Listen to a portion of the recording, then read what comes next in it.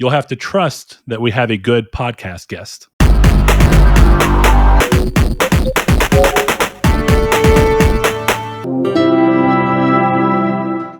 Hello and welcome to Triangle Square, the PlayStation podcast. I'm your host, Brett Beck, and alongside me, all the way from 5 hours in the future, across a really big, salty pond, lake, whatever you want to call it, is Davey from our fellow PlayStation podcast, NPS We Trust.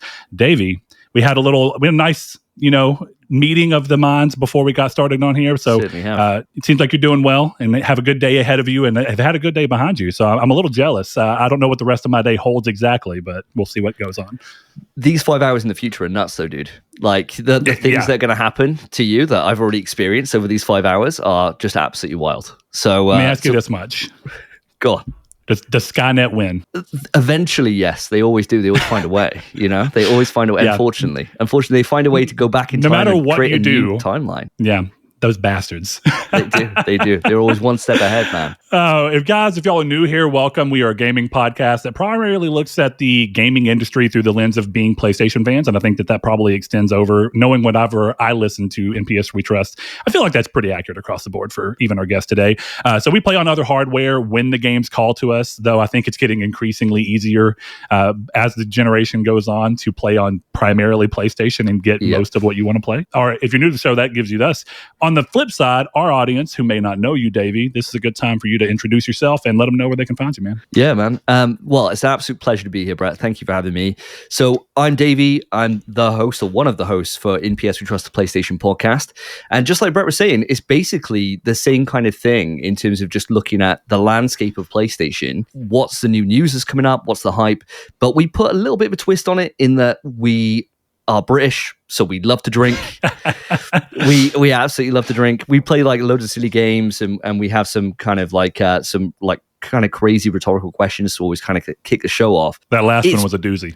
Oh, dude, the last one was wild. I thought, this could get us cancelled, I thought it was going to be bad. The next one's going to be a little bit more tamer.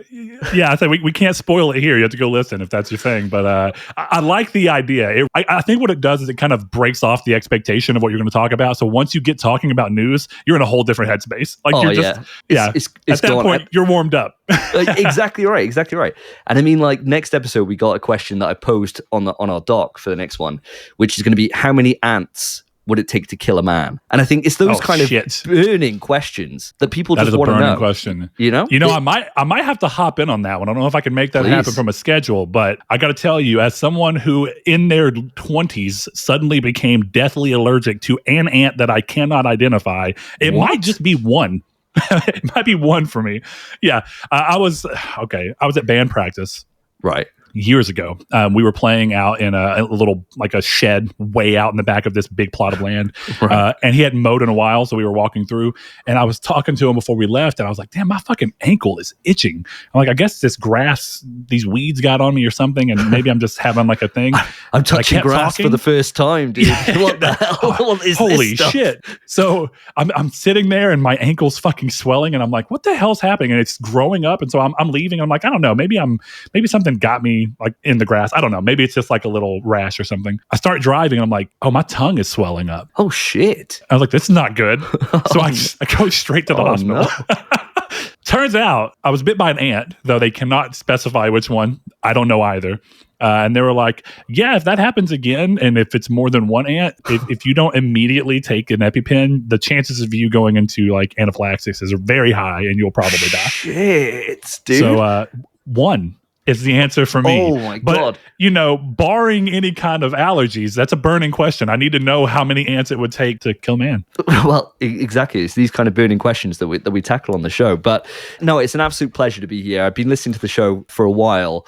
And so it's nice to be able to come in. And I don't for a second think I'll be able to fill the vacant spot of Chris. But, we'll do our best, man. We'll do our best. This is the thing. And hopefully with the vast ocean of the Atlantic between us, there's going to be some differences in kind of take or skew of opinion on it. I look up at the night sky, I see a different sky to you guys, I'm telling you. Yeah, that's the most exciting part about having you on. It was kind of, Chris and I were talking and he was like, hey, I'm going to be out.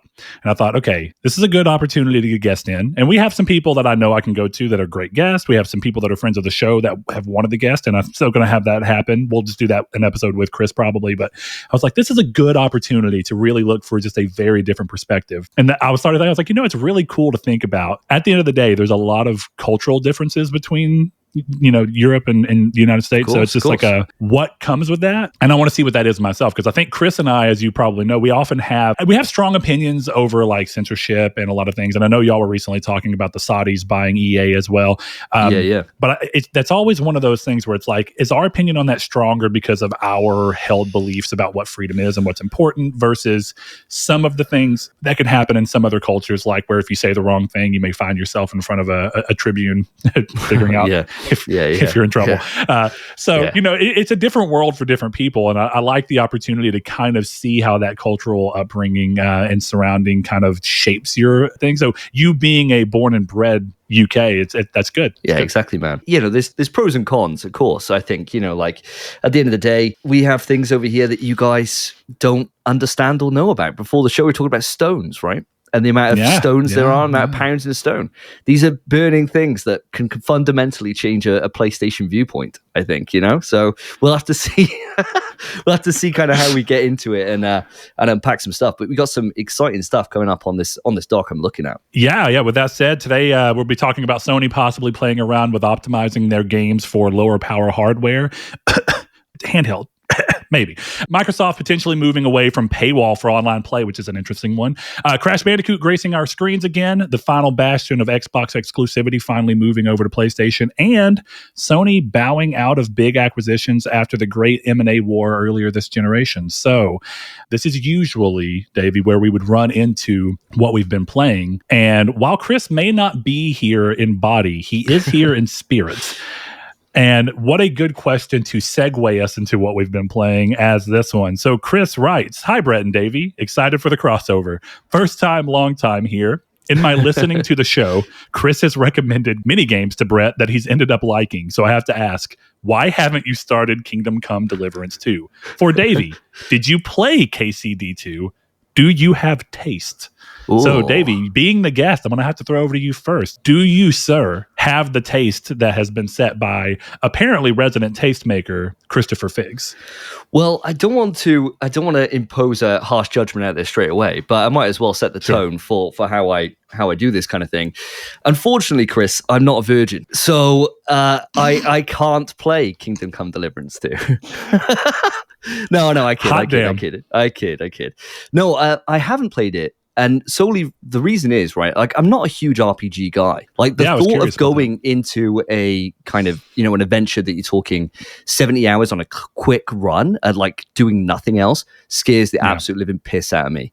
And I do a couple of them every generation, but no more than that. It's got to be something really, really special to be able to grab me and to pull me out of my normal run of games. So like most of the stuff I play is either kind of like action adventure, shooters, fighting games, a lot of fighting games, and like survival horror kind of stuff. So as soon as something kind of grabs me and takes me out of that wheelhouse, it's like it's got to be something that's really grabbing me. Like the last time I can think about an RPG, like JRPGs I've played recently, but like quite a bit different. But of course, we're talking Western RPG here, yeah. Yeah. I think like the last one was probably The Witcher 3, right? Like that's how long we're talking about here in terms of like properly spending time. That's a once in a generation game. Exactly, right? So like even something like, and it's not an RPG, but I suppose it does have kind of certain aspects of role-playing stuff, is like even Red Dead and stuff hasn't grabbed me to get to it.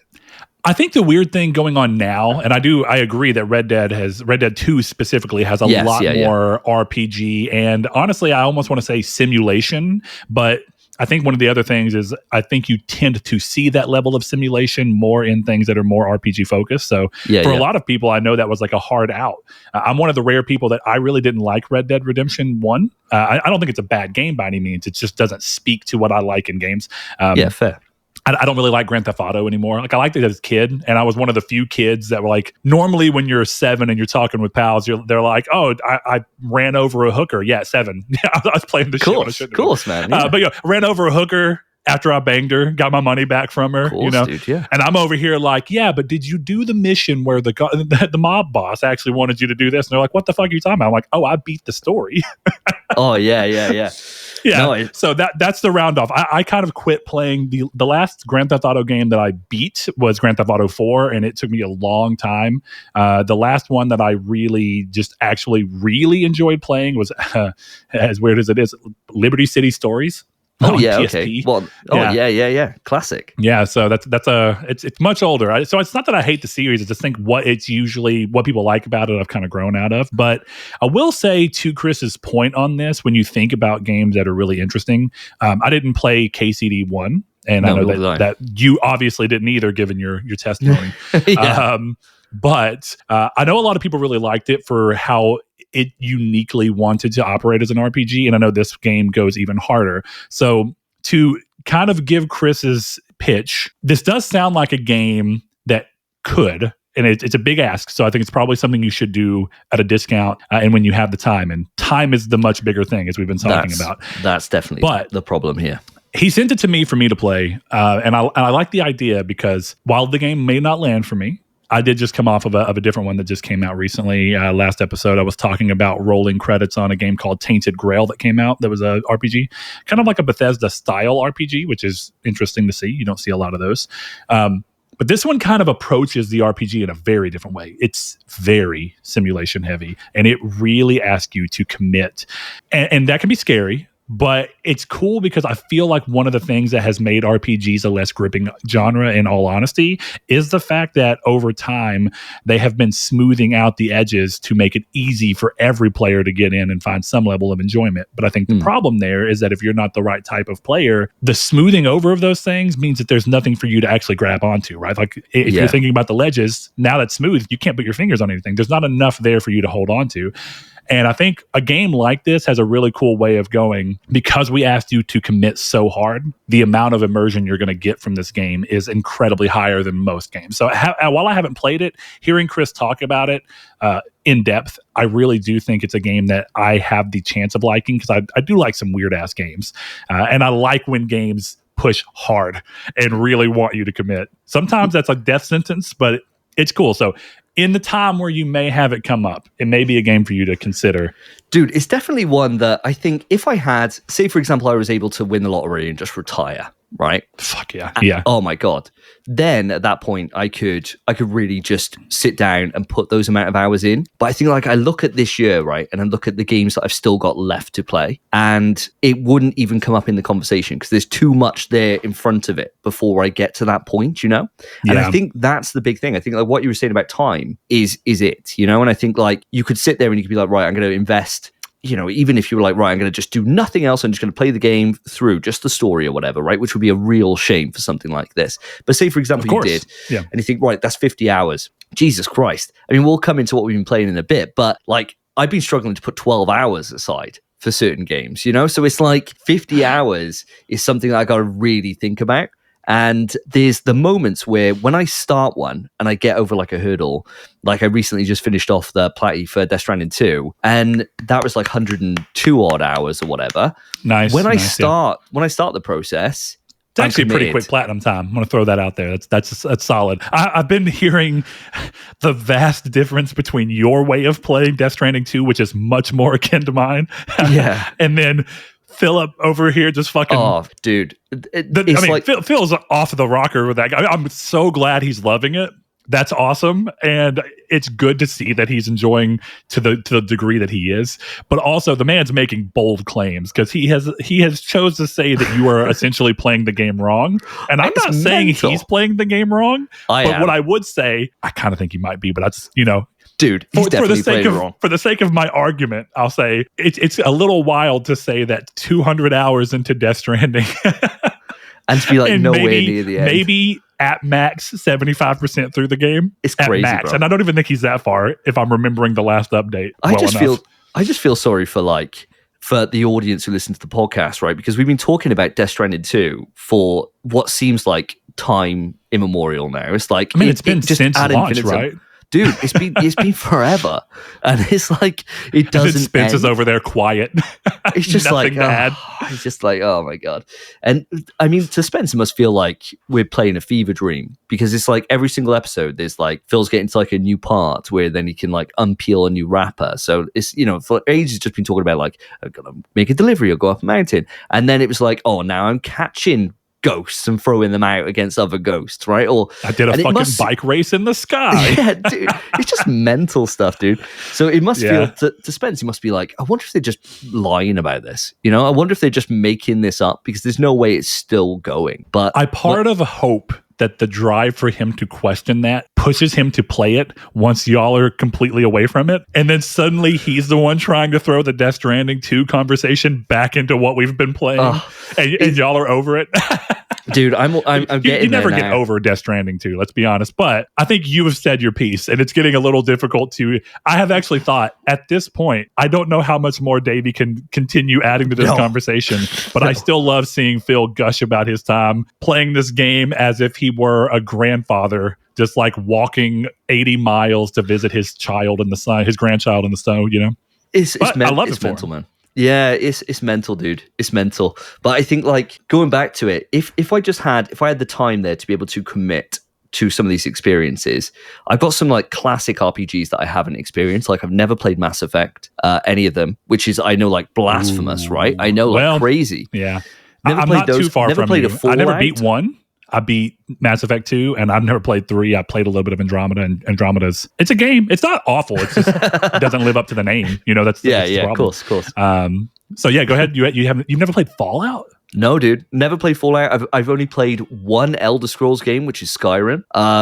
So like, who the fuck hasn't played Skyrim at this point? I know, it's mental, right? Like, I'm broken because I know that I'd enjoy all these experiences. I know I would, but it's just the fact that when you've got so many like new shiny things that are coming out, that you can't commit your time. And I mean, like, thinking back to when, you know, Fallout 3 and stuff was, I was probably knee deep in Resistance 2, just playing the shit out of Resistance 2 for like, you know, 10,000 hours or whatever I put into that goddamn game. So it's like, dude, you're bringing back moments. I've told this to Chris. It's been a while, but you know, I'm much like even though I'm way younger, not to throw shade on Phil's age, but Phil specifically. Oh, okay, all right. I mean, I guess I'm quite a bit younger than you, because I mean, aren't you like 40? 40? But Jesus Christ, dude. No. Are you nearing? What's yes, going on? Actually, Did I mishear something? No. So I'm 36. So that is on the wrong side of 30. You're on the wrong side. It's the wrong side. We're much closer. Dude. That's right. You were born in '89. You mentioned that. Yeah, when you were talking about Monkey Island. Yeah, I was born in '93, so I'm 32. Oh, there you go. Yeah. So to that end, though, much like Phil talks about, and I think it's also like you say, right? What is your responsibilities? Like, thankfully, you have a kid-free weekend, and that's like a rare thing. Oh my god, dream! It's really said with all the love in the world. Sometimes it's like, oh, I had split parents, so I know my parents they got divorced. I know that your parents are still together. Awesome. Yeah, my parents are. Yeah, my ones are. But, you know, I aim, because I went through divorce, and not that it was like the worst thing. I know it's not the best thing. But of course, I aim to not divorce. I love my wife. She's cool. I love my daughter. She's great. So it's very, very rare that I have a completely kid-free day, night, anything. Yeah. So enjoy it and soak it up. But yeah, I go through kind of a similar thing where I think as I've gotten older and I have more and more interest and more responsibilities, it is very difficult for me to really get into a multiplayer heavy game. But for Resistance 2 in particular, man, that was back in like I'm in high school. I'm just fucking ripping the Metallica Black Album and playing Resistance 2 online. And dude, that was like one of the few times, there's a few games in history where I have gotten so committed to the multiplayer that I was actually really high ranked. And for a small stint in time, I was number 1 in the US for 1v8 free for all competitive in Resistance 2. And that was like, no joke, 8 hours a day of Resistance 2. Jesus, dude, that's some good going, bro. That's some good going. One of my all-time favorite multiplayer games ever. It's so fucking incredible. It's just immense, I really dude. did love the basically 8v8, but it's really just 1v8. The free-for-all mode is just intense. But even every now and then I'd hop out and go to the unranked 64 because it was fucking wild. It's like, what am I going to do with 32 versus 32? That shit's crazy. We would always just play core control. Do you ever play that game mode? So it was like capture the flag, but with a ball, right? Like COD have done loads of variations of it these days. But back then it was just so good. And there was like a team of, there was like 8 of us, and there was always 4 that would be available at any point, right? So it means that we could always just roll core control, and you just fucking smoke, dude. And it was just one of those times where you just like, you know, you'd be down the pub with the boys, having a few beers, and we're like, right, I'm going home now for some food. See you online in half hour. They're like, yeah, all right. And they'd just be core controlling all night. And it was just, that was it. There was nothing else. It was just Resistance 2, the PS3, and just being that right age of, you know, being like, I don't know how old I was, maybe 16, 17, maybe I was older than that. Jesus Christ. If I was, when did it come out? 2008. Was it? So yeah, how old was I then? I was 19, I think. Actually, is that right? No, Resistance. Hold on, Resistance 2 might have. I think Resistance 2 is actually 2010. Give us a Google on that. Yeah, it's a quick Google. No, I was right. 2008. I should have trusted my gut. Oh, there you go. And good really, memory, I really should have trusted my gut, because I'm telling you, I know 2008 was like a pivotal year in my life. Had new Slipknot album, new Trivium album. That's one of their best. Dude, incredible shit. I mean, we're just going through the best. I was time, like, man. This is where we are right here. Metallica put out Death Magnetic, their first good album in fucking 10 years at that point. Yeah, we were just rolling. And then you had 2008. What a stacked year for gaming to begin with. Holy shit. Fantastic, man. Absolutely fantastic. One of those best years. I'm just looking at this, right, in terms of 2007 is also a killer game year. That's incredible. I mean, to be fair, I think like when I look back now over time, my girlfriend was asking me this. She's not into gaming or anything, and she's I've been gradually kind of seeding her into gaming, and she was asking me this in terms of like, is there a period of time when things go quiet? And I was like, right, well, back in the day when I was a kid, you knew that summer was a write-off. There was no games. Start of the year was a write-off. So you'd have everything kind of all condensed from about September through to November, kind of everything would be there, and the odd game kind of sprinkled in. And I was like, it's just changed so much now, because now you look at this year, for example, right? And we've had going into this year, I was like, there's really not an awful lot that's on my dock in terms of what I want to play. That's what I thought. And then we're getting to this point. My backlog is just insane from this year, because there's been so much good stuff, right? Like, and there's never a break anymore compared to what there was. But back in the day, you know, and it all kind of started to all change around the PS3 generations, when we start getting into these areas where those gaps in the year were just starting to get filled with more and more things. And February was starting to become more and more like a really competitive month, February, March, April. And it's just built from there. And like the years, like you were saying, like 2007, 8, 9, were just absolutely insane. Like so many great games like came out there that stand the test of time, that we look back on now and almost 20 years later, which is frightening to think of. And they're games that we're getting either remade now and people are experiencing for the first time. And unfortunately, Sony just look at the PS3 just with disdain, because we get none of the franchises that made that console what it is back. But that's a topic for another day. I hold the little bit of respect for the fact that we at least got something Sackboy related to start the generation off. Like I like to think like Little Big Planet has been I think fundamentally just wasted series. Yeah. Since PS3. I mean, it really rode high during the PS3 days, but it's like the push towards PS4 and what people wanted or thought they wanted from gaming. That changes too. Yeah, I thought that series has just kind of been criminally handled. It's had great games, but you know, it's like one of those is on Vita, and unfortunately, a fantastic Little Big Planet game is stuck on Vita. And so you run into this thing where it's like, at least we got something. And Sackboy is actually a really good game. It's a solid game, and it was a good launch game in my opinion. But yeah, it's one of the only franchises from the PlayStation 3 era, arguing, I guess, technically God of War. But this is probably an unpopular opinion.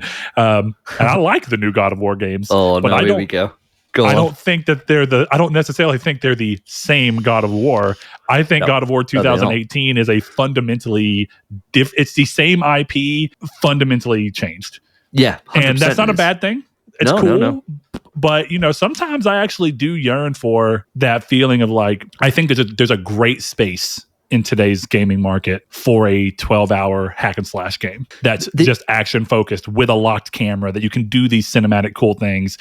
And it actually also solves a lot of the problems with game development right now, where it's like, well, we've got to make sure that the game streams them information no matter how you move the camera, how quickly you move through the world. Guess when that doesn't matter? When you have a locked fucking camera. The old days, Devil May Cry 1.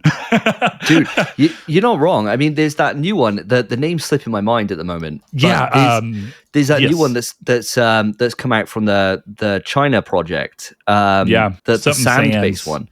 Yeah. And that looks like a kind of return back to form. But I think for God of War, it's an interesting one, right? Because God of War, I believe, needed to make the shift. I think it did. I think like when you're talking at a game franchise that at that point had about like 7 entries, maybe more. You had the three main God of Wars. You had then Ascension, and you had the 2 PSP ones as well, which right? Are incredible games. And if you really want to get on there, God of War Betrayal on the Engage. Oh God, I have not experienced that one. I think that one can quite much happily... like the. Yeah, it's fine. Much like the decried Devil May Cry mobile games that Philip was talking about last episode. Oh, dude, it's like we could probably skip out on those. But I think like a franchise when it's been going for that long, you need to do something to mix it up. And I mean, like Resident Evil does this really well. In that you can have 3 games or 4 games that are all very much kind of the same kind of ilk, or 5 games actually, spanning from 0 all the way to Code Veronica, and then you gotta mix it up. You gotta try new things, right? Like if you're talking of Resident Evil 4 going into changing the camera angle and making it more action heavy. 4 through 6 are pretty. And then even though 7, it gets significantly worse, but it's still the same basic idea for gameplay. Yeah, it is. Yeah, and it's kind of iterating on each other. And then 7, you're getting into kind of first person and kind of exploring that space. So 8 I think expands on that. Yeah, whenever you got a franchise that's running for a while, you've got to shake it up. But I think where Sony have just really messed up in this generation is that they haven't looked back at those older franchises. Like I can see you got a Hellgast helmet in the background, right? Killzone, Infamous, MotorStorm, and Resistance, where there's fucking MotorStorm. Oh my God, dude! Yes. There's all these genres which don't have they don't exist like they used to anymore, right? Like they're shooters, sure. Like COD still exists. But Battlefield is, completely different from that. And Killzone was like this middle space where it was very team heavy like Battlefield, but it had like an amazing story component to it as well. And you just don't really get those kind of experiences that made the PS3 so great. And it's just, it's a goddamn shame, dude. To be fair to understanding, and this is something that we'll get into way late in the show with a question that we have, but and y'all have actually talked about it to some degree recently on y'all's show as well, is this with the idea of raising cost. I mean, what used to be considered a success with 1.2 million copies or whatever, it just won't fly anymore. And at the end of the day, Sony does have to go. Us pumping a bunch of money to give a fucking generation-defining shooter, in my opinion, with Killzone 2. What a fucking game! Holy shit, amazing, dude.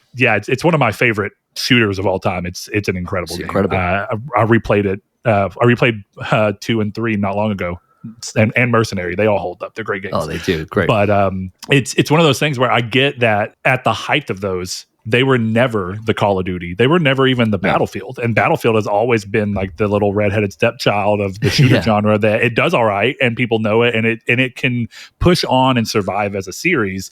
But Killzone never even got, if we're being really honest, Killzone and Resistance, none of them ever even got to like half of the levels of success that it would take for that. No. So even though they were technically profitable, and even though I think that they would really carve out a cool niche in the modern gaming landscape, I get why they're not just excited to push for it. But that's where one of the things that Chris and I talk about a lot, and you were even talking about this recently when y'all were talking about what y'all want to see Sucker Punch do moving forward. And it's this idea of like, as much as I would love to see some of these studios, in my mind, I think I would love to see some of these studios return to some IP that I love from them. At the end of the day, I think it's much easier to go, hey, we can give a smaller budget and a smaller scope and a smaller scale to still bring some of these projects to light at a much cheaper studio, and just do what made a lot of the Sony Bend games before they started coming out and making their own games again, right? Sony Bend kind of became the de facto, hey, we're going to make Resistance on PSP, and we're going to make sure that we talk to Insomniac and figure out what makes a Resistance game and work in collaboration with them. But they don't have to do a lot of work because we're doing the game. We're just making sure that we're kind of following a design guideline of what makes the series work. And then they do the same with Uncharted, right? Uncharted Golden Abyss is a great game because they just talk with Naughty Dog and go, hey, what is it that makes a great Uncharted game? Now, are there parts of Golden Abyss that I wish were a little different? Sure. But it's okay, and I still think that they did a great job. I think one of the biggest, I've mourned this loss for a long time. I love Days Gone. I think Days Gone is an incredible game, actually, which is a bit of that opinion has become more, that opinion has become more acceptable over time as more and more people have started to love it when it's in better and better shape. But I think the biggest loss for Bend is that I really would have loved to see them continue on as Sony's internal studio to take IP that they already have. And Bend's a pretty cheap studio, all things considered, and they were pretty small, and just keep pumping out budget-friendly games that let these kind of IP stay alive. We've thought for a long time, if PlayStation was ever going to do something even remotely Game Pass akin, which they have started to do with PS Plus tiers, I always thought a great way to combat that a little bit would be to do smaller scale budget games that you can put day and date on PS Plus, and it's just like really take chances with it. Like, hey, we're going to make a fucking Metroidvania God of War game. And here you are. You have 2D God of War. You can play with that. Now over here, we're going to make a Killzone game that's a third-person isometric shooter. We're going to do... like you can have fun with IP in ways that are risk-averse because of the cost, and then it's part of bolstering a service. And that's how you can honor old IP while not having to sink the millions upon millions of, hundreds of millions of dollars to make a new Twisted Metal, for interest. That doesn't make sense now. That game is not going to sell what it would take to make $100 million Twisted Metal. It's not going to happen. But I suppose this is the thing, though, isn't it? And I think this is where now, and we look at the success of like Expedition 33, right? Where it was a core team of like 30 odd people or whatever. I'm sure they scaled up towards the end, but 30 and odd people. A lot of contract work. Yeah. Yes. Yeah. But you think like games can be made if you have a vision of what you want to achieve, and it doesn't have to be a global suit everyone kind of formula. Like when you were saying about how you shave the kind of edges off something and it loses its identity. I think when you've got a small team, if you were to carve out like 30 odd employees and be like, look guys, what kind of we got all this classic IP, is there anything that you'd want to look at? And they'd be like, do you know what, I would love to explore the Resistance franchise and take it in a totally different way and do this. And they'd be like, right, okay, go for it. Why not, right? Like 30 odd people is not going to cost a crazy amount. And then even if it's just the dormant kind of hardcore, very niche section of the console market that buy it, it might only need to sell 1 million, and it's completely recouped all its budget and made a nice little profit. I think they're missing a trick here, because if you do have a smaller team that have just a vision or an identity about where they want to take a franchise and IP or even their own thing, right? You don't have to have mass market appeal for it to be success. They're absolutely buzzing out in Samfall because they shipped they've sold like 4 million or whatever. Whereas it's all a budget number, right? It's all about what you set. If listen, the chances of us being, and even if it's just literally going to teams and being like, we look at the market and we have a really strong indication of saying that if we spend $30 million to make a game in this IP, the chances that we're at least going to break even are really high, and the chances that we'll be profitable. So even if you do that and you have that number in mind, scale back a little, go, what could you make with any of our IP for 20 million? We have a 10 million buffer of what it would even cost for us to know that we're going to be breaking even. And then you get those numbers, you get the team that makes that game going, holy crap, we sold 1 million copies. Yeah, insane. I think, but that's what that's what made the PS3 generation so special. Is that you had these little games, like Flower or Journey and things like that go on to be ones that are defining of that whole generation. Yeah, they're cult classics. They cost bugger all to make, and they're made by a team of like sub 50 people who were able to put out just a work of art. And it didn't have I can't wait ship. to get into one of the games you're playing. It's something that's been on my list, and I just can't quite carve out enough time to play it. I think it fits. I think it fits that niche really well. It does. It certainly does. Credit to Sony because they're pushing this game quite a bit, or they had been. So maybe it's there. I don't know. I wish it was more. I feel like you don't see Sony pushing for that as much anymore. I know we've moved so far off of what KCD2 is. Oh, I know. But I think the only thing I'll add on to this that I think is a salient point is that Sony this gen have done something different in that what they've done is they've invested into markets that haven't had the development eyes before. So like the amount of money they put into China, the amount of money they put into India, into these places that have growing gaming scenes but haven't had that kind of push. That's been their way to be able to carve out these unique experiences this generation. And I would say from so far into now the China project, obviously we need to see more fruit from India, but in terms of the China Hero project, it's being gold, with like the likes of like Black Myth Wukong and like all these other little games that are coming out there now, like the Sand one we were just talking about. Lulan Cursed Sands. Yes, that's the one. That's the one. Thank you. It does look really cool. Yeah. I think that's where now we're starting to see these little kind of pockets of creativity come up, and even though they're tackling things that have been done, that have been very well trodden, but they're coming at it from a different cultural lens. And I think it's making it feel fresh again. An action adventure game like Black Myth Wukong, really, if that had released in PS3 generation, wouldn't have even had a fucking eye on it because they were a dime a dozen. There was loads of different ones. Yeah, I'm about to say part of the reason we know that is Enslaved Odyssey to the West did not do well. It died. I mean, it did okay, but it didn't. Yeah, I mean, there's a reason that we've never gotten another one. So exactly right. Yeah, no, to your point, I mean, like really, I've liked, and I'm pretty skeptical about things coming out of China because I know how China is. We've seen a number of games be heavily censored because they want to make sure they can hit the Chinese market without having to make a separate SKU. So we've seen like even games that aren't necessarily great, like Final Fantasy 15, for instance, had a number of changes made just to make sure that they could go ahead and release in China without having to work out a separate SKU. And I understand the reasons for that. Games tend to do really well early days, so you want to hit as much of a market as you can, as quickly as you can. Like, man, I was talking to a younger dude I work with who's 19, and we were talking about games, and he was talking about how, I don't remember how we got there, but somehow or another, I ended up referencing the fact that 20 years ago, you didn't get a game from Japan the same day. You had to wait for localization. Yeah. And as a weird benefit of that, while they were working on localizing it, we also got all the improvements that they made since releasing in Japan or whatever, and realizing, hey, we could do this, or this better. We could fix this bug. And we get like a better version of the game. And then they'd go back, usually like Kingdom Hearts is a great example, where they would re-release the game in Japan with all the improvements that they put into the American or, Western one. And it's just like, oh, okay, that's how games work. In a weird way, I know it's better for the market probably to release day and date, and you really get to get a splash all at once. But I do think that it's even more of the push of why we see games with so many problems these days. I'll give Japan credit. They are usually not the one. For whatever reason, Asian-made games tend to come out in a more solid state and a more complete state than we see a lot of Western developers do. So, but yeah, I mean, how many of the China Hero Project games have you played? Like, did you play Fist, Forged in Shadow Torch? I did. I absolutely loved it. Got the platinum. I loved it, man. That game ripped, dude. I loved it. So good. And I mean, like this whole generation Blade is incredible.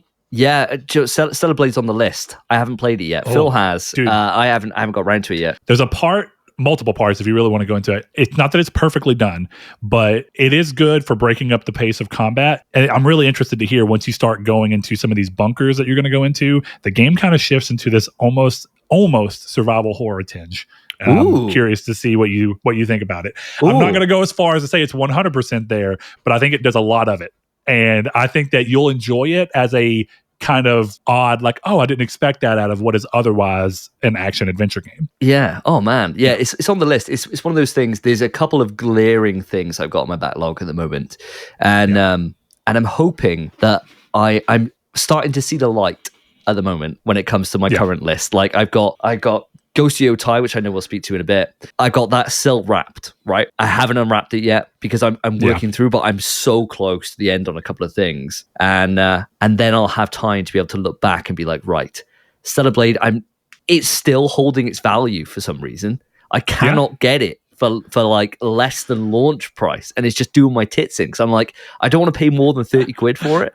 So what's that, like $40 I don't want to pay more than that for it. It just out of principle now because it's been so long, and I cannot find it even on like Facebook Marketplace or like eBay or anything like that. I just cannot find it for the right level, and that's being my only hold up because I know I love it. I played the demo to death, absolutely loved it, and it's great demo. I think the demo does a really good job of giving you the idea of this is literally what the game is. I really we'll get off of after this, but I hate when demos are just not a very good encapsulation of what to expect from the game. There's been a few that I've played where I'm like, this was meant to tell me what the game was. This is a bad job.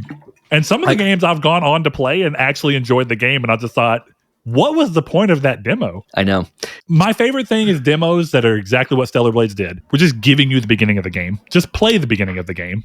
Yep. And you will know whether or not you like it, because now you don't have to recreate the onboarding. You don't have to recreate in a new context how to explain how to play the game because it's already there in the beginning. Yeah. Just give me the beginning of the game and then let me carry my save forward. Yeah.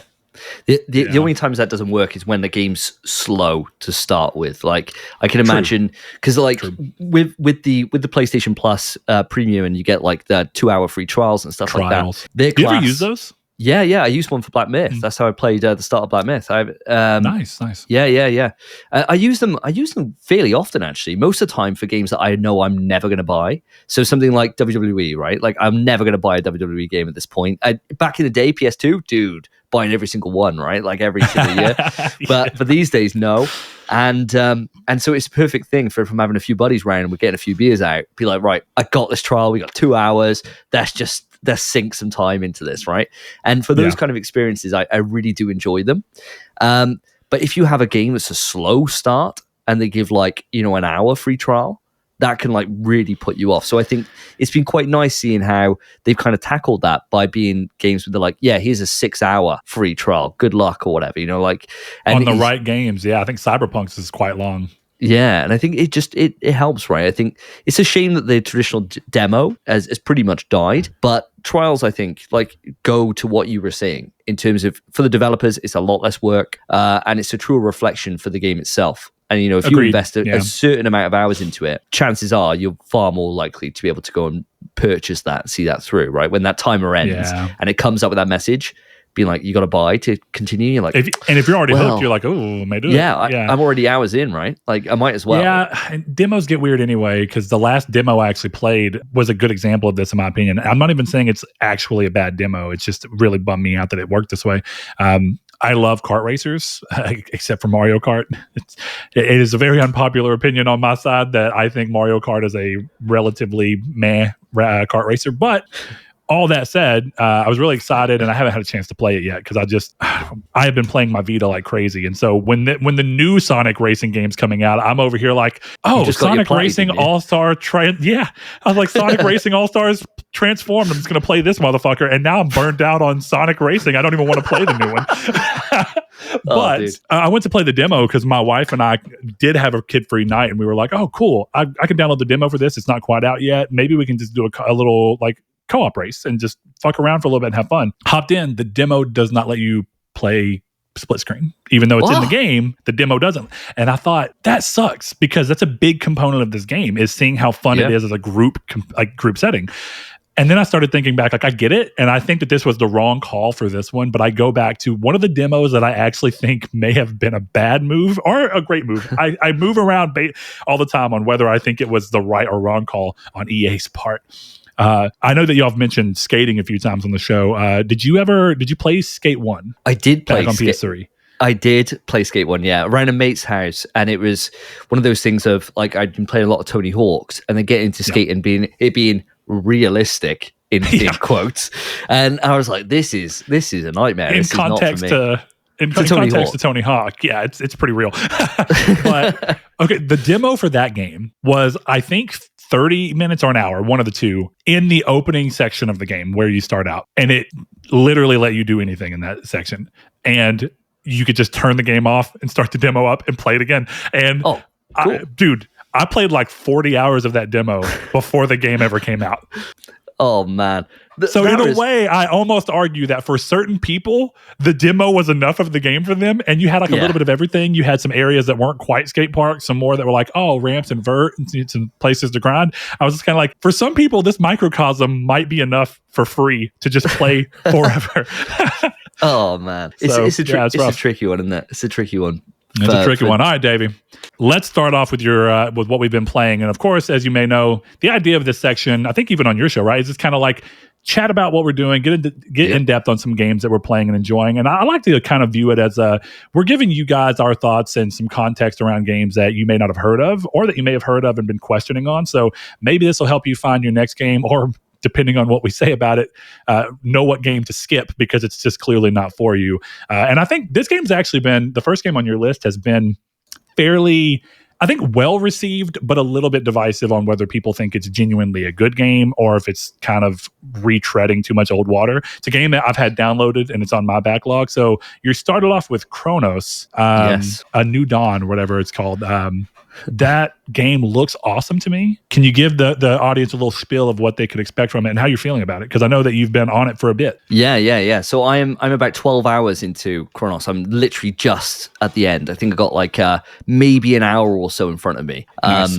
And for those who don't know, if it's the first time being introduced to myself, like I am a huge survival horror fan, massive survival horror fan. And for me, survival horror is all about the management of resources, puzzle solving, and the ability of hating yourself the entire time for the choices that you make, from what you take out of an item box to shooting that extra shot that you didn't need to shoot. Survival horror is, for me, that is what makes the genre. Is those mistakes that you make in your choices in the moment to moment, and how you look back on that retrospectively from just 5 minutes before and think, I am such an arsehole. Why did I do that? Or why didn't I do that? You know? And for that aspect, Cronos does it very well, because it is an old school survival horror experience in that it is a camera behind you. So it is like new school survival horror in the way that, like, say, Dead Space took it. I would say is the closest kind of thing that you can get to it. And it does seem fairly tank control-y, if I'm being honest. Like, it looks like a game where your movement is a little heavier. Yes, at least slow. In comparison to, more like, it looks like OG Dead Space 1 to me in terms of feel. Because, Dead Space Remake really pushed, I love it, but it was more Dead Space 2, honestly. Yes, it was. Yeah. So it is very much that. You're slow. You feel every single step. There's no like kind of sprint. You're just always kind of moving at one speed, and the enemies are quicker than you. And that's nice, right? The things that it does really well, and why I harken it back to old school survival horror, is its resource management is extremely tight. Even at this point where I am now, like if I was playing a Resident Evil, at this point in the game, I would have about 40 rounds of Magnum in a safe that I never touch, right? And I would have like more grenade launcher rounds that I would ever use, because I would just constantly be using just the pistol and the shotgun, and that's it, right? And then I get to the final boss, which wouldn't be far away, and I hit him with 6 shots of a Magnum and it's game over. And I think, why have I made this so hard for myself, right? I do this every single time. Dude, you're talking about playing RPGs. That tendency is going to annoy the shit out of you in some ways in RPGs. You're going to hold on to shit thinking that you really need it eventually, or that you're just whatever. And then you're going to be like, why do I have 700 of this fucking resource that I never touch? Dude, but yes, it's just a nightmare. Yeah. As someone who also likes survival horror, that is a brutal thing in RPGs. I find myself just being like, I'm going to hold on to this just in case. Just in case. You don't need that shit. No, definitely not. But Cronos does it really well in that it balances its resources to such an extent that you are forced to use them because you have nothing else. Like there's an enemy, right, that takes a single shot to put down. It's like a headless thing. It's one of the first things you see. I was taking those out with shotgun earlier on, because that's all I had. I'd run out of pistol, I'd run out of like my carbine, I'd run out of everything, and I was like, I've got no choice but to use this, because the game, by and large, if you're in the open, you can skirt and you can run around and you can save your ammo, but it will quite frequently do what like Dead Space does, in that it will close the barriers and you have to eliminate everything there. And the thing that makes this game stand out is its merge system. So the whole point of the marketing for Cronos is that they were like, don't let them merge. And that is something that you feel throughout the entire experience, and it does very, very well in that if you don't handle the situation correctly by putting people down and burning bodies at the time that you need to, and burning is a very limited resource in that you only have, say, potentially 2 canisters to use your flamethrower when you want, and you've got these little trip mines that you can put out with burn stuff and stuff in the environment. But if you don't play it well, those enemies that come out will level up and get to the point where you do not have enough ammo because you've buggered it, and it does that aspect of survival horror very, very well. And I think if you're somebody in the audience, if you're one of these people that likes old school survival horror and likes those moments where you do beat yourself up because of the choices that you've made and what you've chosen to take out of the item box, you will find a lot of fun here in Cronos. My critique with it, right, is that it doesn't finish off. If you think about survival horror as a triangle, right? Like you've got combat at the top, resource management over here, and you've got and those two interlink, and then you've got puzzles, right? Puzzles is the final bit of the triangle. Yeah. It doesn't have that. There is no puzzles whatsoever, and it destroys the whole thing because like the pacing of it. It feels it's very similar to Dead Space in that aspect, right? In that you traverse through and you're kind of backtracking on yourself to move through, but you're kind of always constantly moving forward. It does that, but whereas Dead Space really spices it up with a lot of different enemy variety and a lot of different weapons, and you're never really worried about ammo and resources in Dead Space, especially the original one, that you can just kind of focus on the combat being so good, right? They would just kind of take you through in a great story.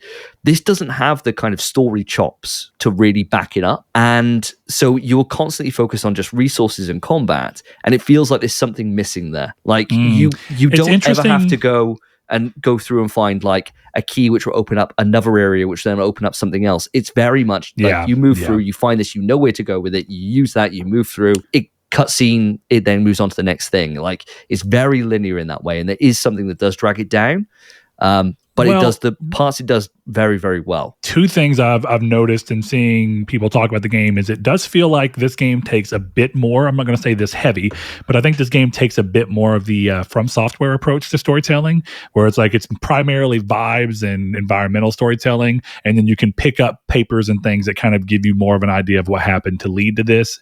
I know there's a bit more to that, but would you say that's a fairly accurate representation of how it approaches storytelling, or do you think that that's kind of wrong? I think that's kind of a little bit off. The FromSoft style of storytelling is that you've got to basically do like a dissertation in the goddamn stuff to be able to actually understand what the hell's happening. Yeah, I know it's not that heavy, thankfully. It's certainly not. It's certainly not as deep as that. What it's doing is that it's showing you moment to moment in the stuff you pick up. Like it will tell you about the area that you're in, about what's happened here, the downfall of that area, key kind of people that then pop up throughout the story. You're learning more about them, but it dangles the carrot, and it has been dangling the carrot about why this outbreak kind of happened, who this other companion, I'm not going to go into any spoilers, who this other companion that you meet is, and what their kind of goal is. It's dangling these things, but I'm no closer to understanding them at the moment. And I don't know if that's, at this point, 12 hours in, I don't know if that's enough. Like I would have expected at some point to be like, to either be thrown through a loop, to have something that completely makes you think about the game a different way, something like to kind of curveball it. Whereas at the moment, it's just kind of context veil. Shift. Yeah. Whereas at the moment, it's just a veil of misunderstanding, of a lack of general understanding that I don't see any way through on that yet. And I suppose I'm not right at the end, so I can't see if it pays off or not. In a weird way, I don't want to. I know that you haven't played it yet, or I'm pretty sure I remember you mentioning that you've not played it yet, or maybe it was Phil. I know that y'all recently talked about like you have a big love for Silent Hill 1. Yes. But interestingly enough, Cronos is from Bloober, who did the Silent Hill 2 remake. And in an interesting way, hearing you talk about this, I actually think that this kind of sounds reminiscent to the way that storytelling in Silent Hill 2 is approached, where a lot of the game feels confusing. Yes. And you don't quite understand everything that you're under. Like you understand little pieces, but it's until you get that final moment. Yes. And I won't say final, but it's really close to the end where it's like every bit of the context changes because you now understand this new piece of information, and the rest of the game retroactively, you go, oh, Jesus Christ, that was great. Yeah. And in a weird way, considering that this was worked on alongside Silent Hill, I almost wonder if they kind of took that thought process and thought, can we do that over here? Of course, that's going to be heavily leaning on, can they stick that landing? Because exactly. I tell people all the time, I think for a lot of reasons, Silent Hill 2 is an incredible game. The remake is incredible even. Even if you just want to get lost in some really interesting, eerie vibes and just tension that just feels like it's breaking through to your core. I mean, that game is really interesting in that regard. But I think the only way that Silent Hill 2 pays off for anybody in the way that you find the people who become these fans of 20 plus years is if you get that puzzle piece and then everything clicks together. And then you go, holy shit, this game is incredible. And I think that that's true of actually all the Silent Hill games up until 4. And even 4, I think, is a good game that takes some great, really wild swings and doesn't quite land them all.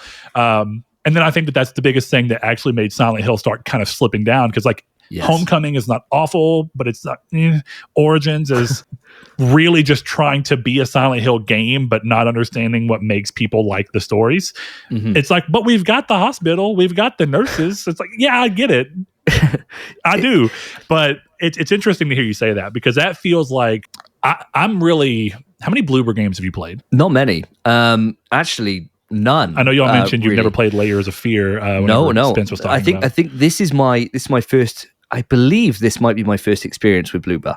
I believe. I'm not 100%. Sure. I'd have to really look at their back catalog, but I don't think I have played one before from them. Well, and I've got Silent Hill 2 remake there. Haven't played it. I played the original to death. Sure. I got Silent Hill 2 and I've been sitting on it for a year. Don't know why. Dude. I don't know why. I just haven't played it. And I know I love it. I'm the primary audience for it. You have to play it. Dude, I will. 100%. Definitely 100%. As someone who loves the original, I cannot wait to hear you talk about what's different about it and why it lands a little differently about it, and also how it stays true to the most important parts of what makes Silent Hill 2 the fucking defining game that it is, really. But to that end, I would tell you, if you ever want to go back and look, I was pretty hesitant and honestly a little, I would say, mixed. I wasn't incredibly negative, but I was not convinced that Bloober could pull off Silent Hill 2 until it was in my hands. And they're kind of if you're ever going to go back and play their games, Layers of Fear is short enough that I think it's worth it just to kind of see where they started. Yeah. The rest of their games, I think they are really good with art, and I think they understand how to set a tone visually. And I think that they have long suffered with understanding how to make a story really work and tie together at the end. I think that there's value if you ever just have the time to spend like the 8 hours it takes to play the medium. Yeah. Because I think that you can see the medium borrowing a lot from what makes the early Silent Hill games kind of function and spinning it on its head a little bit, but then watching as the game falls apart, not entirely, but enough to make you go, you kind of lose your footing in bringing this to a close that I can say I really, truly love. The medium is a weird game. It did change my opinion a little. I thought if they can shift a few things, and they'd never done combat until Silent Hill 2 remake. And I thought, this is going to be a big thing. Depending on how they can land combat, Silent Hill 2 could work. And I think that they knocked it out of the fucking park. I'm a Bloober believer, as I call it now. And I'm very curious to see what Cronos does, because I even think if it doesn't hit the highs of Silent Hill 2 remake, which a lot of the work for that was done for them, if we're just being honest, and they're adapting it. But I also think they take a lot of liberties with that game. I think that even if I'm very curious to hear how you end up landing on this when it's done. I think if they can get somewhere close to it, that's good enough for me, because I do think that we're in a weird spot with survival horror where I think Capcom have done a really great job kind of bringing it back to the forefront. But in a weird way, I feel like there's not a lot of it going around like I would have expected, even though it's kind of coming back around. We're getting there. We have Silent Hill 2 remake. Awesome. Silent Hill 1 remake's being announced. Awesome. Cronos. Cool. We're getting back up. But I'll save this for a second, because the second part of what I wanted to talk about there is you were talking about the puzzles. Yes. And you were mentioning Dead Space 1. And while I mostly agree with you, I think Dead Space 1 takes the triangle and shrinks the puzzle part of it down to a smaller section, but there is of course still puzzles. Like, coming into a room, okay, what do I need to turn on? What do I need to flip in order to get where I need to get? Do I need to? One of the things I really loved about Remake was I think that they really perfected the dial-in system of what am I willing to sacrifice right now in order to get this other thing that I want with our fuses. And I thought that was great. And the original game had that, but it's much better in Remake. Much better. Would you say that this game is kind of like that, where there are puzzles, but they're very understated and they're not meant to really stop you in your tracks more so than just be a brief obstacle? Or do they just completely cut it? The reason that would surprise me is because, like I mentioned, the medium has no combat. So it is walking simulator and puzzles. And the puzzles is not a big part of it, but they are still there. It's like, get this item to do this to get here. I mean, if you, I suppose it depends on what you count as a puzzle, right? Like if you might be in an area, right? Like an area I just done, I'm trying to keep it super murky, so I'm not giving anything away to anybody, right? But yeah, I'm in an area where there's a locked door in front of me and there's all this growth around it. And the objective is to be able to find these three different components that I then mix together to be able to destroy the stuff in front of the growth, to get a character out, and then there's a door then which I'll need to move through. And so with that, you're in this area and you're like, right, I gotta find these three things. You find the three things and it's like, mix them. And I'm like, yes, finally, it's going to be like a classic mixing puzzle, right? Perfect.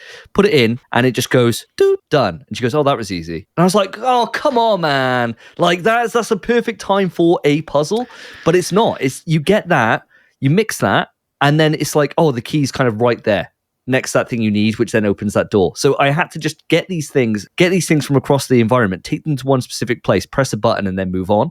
That's not a puzzle, dude. It's just a rule. It's a rule of three barrier. It's exactly collect the pieces, get them together. Yeah, that's unfortunate. That's all it is. It's not even as much as Dead Space 1 in the original, like you were saying, Remake, I think did it a lot better. I think Remake's the best way to play that game. 100%. But at least in Dead Space 1, you had moments of the occasional puzzle, like where you've got to change the satellite arrays, right? And like reslot them in specific places. That is a puzzle, right? There's none across this game. It is just barriers for you to find across the environment, which you are working through a linear path to be able to get there. And I think it does the other two parts so well that it is missing, and it would elevate the experience. But at the moment, I wouldn't say it's a full detriment to it. It's its own thing. What you were saying, which I think is the big thing, right, is that if it nails the story, like if it nails this ending, I will be over the moon, right? And I'll be happy with what it is. If it doesn't, then that's two points that will drag down my overall feeling about this game. And then it becomes a real detriment at that point. Now it's like, I can't overlook this really. Yeah. Yeah. To that end, I want to quickly get a feel for where you are on other games, just as kind of more of a curiosity, because I know that you're a survival horror guy, and I've heard you talk about a lot about Resident Evil, and of course about some of the other games. And I know that y'all recently brought up Callisto. Yes, but I don't know that I've actually heard your in-depth opinion about Callisto. The more I started thinking about it, I think I missed that. Callisto, I think, is a very disappointing game that had the ability and the promise in order to do stuff and just completely missed the mark. Where do you land on Callisto? And I beat it. I will never play it again. And I did not get the platinum because I could not bring myself to suffer through it again.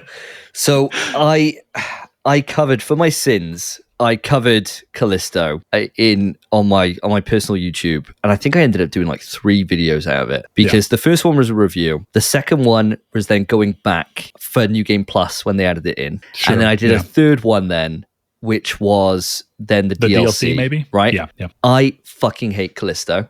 I think it's a piece of shit. I really do. I think it's completely fucked in every way. I think the story shit is completely unoriginal. It just takes the greatest hits of Dead Space and makes them worse. The combat, yes, holy shit, yes. The combat being a melee based combat system sounds great on paper until they made it so simple and just totally bullshit that you just press left, right, swing, wait, left, right, swing, and that is the gameplay. And it's like, what are you doing here? Like, what are you doing? They took the best parts from Dead Space and then just somehow diluted them into a generic waste of time.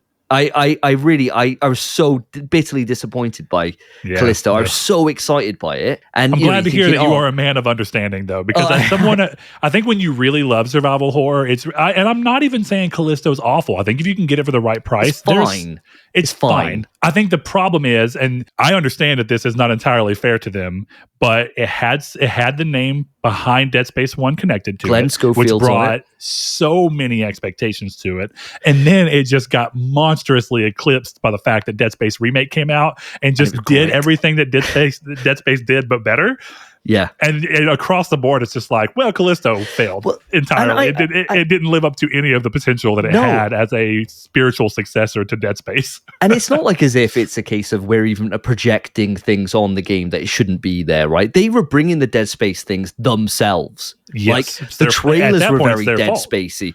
Yep. Glenn Schofield was talking about Dead Space all the time. Like anytime you give him a fucking mic, he's talking about Dead Space. The comparison is fully in their hands, and they owned it for the pre-release marketing hype. But it just backfired because, as you said, like even comparing it to the classics in Dead Space 1 and 2, we won't talk about 3. Even comparing to those, it's nowhere near the level, let alone for the fact that Dead Space Remake just went back and just really elevated Dead Space 1 up to what it could have been. And then you've got the creator being like, oh yeah, I'll go back and it's a whole original thing. And you think this is the same fucking thing that you did, but you just made it worse, dude. It's like in an effort to make it different, you made it worse. Yeah, you just changed. You made it just worse for like no reason. But okay, so yeah, not a fan. Last touch on games that you love, because I actually really like this genre. Even though I wish I would have played the second one of the game that, of course, kind of I want to say started it, but I think it was one of the big ones that got people in it. How do you feel about games like Outlast and Alien Isolation, where it's kind of removing part of your triangle, right? It is. Combat doesn't exist. Nope. But because combat doesn't exist, at least in the traditional sense, I mean, you can get combat against you. You can't. Yeah, you could die. You can't do anything against them. But I think what you're talking about there is that you still have puzzle elements and resource management elements, and I think that it, much like you're talking about with Cronos right now, I think that that's like a weird flip side of doing the same thing, but just changing which part of the triangle that you're moving out. And in a weird way, there's something about the tension that not being able to do anything but hide and move and run brings to the table that I kind of really fucked with whenever I first played. I mean, this has been 2014 or whatever at this point. When I first played Outlast, and then Alien Isolation, I thought brought more of that, where it's just like there is a sheer terror that comes across you when you know that there's not even a way for you to do anything about it. And I was already thinking, and you were talking about the merging system last episode of your show, and you mentioned it briefly here, where you were kind of going towards this thing of like, I fucked up and left bodies behind for it to build and build and build. And I remember when you were listening to it, I was like, oh, that's kind of actually a dope idea, because it's almost like starting with a normal enemy that almost works itself up to being like the hunter from Dead Space 1 in a way, where it's like, now it becomes almost insurmountable. Yeah. And how do you approach it? And so to that end, it's interesting hearing those systems kind of go through there, and then thinking back to, well, again, what happens when everything is a hunter, because you can't do anything about it. So I got a weird thing, right? Like I played Outlast. I loved it. I absolutely loved it. I thought it was brilliant. I thought it was great. Alien Isolation I've owned for years, and I've just never played. And I'm a massive Alien fan. Like a huge Alien fan. It is like made for me, and I haven't played it. And do you know one of the reasons why? You, I haven't beaten it. I've only played it, and I constantly am like, I got to go back to it. And I haven't. And now they announced 2, and I'm like, I got to fucking beat this game. Yeah. But why haven't you? So what's going on? Dude, they scare the shit out of me. Like, absolutely terrify me. And I think, I remember I was playing Outlast 2 when it came to PlayStation Plus ages ago. And I was playing it with... I need to play 2. Did you like 2? I did, yeah. We only played... I was playing it through with my my then wife at the time. We're not together anymore, and we were playing it, and we put about 3 hours in, and the entire time you're just on the edge of your seat, cacking your pants, and it was taking too much out of me, you know. And I'm like, and then it was also that thing of, I think I like having weapons, right, and being able to engage in combat, and even if it's insurmountable. right? Like, even if it's a terrible decision to do, you shouldn't do it. I like having that choice. And generally speaking, when I'm looking at survival horror, I like being able to avoid combat as much as I can. And I kind of roll that dice then of you having to go back through that area and you're thinking, God damn, why did I leave everything alive here? This is making my life a living hell, right? Resident Evil 0 to a fucking T. Oh, exactly. God damn that game. I like Resident Evil 0, but also, God damn that game. It's so flawed, that game. But yeah, not having the ability to fight something doesn't appeal to me as much, right? Like, and a lot of it's because I am shit in my pants because they do just a great way of making whatever that thing is very imposing and scary, right? And I think for a short experience, it works really well, like Outlast or something like that. But like Outlast 2, I think is like 10 plus hours long. Alien Isolation is like 16 odd hours, something like that. I think like a certain point, it could become a little bit too much. And I think like, I don't know. But Alien Isolation in its own, in isolation, if you will, I need to play. Because I love the IP and everything I hear just seems like it will appeal to me. I'm with you, I think, because I one of the things is that there is like a diminishing return on investment for that style. And so it's something that lends itself to a shorter, sweeter experience where the entire time the tension can live and build. And you don't ever get to that point where you kind of, with any game, I think what happens is you kind of start to learn the game and you go, oh, nothing's going to happen. I mean, worst that can happen is I get caught and I got to go through again. And once that happens, I think survival horror, that game for you is just dead. Once the tension is completely gone for you, there's not a big pull to come back to it unless it's just really fucking killing it in the story department. And as much as I love survival horror, I think it's very rare. So Silent Hill 2 is one of the only games that I think really is a survival horror game that I think just absolutely slaughters in the story department. And that's just because of how willing to be grating that it is. It doesn't care if you know what's going on until it wants you to know what's going on. And that's in its strength. But to kind of wrap that up, one of the things I love so much about Resident Evil 7, and this was brought to a much bigger light in playing it in VR, which is how I played Resident Evil 7 the first time. Nice. There's a part where in Resident Evil 7 when you're in the house, you're in the mansion, and Jack is kind of around, right? He's Mr. Xing it. Yes, yeah. And I don't know if it's the first person nature of that scene or whatever, but I remember feeling like this feels like Outlast to me. And even when I replayed 7 years later on normal screen, you know, just as a normal game, it happened again. And it's the fact that in a big way, I mean, the whole point of I just said his damn name, Jack Baker, is the whole point of Jack in that part is to be like the hunter. You can't do anything about him. He is a presence that is floating around. He's Mr. X. You can't do anything, but you have to contend with it. And in the sense that throughout that part where I was like, well, I'm not going to waste resources on the man because that's stupid, right? Exactly. I'll hate myself later for doing it. Yeah, you will. Even though I love that the option exists. But I remember this happened both times, as weird as that is. When I was playing in VR, it was longer, and I didn't realize it. And I realized because I started getting sick because PSVR 1 was not nearly as good as PSVR 2. I got to this room where he's stepping around and there's a pool table. Yeah. And you can duck down by the pool table. And if he comes in the room, he can't see you, but he'll circle around the pool table occasionally. And I found myself in VR for 45 minutes, just moving around each part of this pool table and being like working up the guts too. I'm going to move. I'm going to go. I know I got to get there now. And then I'd start hearing his steps close. I'm like, fuck. And I'd go back to the other side. And then he'd walk in the door and I'd circle around the pool table, ducked until he left the room. And then I'd hear him stepping again. And I'd be like, okay, give myself a second to calm down. Now I'm going to make the move again. And then I'd start hearing the steps again. I'm like, he's about to come in again. Fuck. And I'd just stand there. And suddenly I started feeling sick, like I was going to throw up. And I thought, what have I been doing? And I looked down, I was like, I've been in this spot for 45 minutes. Wow. And now don't get me wrong, VR adds a big component to that. But even on flat panel, I did that for like 15 to 20 minutes.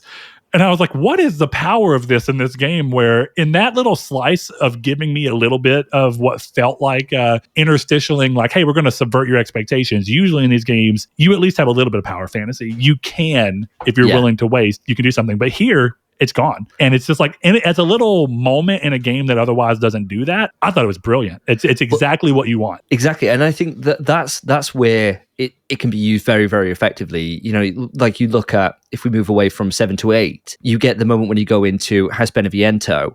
And so that is exactly the same kind of thing. Unfortunate confession. I've not played 8 because I was waiting for it to become playable on VR. It is, and then once it did, once it did, one of my Sense controllers for my VR had incredible stick drifts, so I could not play the game and move my camera. I have since gotten it fixed, but I have unfortunately not gone back to play it because it's fantastic. It's right in the middle, but I am so excited to. It's great. Like, I need to play it. I do think that from hearing what I'm hearing, I think I'll probably like what 7 does with the series a bit better. 7's better than 8, but I'm very excited for 8. So it is good. It's good. It's a good amalgamation of a few different styles of Resident Evil all put into one. That's the best way to put it. You know, like it takes the, it's kind of like a greatest hits almost of like all the different great things about the classic series and the newer kind of Resident Evil 4 style onwards. It's kind of a mixture of those, and it does them very, very well. Awesome. Yeah, you should definitely play it. All right, man. So what's your next game you got here? So the next one is Sword of the Sea. So Sword of the Sea, I have played it through once. Took 3 hours and 40 on my first playthrough, which I think is actually quite long compared to most people, but I was doing a lot of exploration. I was doing a lot of stuff. And now I'm on to the second playthrough, and I think it's going to be 3 before I earn the platinum. Second one's like a new game plus run and get in all the collectibles that I've missed. And then the third one then to get the platinum is you got to do it in a sub 2 hour speed run, which should be easy. And so it's quite nice in the way it's laid out. But Sword of the Sea is very similar to games of old in terms of like Journey or Flower or any of those kind of experiences. And it's a game where you play as a guy who rides around on like a hover sword, which sounds as cool as it actually is. And you go around a different environments, bringing water back to the landscape. And so you're cruising around on sand, you go up and interrupt these little lanterns, interact with them, and it will fill up with water, and then it's kind of puzzle-esque platforming elements to be able to traverse your way through. Very simple, very straightforward, but the art style is absolutely breathtaking. It is beautiful, the soundtrack is phenomenal, and it manages to stick the landing with an absolutely incredible final act. The end boss fight is insanely good. I was literally there's no combat throughout the entire experience until right at the end. And the way they do it is so good that I was legitimately blown away. I was playing it on my Portal over my girlfriend's house. And I couldn't believe how goddamn good it was. Like, I finished the game and just immediately started again. It was absolutely sensational. That's how you know a game is like magic. And definitely for me, because I don't replay very many games because of time. So it's like whenever I know I'm feeling like ride the wave, you know it's something special. I know I heard Phil talking about this last episode where he was playing it. And yeah, it's been on my list for a long time. It looks really good. And I know you were mentioning like you love Journey on the PS3, you love Flower, and a lot of the games that come from that game company, which are incredible. I really like, they're really cool. Those are like the type of games that you almost don't want to talk about them to people because it's like a lot of it is just in experiencing it, and it's almost hard to describe. And it's kind of like and it's at this point, I feel comfortable doing this, but it's kind of like for the longest time, even like 5 years after it came out, definitely because it re-released on PS4, I refused to tell people the reveal that Journey gives you at the end of the game. That does for what you don't think it would. But as soon as you find that element out, which of course at this point I feel comfortable saying, everybody who joins you on the journey throughout the game is another player who is just slotted in with you for a temporary moment. And so you get the credits roll and you start getting this list of players who helped you and you're like, wait, what? And I don't know why, but it works. It recontextualizes the whole thing in a way that it already punches. That game is, I love how that game says quite literally nothing, but it says so much. It is a game that's hard to describe because it's all about art and it's all about what can you pull from what you're seeing. And I think that most people would agree at this point that it's one of my other favorite things about art is that you can kind of take what you want from it. So it can be about anything to you, but it very clearly seems like a game that is about the journey of life and eventually coming to terms with your death. And I think that that's really cool. And actually there's another game that I think does a really good job in also conveying its story without saying much at all that I don't know if you've played. Did you play Greece or Neva? I played Greece. Games? Yeah, I got the platinum for Greece. That fantastic game. Absolutely fantastic. You need to play Neva. It's the follow-up game from the same studio. Oh, never heard of it. Neva. Yeah. Check that out. They showed it off on, I think it might have been one of the state of plays, but you play as like a female character with a wolf companion that you move along. And it's the same type of very pretty hand-drawn art style. I'm looking at it now. It's definitely ringing a bell. I must have talked about this at some point on the show. Looks immense. Yeah, it's incredible. But yeah, you should definitely check that out too. How many? I noticed that you mentioned those games that you played, but did you play what the last game that came out from Giant Squid, The Pathless? It was like a early gen game. No, I didn't, and I didn't play Abzu either. I didn't play Abzu either. I need to. Both done by Giant Squid, and yeah, no, I haven't played them. I don't know why, especially Abzu. Right, like Abzu, I think is the one that would most appeal to me. When I looked at it, but the Pathless, I don't know why. I looked at it, and something about it, I was just like, it looks like, and this is a bad thing to say, and I'm probably wrong, and hopefully you can fill me in some more. But I was like, it looks like it's just trying too hard to be something that I'd like, and I don't know why I got that impression from it. I was like, I don't think it is, but it depends on what you like, man. You know? Yeah, I don't know. It's something about it. I was just like, this just isn't ringing the bell for me. I don't know why. So it is, if we want to go on the flip side, it is the most combat heavy game that they have ever worked on. Oh, wow. Okay. I didn't know that. And I think it's to a strength. The weird thing, because I was super late on the Pathless. I only played it and got the platinum like a year, maybe 2 years ago. So, and that was 2020. So I played it years after it came out. And I never really thought it looked bad. It just never came around to it. And so I saw it one day. It was a good price. And I was like, fuck it. I'm going to start it, buy it, figure out what it is. I think one of the most cool parts of it, and I think that they do this with every one of their games, like there's a tick to the game where it's like, this is this game's thing, right? Sword of the Sea is obviously like the movement system with the sword and how you're going to go through that. And that's cool. But when you look at the Pathless, it being so heavily pulled into its combat system really works for them. And I think the reason it works is because it's unique in the fact that the game is almost a rhythm game once you get going. Okay. When you're normally moving, you're fine. But once combat starts, you get rewarded for doing things in a specific rhythm. So if you can hit your shots off at the right time with this arrow, you can actually get an increased thing. And then as you're moving, it comes into play if you want it to, where you can be traversing the landscape and you'll see these little points floating in the sky that are like semi-transparent. And if you shoot them in the right cadence, you can start moving insanely fast. Oh, and cool. You can get crazy air when you're doing certain jumps and stuff. And you can use them to actually, like, you jump and you shoot one and it'll push you up again. And it makes the movement system very not parkour because you're not actually going off of anything, but it feels like you're parkouring in the air. It's kind of crazy. And then the combat is really heavy in it. There's multiple layers of combat, multiple layers of boss fights, and each boss fight is really immaculately presented. And I think that when I get to Sword of the Sea, I'm very curious to see how they pull combat in at the end, because the way they handle combat throughout the Pathless is so cool. The Pathless is also quite a bit longer. It's about a 6-hour game. Okay. And it's a really fun platinum, in my opinion. Do you know what, dude? You give me two good little game suggestions here.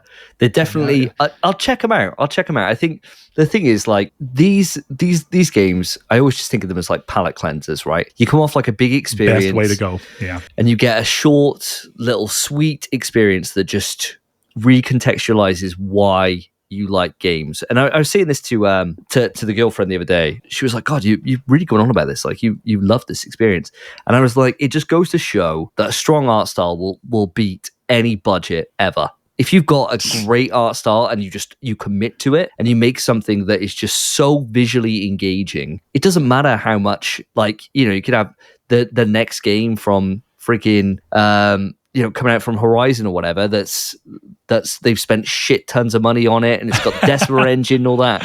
But you can have something that just looks beautiful just in its art style, and it works so much more. And I think that game company and Giant Squid just cottoned onto that. And they just absolutely nailed it every goddamn time, dude. Dude, you can play the Pathless 10 years from now and you'll be like, oh, this looks great. This is really fucking cool. You can play Journey today and you're like, oh, this is beautiful. It is. It doesn't age. Yeah. It just doesn't age. I'm telling you, there's something about, even like, have you played any of the Thunder Lotus games? No, I don't think I've heard of it. It depends on the type of games that you like. They did a game called Spiritfarer, which is a lot different. I remember seeing that.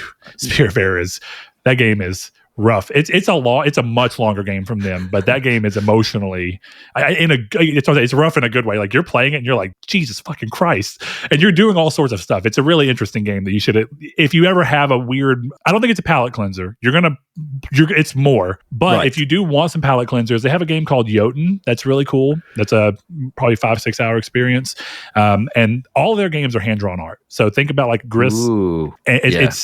Everything's hand drawn, so it looks timeless. I mean, resolution doesn't even come into play. You turn the game on, and it's just like, it doesn't matter if this is fucking 480p or 4K. This shit looks incredible. It's just a really nice style, and that's really cool. They have a game that's a bit of like a mix between a roguelite, but it's not actually a roguelite, and a Metroidvania, and it's called, I do this almost every time. Sundered is what it's called. It's like an eldritch horror. So if you like kind of the Bloodborne style of stuff, it's mixed in there, and it is gorgeous and incredible combat, super fun. So yeah, you should look up Thunder Lotus. They're one of those sneaky developers that most people don't know about, but every game from them is incredible so far. Definitely worth checking into. But yeah, you're right. It's like you look at games like that, and even like the Pathless, it's like there's no way I can ever envision myself thinking this game looks bad. Well, what games have you been playing, my dude? Real quick, I gotta ask, just you don't gotta go into depth on it, but I was laughing my ass off hearing you talk about trying to one up your wife or your girlfriend. My girlfriend, yeah. In Block Blast. Oh, bro, dude. And the reason is because I'm not much of a mobile gamer either. You actually mentioned, you caught on to something to me that I think there was a golden age of, in my opinion, mobile gaming, where they were trying to do the best of both worlds. Think about the fact that it's on the go and it can be quicker, but also trying to be a bit more like a traditional game. And that's where you get things like Dead Space for mobile, which is an incredible game. Speaking of which, you can play it. It sounds to me like you don't have a modded Vita. Let me tell you this right now. Mod your Vita. I don't. Mod your dude. There's literally no reason not to. I was going to ask you about this actually, because I was listening to your show and you were talking about how you were saying about with the Jack collection that you've like overclocked it and all this stuff, and I was thinking, there's got to be a downside to this, right? Like, can you still sync your trophies and stuff? Because I was always under the impression that you couldn't. You can. Even better. So, I don't even care. And the reason I say it is because clearly Sony doesn't give a shit. It's the Vita. What do they care? So the way that it actually works, you can still connect to the PlayStation Store. You can still download your actual games that you have. You can sync your trophies, everything. So like I've been working on the game I was going to get into. I guess I'll start there and we'll come back around to what you're doing there. Sound Shapes I've been playing. And I know you had too. So that's great. Yeah. Curious to kind of talk to you about that one. But I'm playing that, and of course, I've been playing a lot of a different game as well. That I've had my system in what do they call it, airplane mode or whatever, so that it can run without any extra things. So airplane mode automatically lets the system run at a higher clock speed naturally without overclocking, because it's not wasting any of the CPU bandwidth or anything on the Wi-Fi antenna or anything like that. So it's something to consider. Games will normally run a little bit better if they're rocky in airplane mode. But once you do it, there's literally a setting in your settings that's called spoof. And you just tell the system to tell the PlayStation Network that you're running version 3.74, which is the newest one, and it connects no problem, syncs trophies no problem, everything. Oh, wow. And then the flip side of this that's really cool is that, of course, you're probably going to have the same thing where I do, where there's a mix of like, it's cool that there's a lot more games I can play on this because of this, but also it'd be cool if I could get trophies while playing these games. But if you really want to get into it, because the hardware of the Vita is based on, I can't think of what the hell it's called right now, ARM processors, which is a lot of the time what phones are based off of, and Steam Deck, I think, too, is based off of. Because of that, it's very similar to how mobile phones at the time were. So a lot of the mobile phone games have been ported to Vita. So you can actually play Dead Space Mobile on Vita. Oh, nice. Entirely, with controls and everything. And you can still use a touchscreen if you want to. And there's a lot of other games from that time period that you can play as well. You can play a port of the mobile version of Battlefield Bad Company too. Oh, wow. Yeah, there was a Mass Effect game on the phone that you can play on there. They all look all right. And I think that was kind of the cool period around, like, man, there's a game, there were two. I love Rayman. Definitely the UbiArt Rayman games they did. And there was Jungle Run, and there was another one that have not been ported, but those are like my go-to, like, this is where mobile gaming can actually do good. And I was playing a lot of games on my phone back then alongside my Vita. It is so easy to mod your Vita now. Give yourself about an hour so that you don't rush through anything and run the risk. You can do it from the web browser on the Vita itself. Wow. See, I've always just been hesitant, right? And because like my Vita is like pretty much like a launch one, I'm like, oh, it's pure. You know, it's like it's unmodded. It's pure. I feel you. I feel you. It's Here's like, great it's though. like, If you mod it, you can always go back and just make it pure again. You can re-update with the official update, and it'll just wipe that. Ooh. Oh, I tell you what, Brett, you have thrown a spanner into my Vita pureness works. What I would tell you, my opinion would be to go ahead and they call it a hard mod. The biggest thing is when I boot my Vita, it immediately boots into the modded version because I just don't want to have to go with the step. But if you really want to have the ability to be pure, there's actually a way to mod it naturally the way that the mod that I'm talking about from the browser works. Once you put it on there, you have to launch into the modded version, and then it mods the system only for that battery life, or if you power the system off, and then when you repower it back on, it's back to normal. It's a straight up out of the gate Vita. If I was going to do it, it's like when people are religious, they then decide to just go off the bandwagon, right?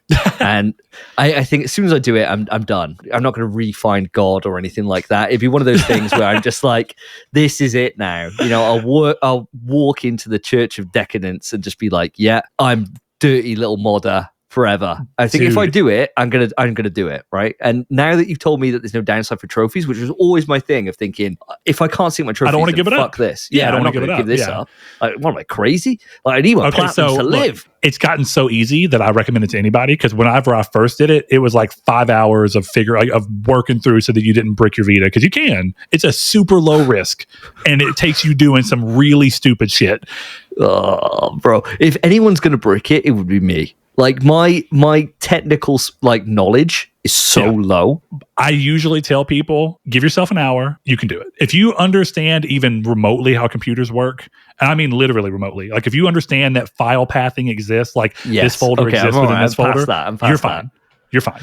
You can do this. I promise you. I suppose the thing is, right, like if I can get the PS3 to use with like PS Rewired and stuff like that, and be able to play like, you know, Killzone 2 online and stuff like that, I should be past it. Yeah, I forgot you were talking about doing custom servers. You're good. You've got this. All right. No ifs, ands, or buts. You can handle it. What I'll tell you is that the overclocking system, you'll have to download an app that makes it easy to do that. So the one I have, I love. I think it's Vita. It's not Vita Shell. I can't remember what it's called. It may be Overclock Shell. I can look through and tell you. You just hold the PS button that comes up with like where you can adjust the brightness and everything, and you just scroll to the bottom, and there's 3 things. You just check the CPU, the GPU, and then the I can't remember what the last one's called. And then you can just click up plus or minus, and you can go from 222 hertz to 333 to 500. Oh, wow. And you can just do that for the CPU, the GPU, for whatever it is. And then the more you push it, the more performance you can get out of games, but it's going to lower your battery life. That's the real trade-off. So, but it makes games that I think were unplayable on Vita playable. I got the platinum for, I actually think it's a good game. Not great, good. The Amazing Spider-Man, the first game they came out with for the first movie. It's a solid game. Yeah. That game got ported to Vita, and it ran fucking awful. If you overclock the Vita and then you go into this thing you can download called Vita Graphics, there's a handful of games within that you can literally go in and tell it, Jack is one of them, I want to lower the resolution, I want to set a frame limit or remove a frame limit. And so I went into that game, took the 30 frames per second frame cap off, lowered the resolution a little bit to like 480p instead of 540, and then I overclocked the system. And I was playing that game, at some points it would be like 27 frames per second, but the majority of the game was like 45 to 60. Oh wow, nice. That's great. And whenever we went through and got, Chris and I were trying, and unfortunately he missed it, but we got the Killzone Mercenary Platinum, or I did. Oh, did you? Oh, yeah, man. Right when servers were closing. The day before. That's a good one, dude. I pulled it. Oh, my God. And that one, jealous. I went into Vita Graphics and bumped the resolution down, overclocked it all over, and then removed the frame cap. Or actually, I set to 60. And I played the majority of that game at 60 frames per second. Wow. And then, when you're playing online, I was playing online at 60 frames per second almost. You know? Oh my God, dude, that would be a game changer. That would actually be a game changer. I mean, God, Mercenary is such a worth sick game, dude. My God, you're opening up a whole new world. You're like Aladdin for me. I literally say to anyone who owns a Vita, there is no reason left to not mod it. All right, you convinced me, dude. You convinced me. I will tell you, and if you're worried, some people are worried about getting banned. I have been playing on this modded Vita. First of all, this is most of what I've been doing this year, or really the past 3 months I've been on this almost more than anything. I constantly play it. I constantly sync my trophies. There's no problem. Sony, when they hear this, they see the collabs happening. They're like, oh, time to listen to an episode then. And they're going to be like, on this here straight away. This guy's the problem. I gotta go wipe all of our episode descriptions from having my PSN ID in them. The thing that would be the most painful, right? The thing that would be the most painful, I think, if they were ever like pissed off with like behavior of anyone, if they were like, "We're going to delete your trophy data," I'd be like, "Dude, I'll give you my firstborn. I'll give you my first. Please. Take the firstborn instead. He's fine. Don't delete my trophies." Speaking of that, before we move into what I'm playing, let's get back to Block Blast for a second, I guess, because I am curious to see where you're at on it, because my wife and I play this game on phones that's called Royal Match. And actually, I've kind of fallen out of it. It was a great game for her and I to play together. She's not big on gaming either. We played some stuff like It Takes Two together. That was kind of like a good way for us to bullshit, watch a TV show together, show each other how far we're getting, try to be the one to get this many levels. And I got to a point where I was like 4,000 levels ahead of her. Wow, yeah. Smoking her. And then I kind of stopped playing as much, and she played more. And then she's like within 1,000 levels of me now. And I'm like, oh shit. And I have a little bit of this thing where I'm like, do I go back and play some more? Because it kind of like you, I'm like, is it enough to say that I already won? And now it's just, you could do the same thing you were talking about. If I downloaded the game, I could smoke past you, no problem. Yeah, I think that's the thing. I'll let you know where I am. So I'm just having a horrible time with this game, and I'm hating myself for it, dude. So I went on to this was the other day. I'm still trying to beat her score, basically, long story short, still trying to. And it is, like I was saying in the last episode, where it's like the horizon that I can never reach, right? It's always out of view. It's always out of sight. I can never quite get there. Because it's a moving target too, right? Like she just keeps bumping up. She is fully committed. And the reason she turned around to me the other day and she was like, the only reason I'm beating my high scores is because you're getting closer to me. If you quit, I will quit. But you will know you've never beaten me. You will know you've never beaten me. And I was like, you're such a fucking bastard, because I'm getting close, right? So her high score was 200,000 and I hit 184,000. And I was like, oh my God, 16 more K. That's all it is. And I've beaten you. So she has set 300,000. And it's like, I'm never doing it. I was sitting there next to her house. I had the portal on the side of me. And I was playing through Sword of the Sea. And I was like, I'm just going to boot up Block Blast just for one. Next thing, it's like 2 hours later, right? And I still haven't gotten anywhere. And then I just had this realization of like, this is ruining my gaming time. I'm just playing Block Blast, and I'm not going to formally quit. But what I'm doing is I'm scaling it down so that she's not so conscious that I'm playing it all the time, and so that she won't play it as much. She won't be so driven, so that I might be able to get close. Because at the moment, I've got to somehow pull something out the bag here. She is so far ahead of me, and it's effortless the way that she's beating me at the moment, and it's driving me nuts. And one of two outcomes is going to happen here, Brett. I'm either going to just give up and just admit defeat and just be like, well, you've got this. And then for the rest of my life back with into her, your other games. yeah. But all the rest of my life, whenever I'm talking about something, like I'm boasting about something or whatever, she'll be able to throw it back at me, right? Like we play mini golf quite often, me and Karen, and I'll smoke her at mini golf, absolutely destroy her. But then she could turn around and be like, you never beaten that Block Blast though. I'll pretend like as if I don't care, but inside I'm crying, Inside, I'm like, oh, the knife will be driven in. I'm like, oh, geez, she got me. She absolutely got me. Man. So that's rough. Yeah, it's unfortunately no good news. No good news. But the moment I do, everyone will know, because there will be like a nuclear blast gone off. Oh, you're going to be Wales, shouting from the... Oh, my God. Oh, you're going to be in the news. Crazy man on his rooftop. Top of roof, throwing stuff down, for setting off fireworks. It'd be like the 4th of July or whatever, It'd be nuts. People would be like sitting there thinking, God, has NAM started again? Because I'm there just unloading hell into the world about how good I am at Block Blast. But unfortunately, that is not today. I am closer to it. In fact, I'm further away than I was weeks ago, because she just keeps getting better. But never mind. Well, I won't ask anymore in the coming weeks and months, but I will know. I will be looking for the day that you can finally shout it. Oh my God, it will happen. I'll be so proud of you. I'll shed a little tear. I'll be like, you finally fucking did it. Thank you. It will be a momentous occasion. I'm hoping that Block Blast themselves reach out and they're like, you've gone through. Can you be an ambassador of the show, please? Be like, I will never talk about your goddamn game ever again. The second I beat it, I'm just deleting it straight off. But I do want to know what you've been up to. Yeah, man. I have been, so two of these games I'm not going to spend too much time on because I've talked about them quite a bit. I'm still on Stardew Valley on Vita specifically. And that's the game where the game is a little, it will crash every now and then. And it scares me because it usually crashes right around the time it's saving. And I'm so worried it's going to crash mid-save. No. So I looked online, and of course, once Sony announced that they weren't going to really support the Vita anymore, and they were about to start closing thing, the developer for Stardew was like, well, I want to do one more update just to fix some really obviously known issues with the Vita version, but then I got to stop because we're introducing multiplayer. The Vita can't handle that. So he came in and did one last one, but every now and then it still crashes. So the best way around that, and it has substantively worked for me, is to put your Vita in airplane mode before you start the game.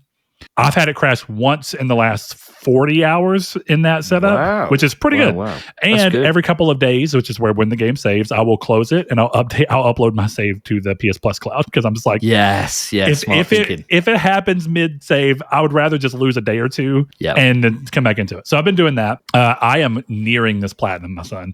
It is coming up. I'm in year 3. I've been married. I have a kid. I got to have one more kid. I got to do a few more people to get max friendship. This is first time for me. I never played Stardew until finally I was like, I'm looking for things to enjoy on the Vita. It's a great game to throw on and play while my wife and I are watching TV together or whatever, which has been easier for me lately than hogging the TV with my games like I usually do. So in that setup, I was like, oh, this is really good. And I love the game. I see what the hype is about. And I didn't think I would, but it's incredible.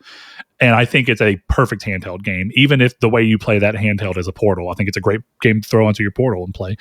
Highly recommended if you've never played it. It's going to be a killer platinum to have because it's pretty rare still. I was going to ask you this. What's it sitting at the moment? Is it like a 0.1er? Is it that low? It's not that low. Let me see. I actually think I have true trophies. I'll pull. That's a pretty good thing to figure out how many people have it. It's the same platinum for the PS4 version, the Vita. So it's like a shared one. So I'm honestly getting it on the easiest way to do it. Stardew right now, at least on True Trophies, we have a trophy competition going on. So we kind of use that. It's not even a percentage. It's more like, which I think you can click through and see it. But right now the trophy sits at a 4,220 score. And I'd say the average platinum is somewhere around 2,000. Easier platinums are around 1,600 to 1,800. So that's pretty good. That Sonic All-Stars Racing, 5,300 points. Holy shit! It is a super rare. Yeah, I've got a number. All my rare platinums are on Vita. I'm just gonna throw that out there. I've got the Mod Nation Racers Road Trip Platinum right before the servers closed.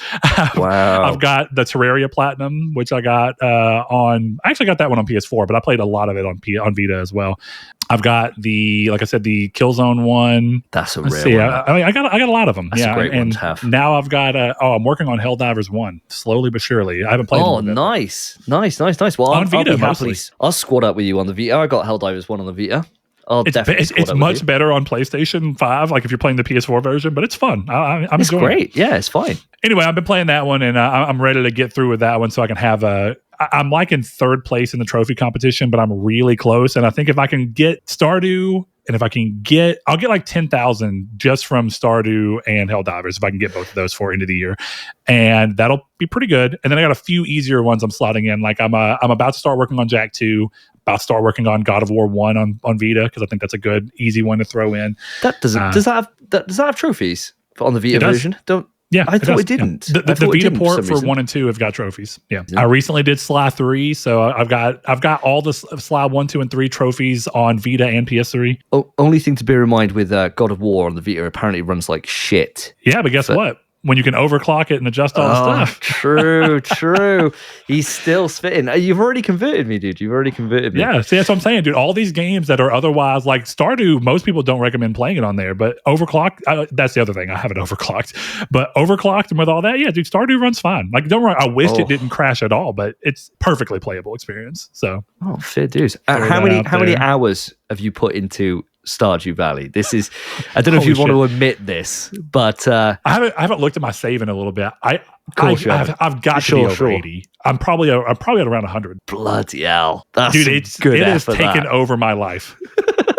And what I have been playing simultaneously with it, off to the side passively, is I'm a big RuneScape fan, which I'm very curious. Has RuneScape ever touched your life? Because you're the right age, and even more so than me, you are the right area, because this is from Jagex, which is a British.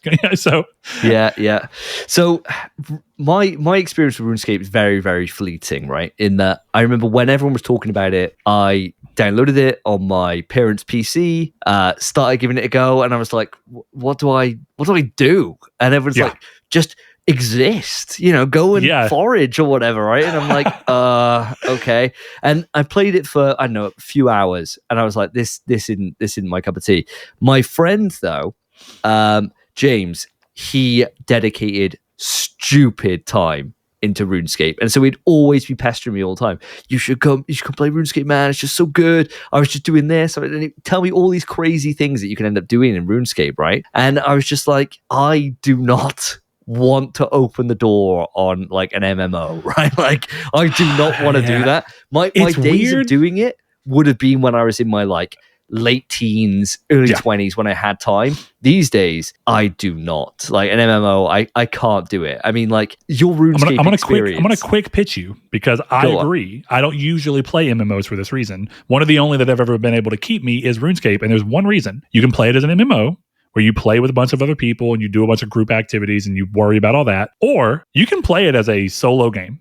I primarily play this game with nobody.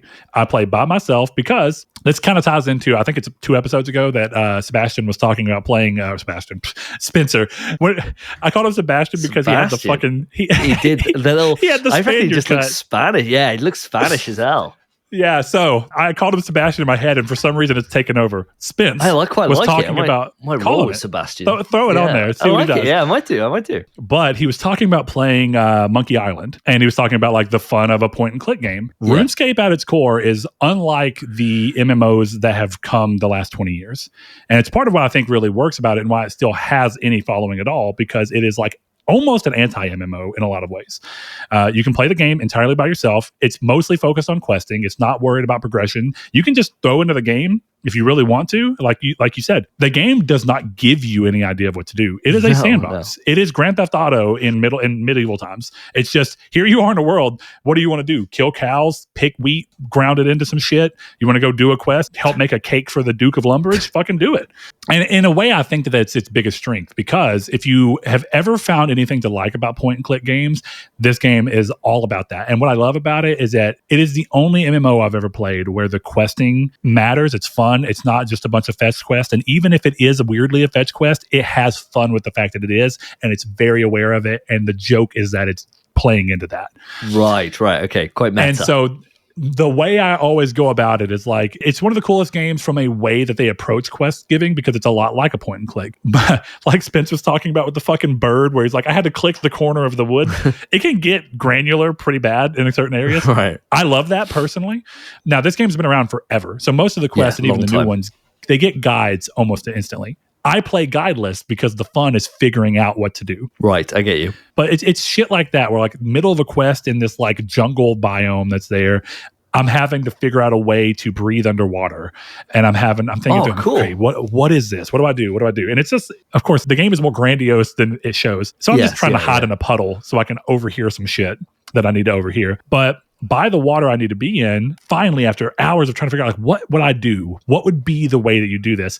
I realized that there was a reed plant beside it, and I was like, if I get a knife, can I cut the reed? Click the knife, and then I click the reed, and it gives me a reed, and then I can click on the puddle, and I just have the little reed sticking out of the water where I'm breathing through it, where I can overhear the shit. Oh, look at that. The fun of that, where you're like, I figured that shit out, is exactly what makes point and click games fun to begin with. Okay, that makes sense.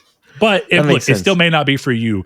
Destiny 2 and games like that are a good example, where it's like they want you to constantly be playing. It's been a year since I played RuneScape before I recently started back. And the main reason is that there's skilling that needs to be done in order to meet quest requirements on certain things. And I've done most of the quests. So most of what I need now is high-end stuff. I am just passively training these skills while I'm at the gym or while I'm at work. I'll just have the phone tilted up over here, and I can be like, oh, I'm cutting trees. Oh, the tree disappeared. I need to go cut a different one. Oh, my inventory's full. I'm gonna drop all those and keep clicking, and then I just go back to work.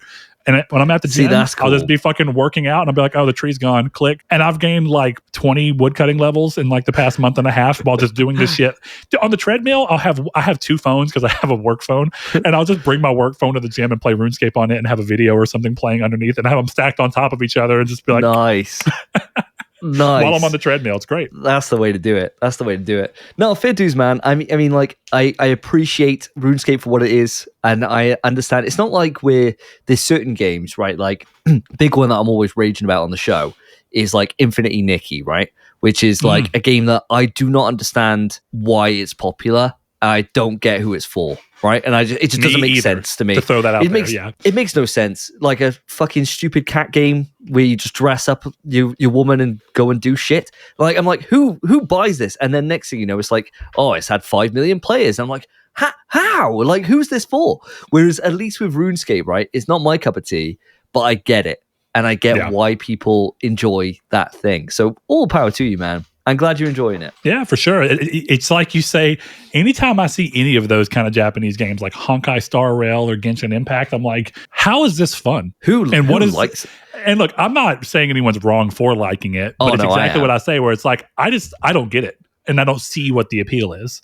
No, but I also don't see what the appeal of playing a game forever is, and I know that's a big disconnect. Like even you guys, I feel like y'all are you go back to games a lot more often than I do. Just like in listening to the show, I noticed that like you'll continually play something for quite a while.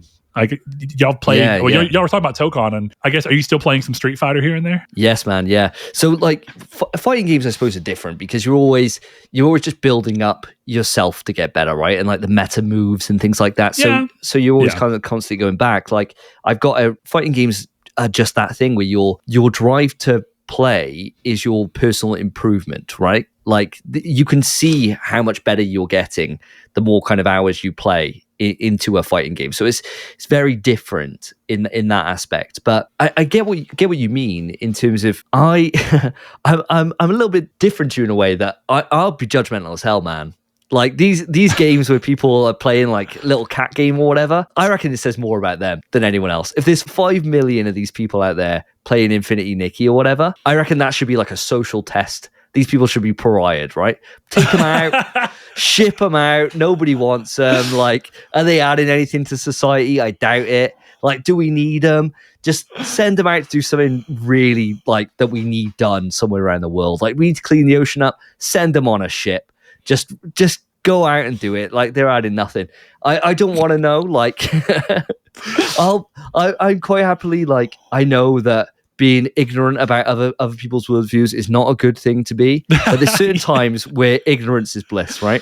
And when it comes to Infinity Nikki, dude, I don't want to know what makes it good. I don't want to know. Fair. What if I become an Infinity Nikki kind of player? What if that? And what will that say about you? What will exactly right? And I don't want to know those doors. I don't want to know if I open those doors, who knows the person I'll become when I come out the other side? And I don't want to know that. It's like a brief touchstone. And going back to RuneScape, part of the reason I've always liked RuneScape is that it's so British, so obviously British, that it's kind of cool. Because like I know more things about British stuff than I feel like most people around me do, just because I've gotten it like through osmosis of playing RuneScape. Like it's a very British sense of humor. They have a lot of British, like more prominent British lore in the game. Of course, the way that they look at like aristocracy is, of course, more based on what you would see in a Britain, like which that's a little more common. But just in general, like the game is very like one of the most sought after items is party hats from Christmas crackers, which is not an American thing at all. Would you guys not have those? Do you not have Christmas crackers? Don't you? No. That is something I did not know. The only reason I even know it exists is because it was the hot item in 2004 when I started playing RuneScape, and it still is today. Oh, man, that's crazy. So you guys, when you sit at the Christmas table, you don't have like dodgy dad jokes that people tell each other and all that stuff? That just doesn't happen? No, Christmas is a whole different beast here. It's really interesting. I mean, I would be surprised. Like one of the downsides, if I'm being honest, to America and the kind of melting pot idea that a lot of the times they spit out is that for as much culture as we have access to, We have a tendency to lose it in what becomes what people think of as the American culture, which is just, I guess it is American culture. It's just guns. It's kind of substantively lacking in the normal everyday milieu of society. There's times where I'm like, man, we don't have enough interesting things that we can point to and go like, oh, this is American. They do exist, like you say, the obvious ones. Obviously, a pretty broad freedom of speech is pretty cool. That's nice. Yeah, that is cool. Guns being just, and that's a divisive one. But guns being still something cool. that you readily have access to and the ability to defend yourself, that is cool. And there is more. But I think one of the strengths of America should be the fact that it's a bunch of cultures merging and basically becoming new culture. And that does happen. I don't want to underplay it entirely. But then you got to deal with a societal bend for some reason for people to start crying that if you take anything from any other culture that you're appropriating it. And I think that's the worst conversation to have, because awful. The best versions of cultures is when people hold on to aspects of their personal culture that they've carried up throughout their family. That's beautiful. And I think it's something that's good to do. But I also think it's beautiful to allow cultures to intermingle and let people see and go, oh, I like that. That's neat. I want to do that. You on Twitter go by like SSJ Davey. Clearly, you're wearing a Goku shirt last episode. Exactly. Clearly, you like some forms of Japanese culture. Exactly. I do too, right? Clearly, I like some forms of British culture that have come on because of certain things that I've ended up playing and enjoying. And it's like, I like the aspects of that. And I think it's 100%. Cool. And even going towards other ones, like, I live in the South in America, which is where a lot of the Mexican people come up, people who are from Mexico and come up, and they bring that culture with them. And that's awesome. We have a lot of that around here. Tex-Mex is a blending of Texas culture and Mex culture, and it's spawned its whole own unique version of food that's Tex-Mex, which is like, I love that.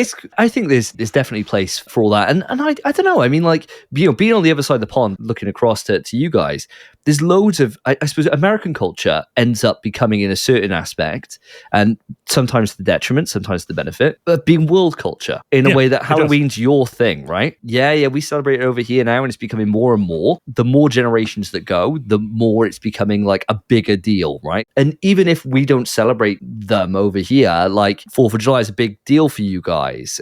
So it's like, Thanksgiving and stuff like that. And we know all about these holidays. We don't celebrate them, but we know about them and we're aware. And I suppose that's where the influence of America is. People are conscious of them through TV or through, movies or whatever it is, right?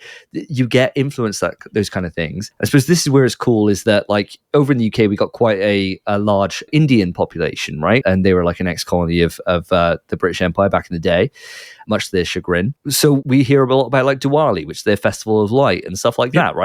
Yeah. And I think it's cool when you do get those moments where you get to learn how other people celebrate those things, right? But I will never be able to understand how you guys don't have Christmas crackers. You've got to bring that over. You've got to import them in. I'm pushing for it. Next year, I think I'm going to be a RuneScape character called the Wise Old Man who wears a blue party hat, and it's just and I'm just going to dress with a beard. I mean, why not? And I'll get some Christmas crackers. Now, I will tell you, you can find, they're almost like little trinket commodities in places that are like, I don't know if you'll have those over there, but we have places here that are like Marshalls and TJ Maxx, and it's all these places where like the whole point of them is that they aggregate a bunch of shit that didn't sell from other places and they just sell it all together. Yeah, and it's like a whole TK store. Maxx is our equivalent. Yeah. See, so when we're looking at that and we have that going on, you can go in there, and in the Christmas stuff, you can occasionally find like gigantic Christmas cracker like things where it's like cardboard that have been twisted to look like, and you pop it open, there's something inside, but it's not a staple of any bit of culture around here. Oh yeah. So for those that don't know, if any of the American audience listening that are thinking, what the fuck is a Christmas cracker, right? I'll do you a brief overview for what it is. It's like cardboard paper, right? That's held together at two ends with like a little bit of frill. And the idea is that you get somebody else and you grab either side and you pull it, and one side will give out before the other, and whenever it does, it makes a little pop, like a little bang, like a cap gun or something like that, right? Like a firecracker, and it'll pop. Whoever's side didn't rip gets the prize that's inside, which is always a party hat, which is like a little paper brightly colored crap crown that you put on your head. You get a dad joke in there, which is always bad, and they're designed to be bad because then everyone across the table has something to kind of collectively sigh about, because it's a very British thing to do. We just like punching down for some reason. And then you also get a gift, and the gifts are always shit. So they're either a small pair of scissors that you would never need to use for anything, a nail clipper, or sometimes you might get like a measuring tape. Yeah. And that's, for some reason, we love them. And they're just a thing that we do. I don't know why, but we never question it. I just thought this was something that the whole world did. So you've blown my mind, Brett. Yeah, you know, the pageantry of it all that I know Phil is just loving at the moment for being king. I was a little disappointed when he kings himself. And I know that I probably shouldn't, but for some reason in my mind, a party hat clearly looks like a crown to me. It does. And I was really hoping that he would put on a little shitty party hat. The problem is they're not very durable. You know, like even on Christmas Day, they're not lasting the full day on Christmas Day. And I mean, when we say shitty paper, it's like tissue paper almost. Oh, it's terrible. Yeah, it's like tracing paper. If you guys have that, it's it's so bad. It's so thin. So I don't think it would last 10 episodes, let alone be carried over. You know. Well, let's scooch over real quick into a game that I know you haven't played. And I don't want to talk a whole lot about it because unfortunately I'm not super deep into it. I made a conscious decision to actually start it because I wanted to be able to talk about something other than Stardew and old school RuneScape again, because it's what I've been playing the most of. But I was, how do I even put this? I was passively excited for Ghost of Yotei, and for reasons I can't quite quantify. I was very excited for Ghost of Tsushima. Ghost of Tsushima is like an incredible game. Fantastic story. I love Sucker Punch. Everything that they've put out has been incredible. They are the only studio that I know of, at least aware of the fact that I have all of their platinums, and I will get this one, and I will continue that trend. But for whatever reason, I just didn't find myself being pumped for this like I had been for other things. Like it wasn't like, oh my God, Ghost of Yotei is coming out. And I think part of that is tied to the fact that I don't have as much ability, and nor do I push myself to do it. I don't play most games that release anymore. I play a game when I'm ready. And if I'm in the middle of something and something big releases, even if I'm excited for it, I will finish what I'm on and then I will move on to whatever it is. And I may slot it way ahead of something else I intended on playing because it's newer and I do want to somewhat be part of the conversation. So I know that that's part of it. It kind of means that I'm not excited to be part of the immediate cultural conversation around it that can happen. And that also means that I spend a lot less time on Twitter because I don't feel the need to talk about this. I usually talk about what I'm playing with the people in our Discord who listen to the show, a little bit on Twitter, and of course with Chris or any of the friends I have while we're playing. So to that end, I didn't feel a big push to go towards Ghost of Yotei, but also just, I don't know, what they were showing about it, I was like, And I think it stems back to a complaint that I've had across the majority of this gen. And it kind of takes back to something you were saying earlier, which is this idea that the gap between games has grown so large. And y'all were talking about this not long ago on your show as well. And we're looking at this thing of like, we're talking 5 years for a sequel. And I think what used to be a thing, you were talking about of course, the best Infamous game, Infamous 2. Yes, of course. Infamous 2 is a 2-year sequel that feels like a fucking 6-year sequel. And I don't even know how to put it other than the fact that you're right. You play Infamous 2, to this day you play Infamous 2 after Infamous 1, and you're like, whoa, what? The graphical detail is incredibly high. All the gameplay systems are completely smoothed over, and entirely new ones come into play. And I guess where I'm getting at with this is sequels to games still feel iterative to me, but they don't feel iterative in a way that it feels as acceptable to me anymore. And not to say that it's awful. Ghost of Yotei is good so far, but even in the 2 hours that I'm into Ghost of Yotei right now, I feel some of that iterative step. And I feel some things that have always been in Sucker Punch's games. I think that their character models tend to be a little bit behind the majority of the industry, definitely for random characters that you come across in the world. And we are talking about Ghost of Yotei. This is not a densely populated world. When you look at a game like Cyberpunk, of course the NPCs, there's thousands of them. Of course they look not great. But again, they're fine here. They don't completely detract, but you see them and you're like, that's interesting. That looks quite dated in comparison to what I would have thought. But this is also quite a budget game. But I guess what I'm saying is, like, when I'm looking at it, there's some of these things that I've always seen from their studio, but they always felt more reasonable to take in and go, okay, it's part of it. But they made this game in like 2 years. Yeah, I get it. And I feel like every studio's had that problem. Horizon Forbidden West felt like a very small step, in my opinion, realistically, across the board for a 5-year gap. I did not feel like it earned the 5-year wait it took for me to get what felt like a 2-year to 3-year window. And I understand that that's not the game's fault. It's the industry's fault for how these things have ballooned out. It's part of it. But you also talked about earlier Sandfall Interactive and this idea of you can more quickly iterate with a small core team that knows completely what they want to do and can do it. Yep. And you don't have to worry about budget in the same way at that point, because one of the things I really think is happening is that games have gotten so large studio-wise, the amount of hands that are touching them, even in the studio themselves, not counting contractor work, that we heard about this a little bit with Concord, rest in peace, where it's people talking over people, and the left hand never fully knowing what the right hand's doing and vice versa. And I think what happens is that you run into so many layers of bureaucracy, if we're being honest, that games are just made really inefficiently by nature of how many people are touching. Dude, I completely agree with you. I think that's exactly what it is. You know, like I work in I won't give away the company name, but I work in a very large organization in the UK. And the big thing we are trying to tackle at the moment, and it's a systemic problem, is how you cut down approval, right? And how you actually work quicker. And it's just a fucking nightmare. Like anything, it might be the most simple thing, but it's got to go through so many hands. And then it's always, has this person seen it? And I'm not confident in signing that off because someone else hasn't had their input, even though they've got nothing to fucking add to the conversation. And you can see that's exactly where games have gone to. And the issue is, and it's something that the industry, by the very nature of it always being increasing technical hurdles and always kind of be the next big shiny thing, is that you need to have a lot of hands on deck to be able to create the art or to be able to create it to look as good as it possibly can do.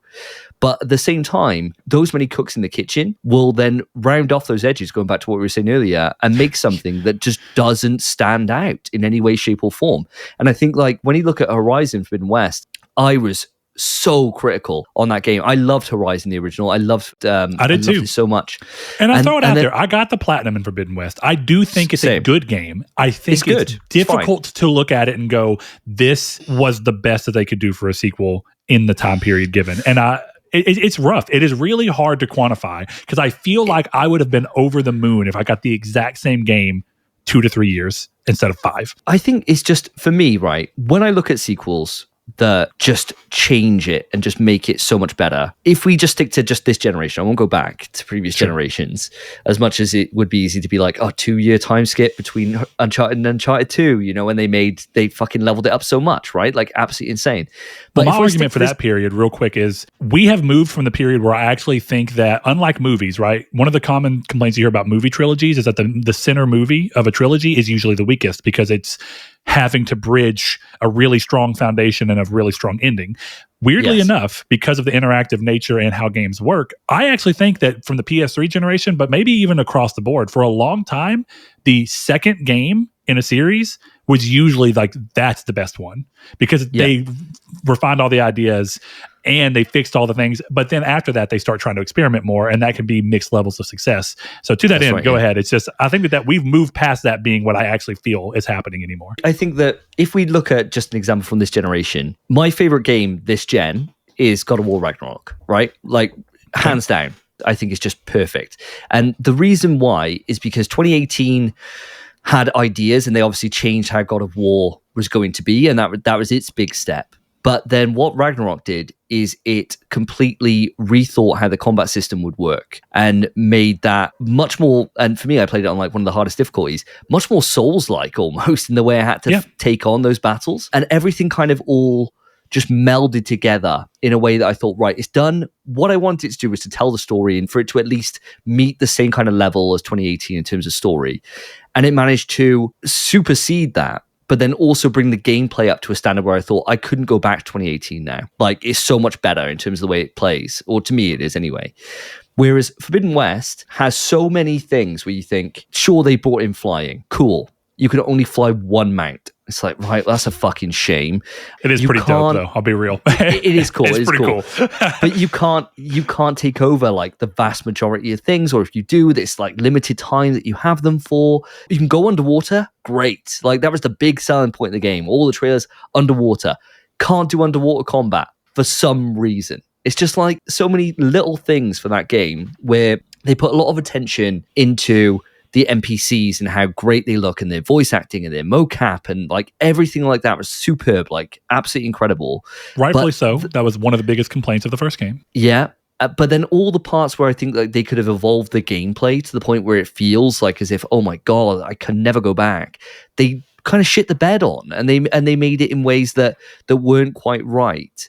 Like the way they devalued all the different weapons, and they had them all like having their like legendary status and all that shit, which just kind of ruined every ammo type. You could use one weapon and just get the ammo type that was needed to do the thing, whereas before in the first game you have to do I already had that opinion, but replaying Horizon Zero Dawn Remastered kind of just reset them into my where I'm like, I think Zero Dawn is just a better game. I think the one area they completely nailed in evolving the game in Forbidden West, because afterwards I went back and played the DLC for Forbidden West that I'd never played. So I got to refamiliarize myself with that game. Good. That Forbidden West DLC is really good. I cannot believe that that's not short of the relationship that they hint at in there from story beats wise. I cannot believe that was not the ending of Forbidden West. It makes zero sense that it was not the actual canon ending, but I'll leave that alone. But melee combat in particular is significantly better in Forbidden West. Yes. Everything else, I agree with better. you. I think that the weapons are far more valued in the original game. I actually think I kind of actually get why they did this, because it's a little OP in the original, but they significantly cut back on the number of traps and whatever you want to call them, like rope caster lines and stuff that you could have out. You could plow them down and put explosives and all sorts of items down in the first game. I remember it felt cool as shit though. You remember the cauldron in the first game where you get to see the Thunderjaw? And it's in there, it's in the bubble. Before you even do it, you can set at all the points where it can walk out of the little thing, you can set rope caster trip lines. And then on all the other spots before the rope caster thing, I'd put an explosive. On the other side, I'd put explosive. So he'd come out, poof, blow up, poof, trip, poof, blow up, and he's like half dead already. But I think like that was the beauty of that though. It was like your preparation before something was going to happen. Like I remember really vividly well in number 1 where I was sneaking up and it was this grassy plain and there was all these longhorns knocking about, right? And I was like, I'm going to take this herd down. And I was like, how do I want to do it? And so I positioned it so that I'd set up all these different traps just on the one side. And I was like, I'm going to run at them from the other side to lure them into these traps. And it just worked. And it just took everything out. And I was like, brilliant. I've got all the resources I need.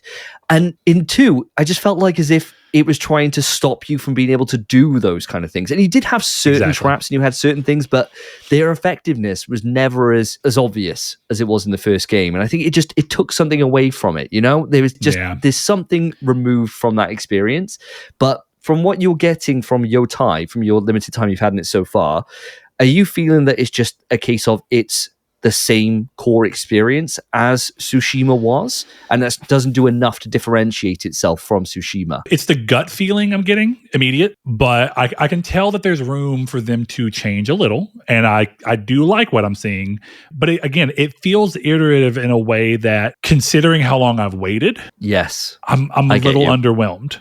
And I think that's what I mean is like going back to and I've said this, of course, to Chris, so I know I'm retreading ground for certain listeners here, but it's one of those things where when you think about in the same time period that I waited to play this game, I would have played just shy of being into the third game of a trilogy on PlayStation 3, right? I'd be a couple of months from playing Uncharted 3 right now. I'd be a couple of months from playing Killzone 3, or I'd be a couple of months from playing Resistance 3, whatever it is, right? The PlayStation 3 was the king of trilogies. I don't know how to describe it. And I know Killzone 1's technically a PS2 game, but whatever. All that said, I think it's really hard to do something like looking at Infamous 1 and going to Infamous 2 and being like, oh yeah, like look at the jump that came here and the new ideas, all of this, and within a 2-year period, and we're still killing it on the writing front, right? We're still killing it on I actually think that the side quests in Infamous 2 are really good for the time period, like the context for how they're set up. They are compelling and they're engaging. And as much as I love Spider-Man, one of my big complaints for a long time it carried into Spider-Man 2, in my opinion, is in an ideal world, I would love to see like an Arkham City, Arkham Knights level side content. Yes. I know that that's hard, and I'm not saying that, but I feel like most of the side content in Spider-Man is much more Ubisoft open world side content. It's throwaway. Yeah. I would have liked the side content to be a little more story and interacting and world building in a way that I felt like Infamous 2 lands on, without ever having the side quest be super important and super revealing. Like, I get that that's hard to do, and somehow they fucking did that in 2 years for Arkham City as well. I don't know how. Yes. I don't know how the hell that worked. And then they did it again for Arkham Knight. And I know Arkham Knight's not the fan favorite, but it's still the side content is incredible. Yes. So with all that, when I'm looking at Ghost of Yotei, like the side content is kind of still very Ubisoft open world, and that's okay. It's not the end of the world. I still like it, and I still think it actually does that better than a lot of Ubisoft games do. I'm a little more compelled to do it, even if I still kind of wish it weren't. But I know it's a little hard to put my finger on, and I don't want to completely judge it against the fact that I'm very little into it. The one thing I will notably put on here is Ghost of Tsushima, to me, always screamed of a game that was very fictional, but it was very grounded. It almost wanted you to believe that this happened. Like you could look back in the history books and be like, this is exactly what happened, even though we know it was fiction. Yotei is very willing to almost immediately step into the metaphysical and push past the point where I don't think it's a bad thing. It's just something to note. It's a big tonal shift for the series, in my opinion, because now it feels a bit more like Neo 1 or something, where it's like, okay. Now it's like we're blending something that feels like it could be historically accurate with a more fantastical kind of setting, honestly, I guess I'll say like mythological. Like if I'm going to be honest to what it is, like they're talking about demons, and there's a lot of reference of that, and it's not just characters saying it as though it's something that could be because that's their understanding of it. The game is going out of its way to mechanically reinforce that this is part of what's happening, and it's weird but not bad. It's just interesting because I thought one of the biggest strengths of Tsushima is the feeling that when I come to the end, and for a game that otherwise completely ditched the choice mechanics of the infamous series before it, suddenly hits you with this very big choice that really lands. Holy shit, does it land? It's amazing. And to see that and then come into this, it's a little, I don't know, it is hard to say. It's just, I'm a little worried that this might hit a little less because of the fact that it's willing to be a little more metaphysical, but it may just hit in a different way. I'm very open to where this is. It's just something to immediately note. And they're doing a slightly different thing. There's a mechanic where they're bouncing between time periods. I don't want to I don't want to ruin anything there. So yeah, when you're talking about the flash forwards or flashbacks, I think that was all shown in the in like the trailer and the state of play footage, where they were showing about how you can go to specific things and you can look through and into your childhood and look back at like those moments for the Yotei 6, right? I didn't quite, and that might be part of talking about where my excitement was. I never felt super compelled to look at everything they were doing. So I remember when that state of play came, I didn't really watch the whole Ghost of Yotei state of play thing because I was just kind of passively back. And it was one of those things where it's like, it's not against the game. I just wasn't interested enough to want to follow through and look at it. So I guess that says a lot about where I've been in terms of responsibility and stuff too. It just felt easier to go. And part of it was, I know I'm going to play it. Exactly. So you don't need to see it. So that's a big part of it. But yeah, I'm glad you said that, because I always feel comfortable. I'll spoil something if it's in the promotional material, because what I say is, if you're listening to a gaming podcast, you probably have seen the stuff that's on here, and if you haven't, I am sorry, but they don't consider it spoilers, clearly. No. I can't either. But yeah, that was an interesting choice as well, because that's something that you didn't really see in Yotei, or Tsushima rather. So it's a weird choice, but not a bad one. It's just, I'm still coming to grips with a lot of that, and it's very interesting. Something that has been a topic of conversation around this game that I'm a little curious to get your opinion on, even though I know you haven't started the game. Obviously, the marketing material for this game that I did pay attention to and see, it's very obvious that this is a game about revenge because of a loss of some kind of family or familial-like aspect, which there was an IGN article a while back talking about Ghost of Yotei and how it was good, but there was this kind of feeling of PlayStation Studios' first-party output kind of seeming to, I don't want to say retread, but it's a very common and a well-worn theme within Sony's first-party output as of the last decade. Would you say that you agree with that for the most part? And do you think it's a bad thing even so? No, I wouldn't agree. I mean, like, sure, The Last of Us 2 and Yotei both take a similar revenge story, right? And those are the pieces behind it. Sure. But revenge is something that has been a literary device that everyone can relate to in some form. Forever, right? Yeah. And I think if we look even just over this generation, this would be the first one of a revenge story that I can think of from the first party. Because you're talking PS4 generation. Throw out there's not necessarily a lot of first-party output to go off of. That's very true. That is very true. That is definitely a conversation for another day. That'd be 2 hours. That. Yeah, your point stands all the same. Yeah, if we look across this generation, we haven't had much, but what we have had is quite a nice bit of variety, I would argue.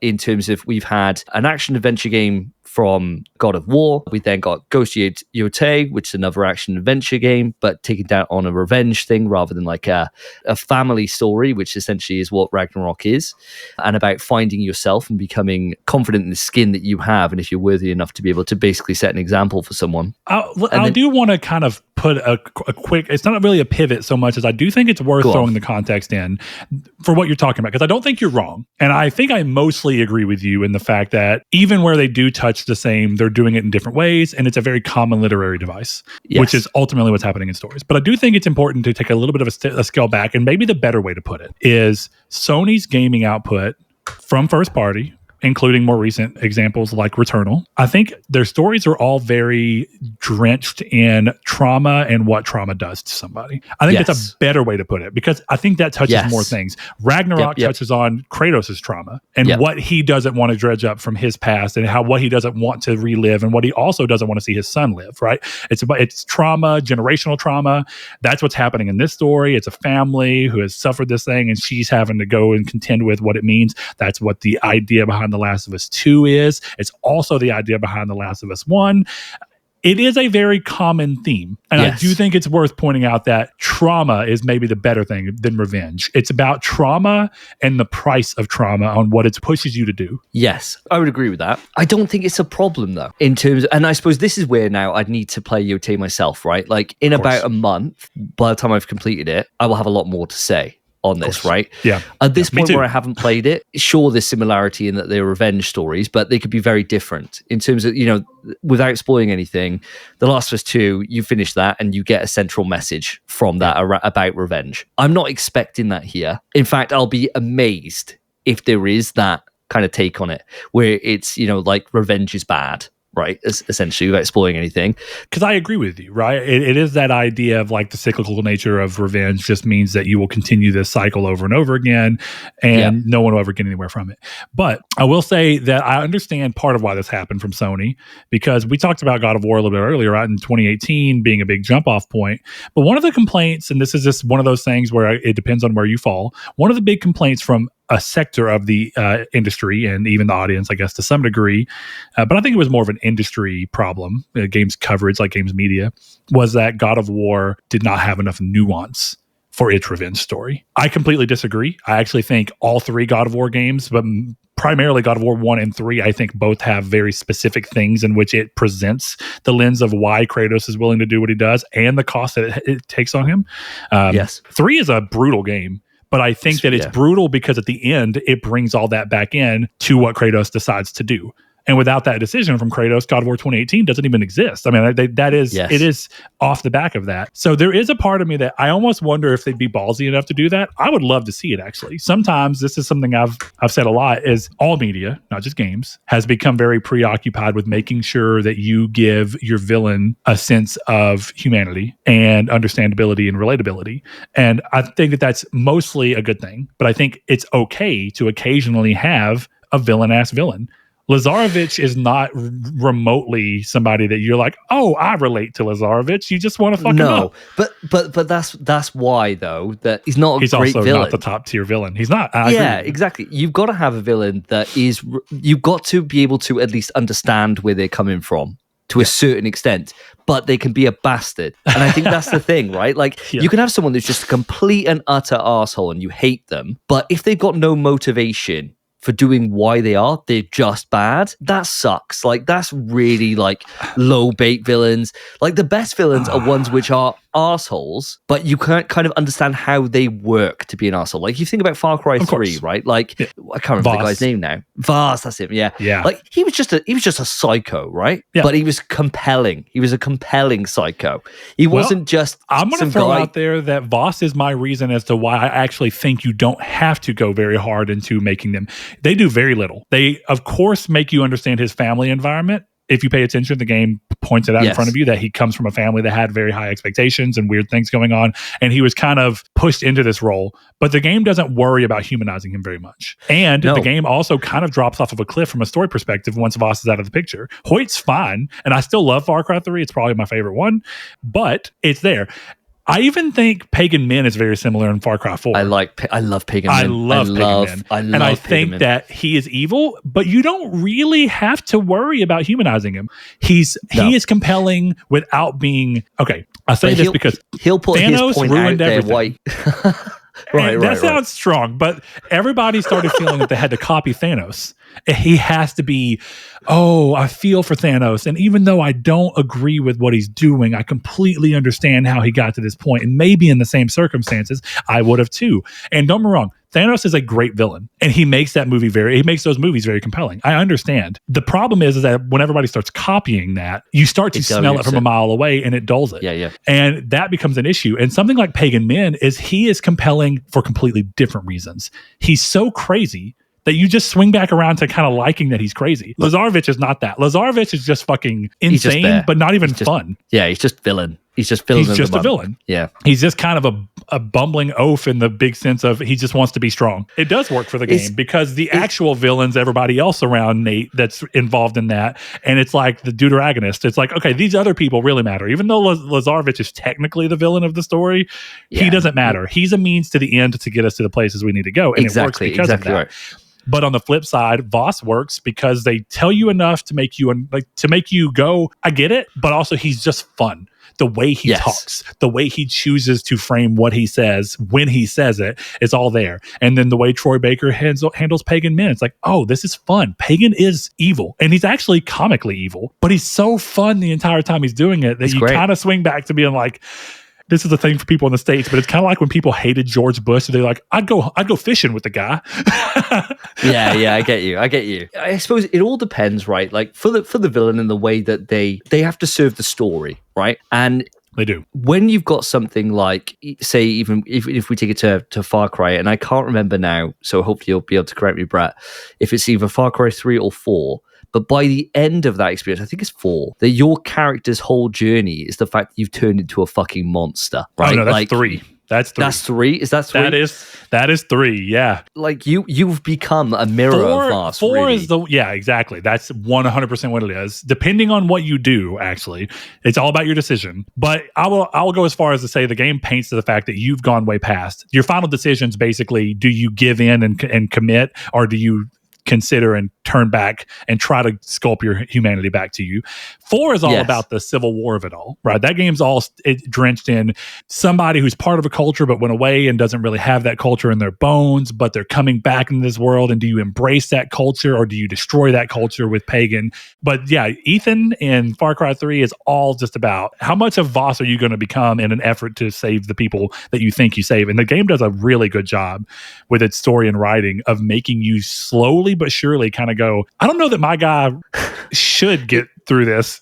Yes. Yeah. The purpose of the villain really should be to enhance the story, right? And as you were saying with Uncharted 2, how do you foil the protagonist? Yeah, is that, and then it's like Uncharted 2 does it in the way that it can have a boilerplate generic villain, because the rest of it, as you were saying, is your interconnection between the rest of the characters that are there.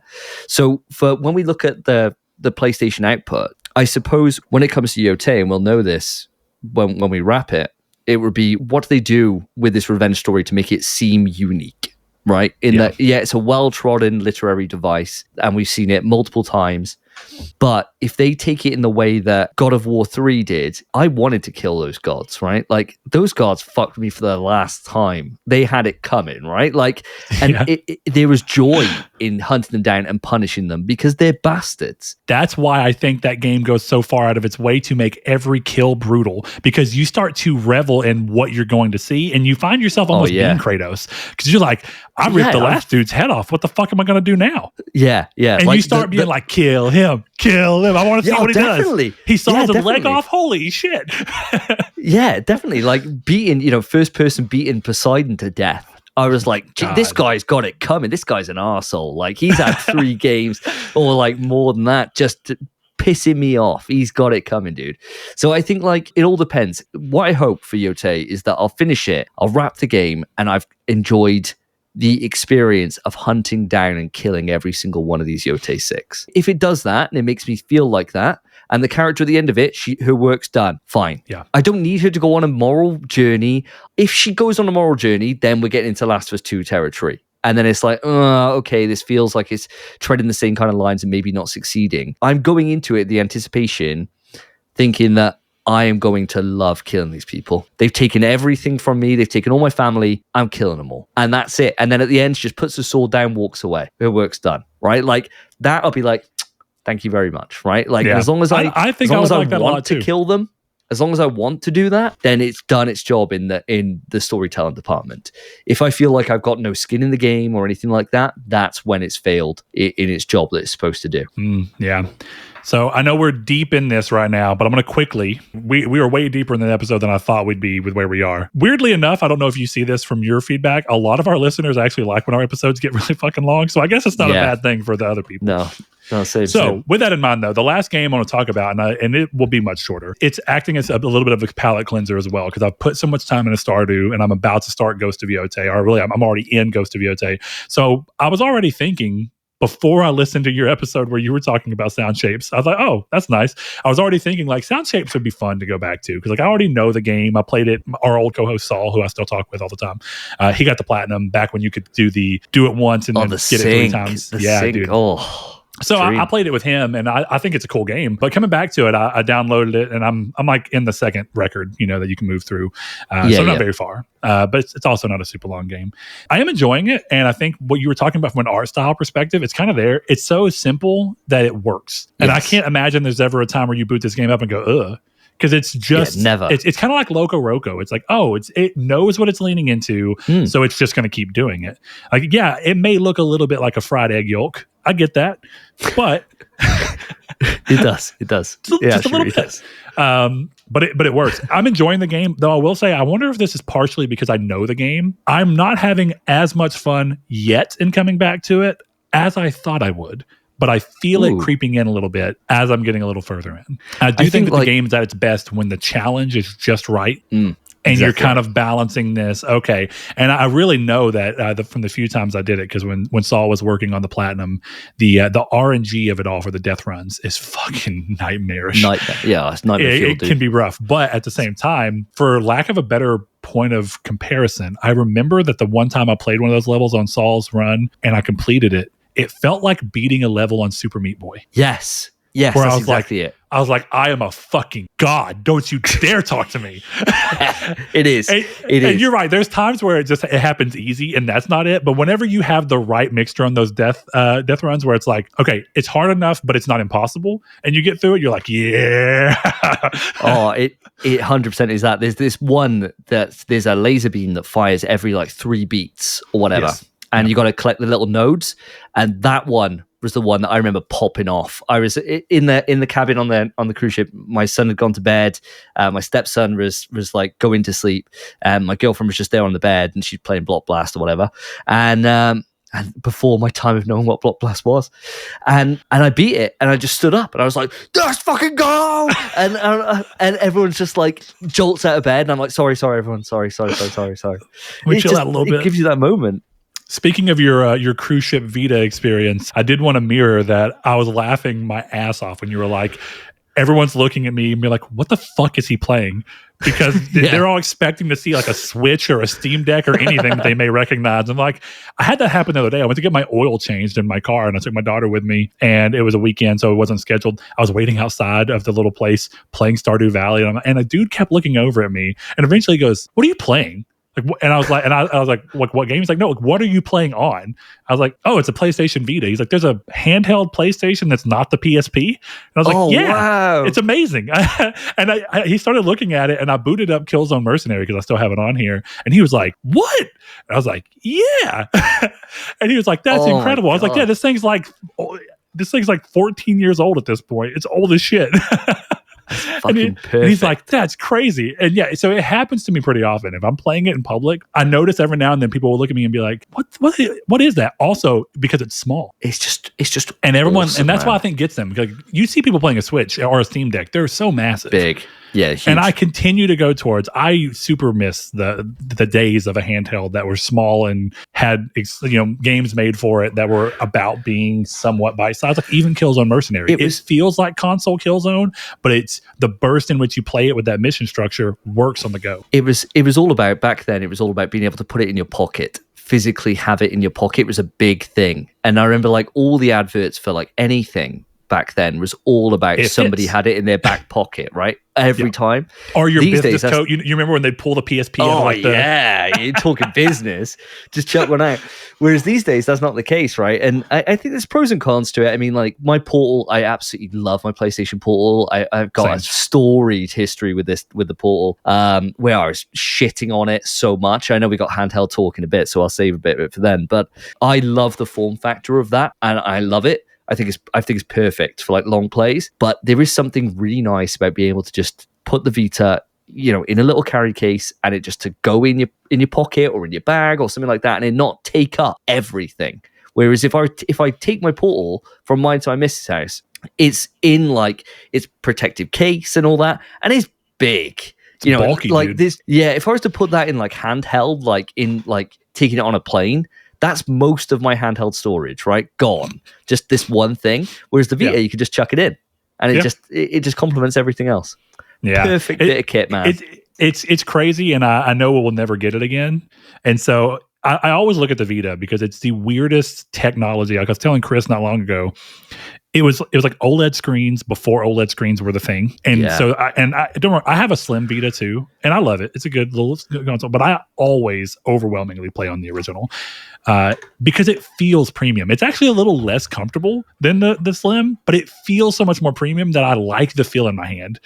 Yeah. And I recently learned that how we have all these things going on now with like stick drift and everything. The original PS Vita, not the Slim, the original that you have as well, it sounds like, has what's called Hall effect sticks, which is what everyone wants everyone to move to now. I didn't know it and, had and those. that was before anybody was fucking talking about that. And that's why I've never met a single person that has a Vita in there, like original Vita, and they're like, oh, I got stick drift. Yeah, you can't. Yeah, that's immense. I didn't realize that. Yeah, dude, it's crazy. That. Oh my God. The Vita, man. Kind of sick. What they did? They were cooking, man. They were cooking. No one else wanted to eat what they were cooking, but audience. I mean, I've said this to my own audience, but I'm going to say it to yours as well. You're all fucked up. You should have bought it. You should have all bought it. It shouldn't have failed. It was too good to fail. And sure, Sony bugged it up themselves by use proprietary a variety of reasons, memory, and a lot of problems, but. Audience, you should have sucked up the money and got it. It was too good. It was too good. But you know what? That's okay, because that's where we are. Can't do anything about it. But you know what? We're talking about handhelds. Let's go ahead and move into the community's take question. And this is part of the show that I actually love the section, but it just comes and goes. I get behind and I'll forget to post something I'm sure as someone who does things, you just sometimes forget to do the things that you say you're going to do. Oh yeah. But this one felt like the right call right now, because there's a lot of talk going around with handhelds, and I know that they're not for everybody. Not everybody wants them. Not everybody sees the value, and we'll get through that with some of the answers we have here. But it seemed like a good time. So with the Xbox Ally recently catching criticism for not being able to play your full Xbox library, it, for me, raised a question for PlayStation's rumored handheld. Would you rather it be something like the Portal that we talked about loving, that can access your entire library, but it relies on streaming to do so, or a dedicated handheld that plays games natively on it, but it means that you have a smaller, more limited library that may not be able to play every single game that PlayStation has on whatever console it is at the moment. Now, part of my gut feeling on this was that maybe people would actually be okay with a limited library, because I've heard a lot of people, I've seen a lot of chatter on social media, which is not reality, but it's a subset. It's a bubble that you can get some information from. People saying that they would love to see like a PS4 handheld, but that means that you're missing out on all these PS5 games that are going on right now. So I brought it up this way. And the first response we got was from one of our longtime listeners and patrons, TTDog666. And he says, neither. If I'm paying for a handheld console, I want to be able to play everything I own on it without having to stream anything. And then I mentioned, as a result, because mainly for context of seeing what it is right now, I don't think people realize just how common it is that these new handheld style things, other than the Switch, which has a dedicated library, cannot play the entire library of anything. We have this new Xbox Ally. It cannot play Xbox games, even though it's marketed as an Xbox. Then you have the Steam Deck, which makes you go, well, it's Steam. Guess what? You cannot play every game that's on Steam on this thing. It just won't do it. And you go into the same thing here. The constraints for a handheld console and what they need from power, battery life, heat, all these things that you don't normally have to worry about in the same way on a console, means that you can't play your entire library because they can't necessarily scale to it. And with that, he added that if that is the case, he just 100% would lose interest in the device. I understand the call, and I'm going to kind of actually dig up the lead a little bit that I was burying throughout there and go ahead and say that I think the real answer of the ideal form is that you have a system that does both. And for the moments that you can't play it natively, you can still make your device into a portal-like thing, which is exactly what the Vita was trying to do and variously succeeding. Anything that you can't play on Vita that PS4 had, you could just stream it from your PS4. And as long as streaming is good enough, and I'll be the one to say that I thought the streaming for the Portal was going to be bad. I just did. So did I. And I could not believe how great. Totally fine it is. And I've seen people argue like, the further you get away from where you're going. No, dude, I left my PlayStation here in Arkansas. And you were talking when you visited the States, you know how long this drive can be. What we were talking before show. I was in Florida. It's a long way from where I live. It's like ages. 8 or 9 hours. And I played almost the entirety of Tales of Kanzaru on my Portal on vacation in Florida. And got the platinum. Dude, man, the thing is, right, I was going to ask you about this. In terms of answering this question, right, am I, and I suppose I already know the answer because you've already done it. But I was going to say, do I have to pick one of the two or not? Because me and the lads on In PS We Trust, we've answered this about what we think the next one's going to be. And I think I've nailed it, if I'm honest. And it is exactly the same way that you're thinking. I reckon that it will be a PS4 native experience that you can download onto it for your PS4 libraries. And think about it, right? Like, we're still getting, in the year of our Lord 2025, we're still getting PS4 games on Plus, right? Like every single month on Basic, we're getting it all the time on Essential. And we're still getting some cross-gen games, even though it's starting to hit, but every one of those cross-gen PS4 games would be playable in the way that you're talking. Exactly.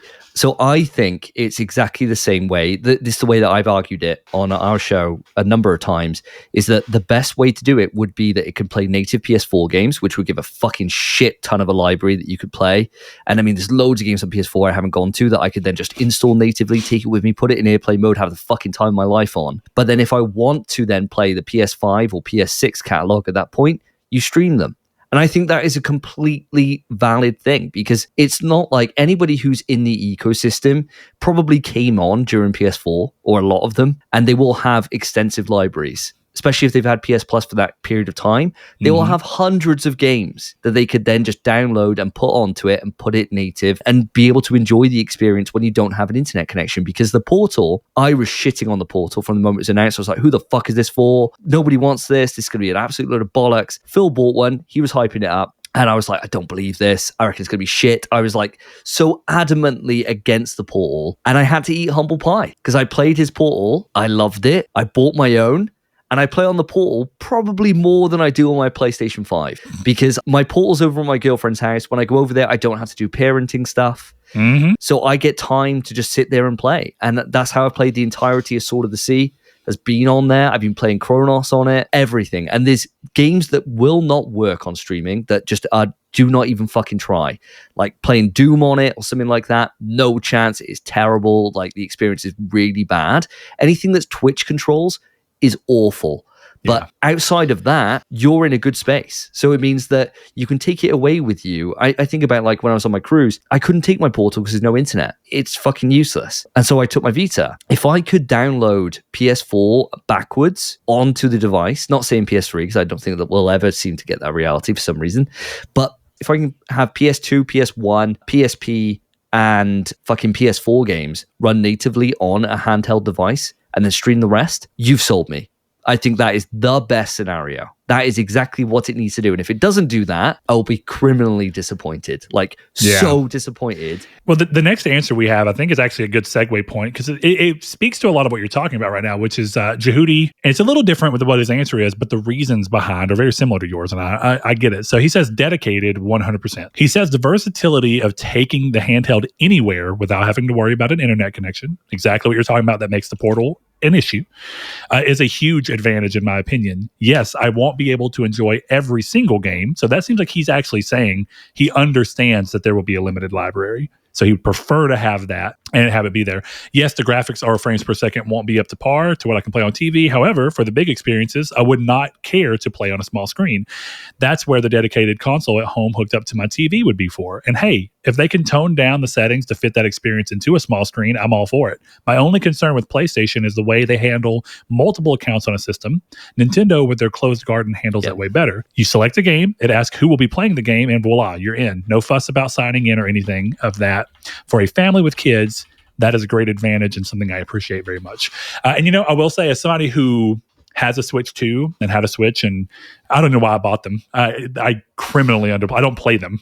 They just sit there. But the few times that I do, it is an interesting system to not be, when you're on the system, you're not logging into an account. You're logging into an account when you're playing the game. It is a very different system to being like, oh, you've turned the PlayStation on and we've logged you in as Brett, or we've logged you in as Hannah, or we've logged you in as this person.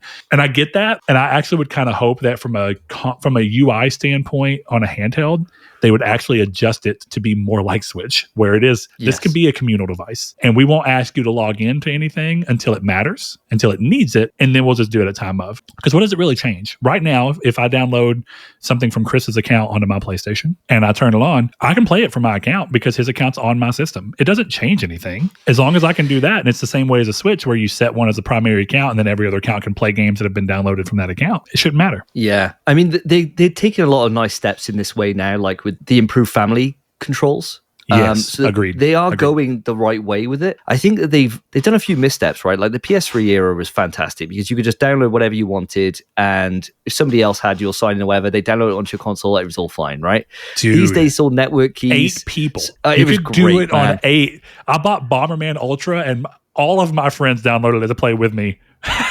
It was class. It was great. For free. Me and Phil were doing that stuff all the time back in the day. And now, like, me and Spence have a thing set up where we got each other's accounts on and we got each other's set as the primary, so we can do that and access each other's libraries. And that's fine. But I think what you're saying when it comes to the future of this, I don't have much faith in Sony and PlayStation when it comes to this. Unfortunately, when it comes to Yotei, I don't think they're going to solve this issue for you. I mean, Phil, my co-host, is got an American account, which is his main account, right? And he cannot buy content to use from that because it's all British stuff that he's like buying it with. So he's had to set up a thing to get around that and link his UK to his US, buy it on his UK, and then game share that onto his US. Yeah, and that's his only way around it. And there is no way to be able to just change your place. So if, for example, Brett, if you move to the UK, I'm fucked. You're fucked. Yeah. There's no way to do it unless you know somebody who's got an address over in the US that you can use and has got all the billing information over there and all that shit. Apart from that, you're just completely fucked. Yeah. So I can't see, Yotei, that they'll solve this problem for you at all. Because I think it will be a single sign-in. I think it will. I think it's just going to be fucking stupid. As much as for a single person, it usually works perfect, in my opinion, right? I feel like that is a weird scenario that's not super common, but it sucks that it's there, right? Yeah. So whenever it's one person, I feel like 99% of what that thing does is works great and you don't notice it. But the moment you need to do something specific, this is where it feels like this is some of that tech debt from them rushing to get the PlayStation Network together in the PlayStation 3 era. Yeah, and this 100%. Is a hangover from the fact that they have that baked into the system that they've pushed forward. And I'll give them a lot of credit. Throughout the late PS4 and even PS5 gen, they have done a lot to make PlayStation Network a lot more modern. You almost can't even tell that it's been around for as long as it has and was built on such a rocky foundation. But my God, every now and then it cracks through and you're like, this fucking shit show is built on a house of cards. Yes, yeah. It's so much better than it used to be. Like the app integration and all is absolutely incredible. Fantastic. Yep. The sign in by using QR codes, shit like that, all brill. But it's not there. Like there's a lot more to do. There's a lot more to do. And I'll be the first to admit that their whole account management system and their parental controls up until now have been We're behind the ball. Yeah. They're fucking awful. I had to put in I set up my son's own profile. He loves Astrobot, my son, like absolutely loves it. He's got hundreds of hours into Playroom and into Astrobot on PS5. He absolutely loves it. I put his age in and then it would auto then just say he can't play anything older than 7, right? Yep. When he was 6, that was a nightmare because there just isn't games for that. Like if he's not playing Bluey, the video game, he's fucked. He can't play anything. Yeah, and the only way that the system would let you do it is if you just took all restrictions off. And so it was ridiculous. either he can play Outlast 2 and play whatever rated E for everyone game. It was ridiculous. I mean? Like it's really rough. And I went through the same thing. And even though it's gotten better, something I'm still struggling with is my daughter wanted to be able to play Roblox on her PlayStation, and they still couple certain things together that just don't quite work. So even though I can say that she can't do certain things, like in terms of interacting with certain people online, it just means that she can't play any game that will connect to anywhere else. Yeah, and I sort of understand it, but why do phones? And I know the answer. It's because there's way more people on them. Games are still, at the end of the day, a niche. But on phones, you can parental control down to where they can still play Roblox. They just can't interact with anybody within Roblox. Yeah. Well, but you can't do that on console. No. Well, the new parental features give you way more access, and it's moving in the right direction. But it's not there, and it's something that, to be fair, until I was a parent myself, I never would have given two shits about. But these days, it's something that I really like. Like when they came out with that blog post, and they were like, "Yeah, now you can then restrict they can then request more time, and they can do all these things." I'm like, "Brill!" Like that's fantastic. It's moving the right way. I didn't raise it on my show because like the other guys would have nothing to add to this conversation, right? Because they don't have children. But I was like, yeah, that's moving the right way. But like Nintendo do it so much better, and Nintendo is shit for their online ecosystem. For online bollocks. And I think the real reason is it goes back to this long-running difference between PlayStation and Nintendo, that even from the PS1 days, PlayStation's whole thing was adults can play games too. And Nintendo's always has been like, gaming's for kids. I'm like, maybe the adults will play it too, but we're always focused on the family, child nature. And I think Nintendo's made strides away from that, and I'm proud of them for that. I think it's pretty cool to see. Doing really well. But they have always still made sure in a really positive way here that everyone's protected, and that there's a sensible 100%. And reasonable way to go about protecting your kid on their things. And what you choose to allow them to do, right? Because like every parent will have their own standards for what they'll let that child consume in, like, you know, film or anything. I remember my dad sit me down when I was 7 and I watched Alien for the first time, right? And I was absolutely cacking my pants. But that my dad was like, yeah, you can take this, it'll be fine, right? Like, and it's the age-old parents discussion, which of course my parents got divorced shortly after this, so there was clearly they weren't on the same page. But my dad was like he knew that I was sneaking into the hallway to watch South Park whenever I was 6, and it was brand new, and it was in there, and I thought the shit was so funny. And one night I fucked up, and he didn't realize I fell asleep watching South Park in the hallway, and my mom came in from work super late, and she sees me sleeping in the hallway, and she's like, have you just been letting him watch it? And he's like, oh no. But you're right, it's like, because my mom used to always be like, I don't know that you should be playing Grand Theft Auto, and my dad would just be like, look, you're going to be able to drive a car and like fuck up and shoot people and everything, but this is not real life. Don't do these things in real life. This is a game. Exactly. And I always understood that. Yeah, I was the same with my parents when they would sit me down and watch a violent film or anything, and they're like, it's just a film, it's not real. Or if I was playing a game, they never, to be fair, my parents never really, I think they just didn't understand the medium. How old was I playing Resident Evil for the first time? I don't know. 8, 7, something like that. Yeah. And then, you know, GTAs and all those all the way through, and they never had any problem with it.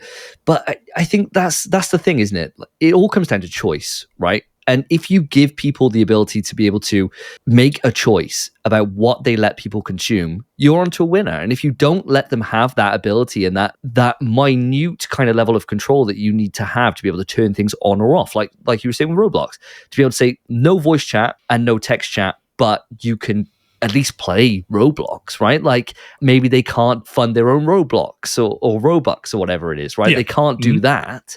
I'll turn those off, but I'll let them play. And you should be able to do that rather than it being no, they're banned. Like my son has to play on my account. So I got like 400 hours in Roblox, apparently. Yeah. If someone was to look on there, they're like, wow, he loves Roblox. No, I don't. My guy got the Roblox Platinum. There's no platty for it, unfortunately. Yeah, that's crazy. Speaking of that, I have a buddy who his son plays, and he doesn't have his own account because he was young enough, but he fell in love with Minecraft Dungeons. Great game, by the way. Actually, really fun. But his son is like 8 now, about a year ago, his son got the platinum in Minecraft Dungeons on his account. It's the first platinum my friend's ever gotten, and it wasn't even him. I was laughing so hard, man. It's like, that's fucking wild, but okay. And it was the same reason. It was like, it's not worth trying to set up an account for him at this point because it'll just lock him down. It's better now, but at the time that he made the decision to just let his kid play on his, the way he understood it was, it doesn't, why do it? The last thing I'll say about that, and then I want to get this last answer out of the way, is while we're talking about things Nintendo does really well, the thing that they've recently introduced, and this is new for Nintendo, but I love it because it's so close to what I actually want to see digital game purchases look like, is Nintendo has made this thing where you can make a family, and you can put a certain number of people in the family. That's a reasonable number. And then what you can actually do is if you buy a game once digitally, you can say, hey, this license I'm going to send to this person, and they can play it.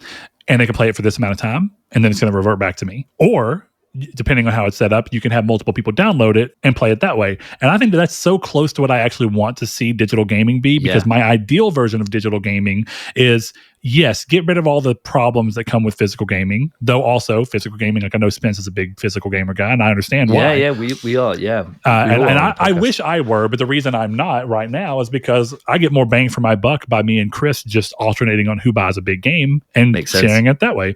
Every now and then he'll buy physical, and then we can just ship it to each other, and it's the same thing, but a lot more steps involved. A bit more of a faff, Yeah, so when you look at all that, it's like, I would love for them, like, and I get, for me and Chris, we're not actually family. I get that. But, you know, it would be great for a system to where if I had 3 PlayStations in my house, PS5s, one of those PlayStations would not benefit from my purchases because of the hard limit of 2. Yeah. And so, bullshit. In a weird way, it decentivizes me from buying multiple PlayStations, because why? Why would I? I'm not going to benefit from it. And so if we would go more to what I'm hoping to see, which is you buy a game, you actually do own, of course it's a license, it's what all the things are, but you own that license and you can do whatever you want to with it. If you want to loan it to a friend, you can put their account information in, and it has a little thing that says you can loan it to them for 48 hours. And at the end of that 48 hours, it will immediately revert back to you. They can't keep it. They can't steal it. If you want to sell it to somebody, you can sell it and it permanently leave your account and go to theirs. Why not? And I know the answer of why not. Yeah. But I feel like that's what it should really be, because they still benefit more. They still have way more control of the prices. They still benefit from not having to lose out on whoever the middleman person is. And they get, in this case, Sony would get to be the middleman across the whole board and full control. They're getting close already. But that's what I would love to see. And I think Nintendo took a big step in that direction. And I think if anyone's going to be crazy enough to do it, it would be Nintendo, because they never drop the prices of their game anyway. No. It's an interesting one, isn't it? It's an interesting one. And when it comes to like the digital landscape and the ownership of content and everything else, it's still very much, we're kind of in the Wild West with it almost. You know, like these things are being figured out and they're not quite there yet. And you get into these moments where I really wish that it was like having physical, in that I could just lend it to somebody, right? And they play that at any point. I could ask for that back and just reclaim it. Just like there's a reclaim button, get it. It just comes back to you. That license always remains with you, but you lend it out. Then you don't have to worry about at a time. Loaning it to a mate. You know, you have your buddy down the street, and he's like, "Hey, can I borrow this?" This happened to me as a kid a few times, and I was poor. I couldn't afford fucking games. I was so pissed. Where it's like, "Hey, let me borrow this game." Okay, I'll let you borrow this game. Hey, can I get my game back? Oh man. My brother's friend stole it, and I don't know where it's at. Fuck that. yeah. Fuck that guy. Yeah, just be able to click a button, get it back. Bitch, it's mine. I want it back. Yeah, exactly. What a world. I wish it was. It's one of those things that I think, you know, we flash forward 10 years or so and we'll see where this goes. And it's going to go one of two ways. It's either going to be that we get way more rights as digital content owners, or they've managed to strip even more from us. And it's one of those two. It's going to go one of two ways, right? All it takes is like a big landmark kind of like lawsuit or something in terms of ownership for content. And then it would swing that way. Whereas if nothing happens of that sort and nobody's able to put forward a compelling case, then it's going to get worse, unfortunately. I can't see it getting any better. Yeah, we'll see. I'll tell you, we'll see, mate. The EU have done a lot lately to change the landscape of a lot of hardware, not necessarily software. And the issue is this becomes a software issue. But like them pushing for Apple to make sure that messages from RCS on Android can go through without issue is the whole reason that it's supposed to be by the end of this year, they're supposed to be fully merged. even if you have an Android, you can get iMessage and vice versa, and it crosses over. I think they had till 2026 to do it. And they're the reason that they had it to where no longer are phones coming with chargers. It's also the reason that iPhone had to move away from the Lightning cable into USB-C, because they were like, we're creating a lot of waste of independent chargers when it doesn't need to be independent. There's no reason. This is a ubiquitous device. All cords should just work. Yes, agreed. And I agree with all that. I wish it didn't have to be forced upon the companies to do it. I wish that they would just go, hey, we can make things a little easier. But if anyone's going to do it, it would surprise me if the EU is like, hey, this ownership shit, we got to figure it out. Yeah, they will come to a point where they'll get there. I mean, and there's also the argument about artists and about how much they're earning. Like it's a big thing with Spotify at the moment, where they're being taken. Well, they've been in hearings, haven't they, about the fact that people, unless you're getting billions of streams, you're not making fuck on there. And how is that fair?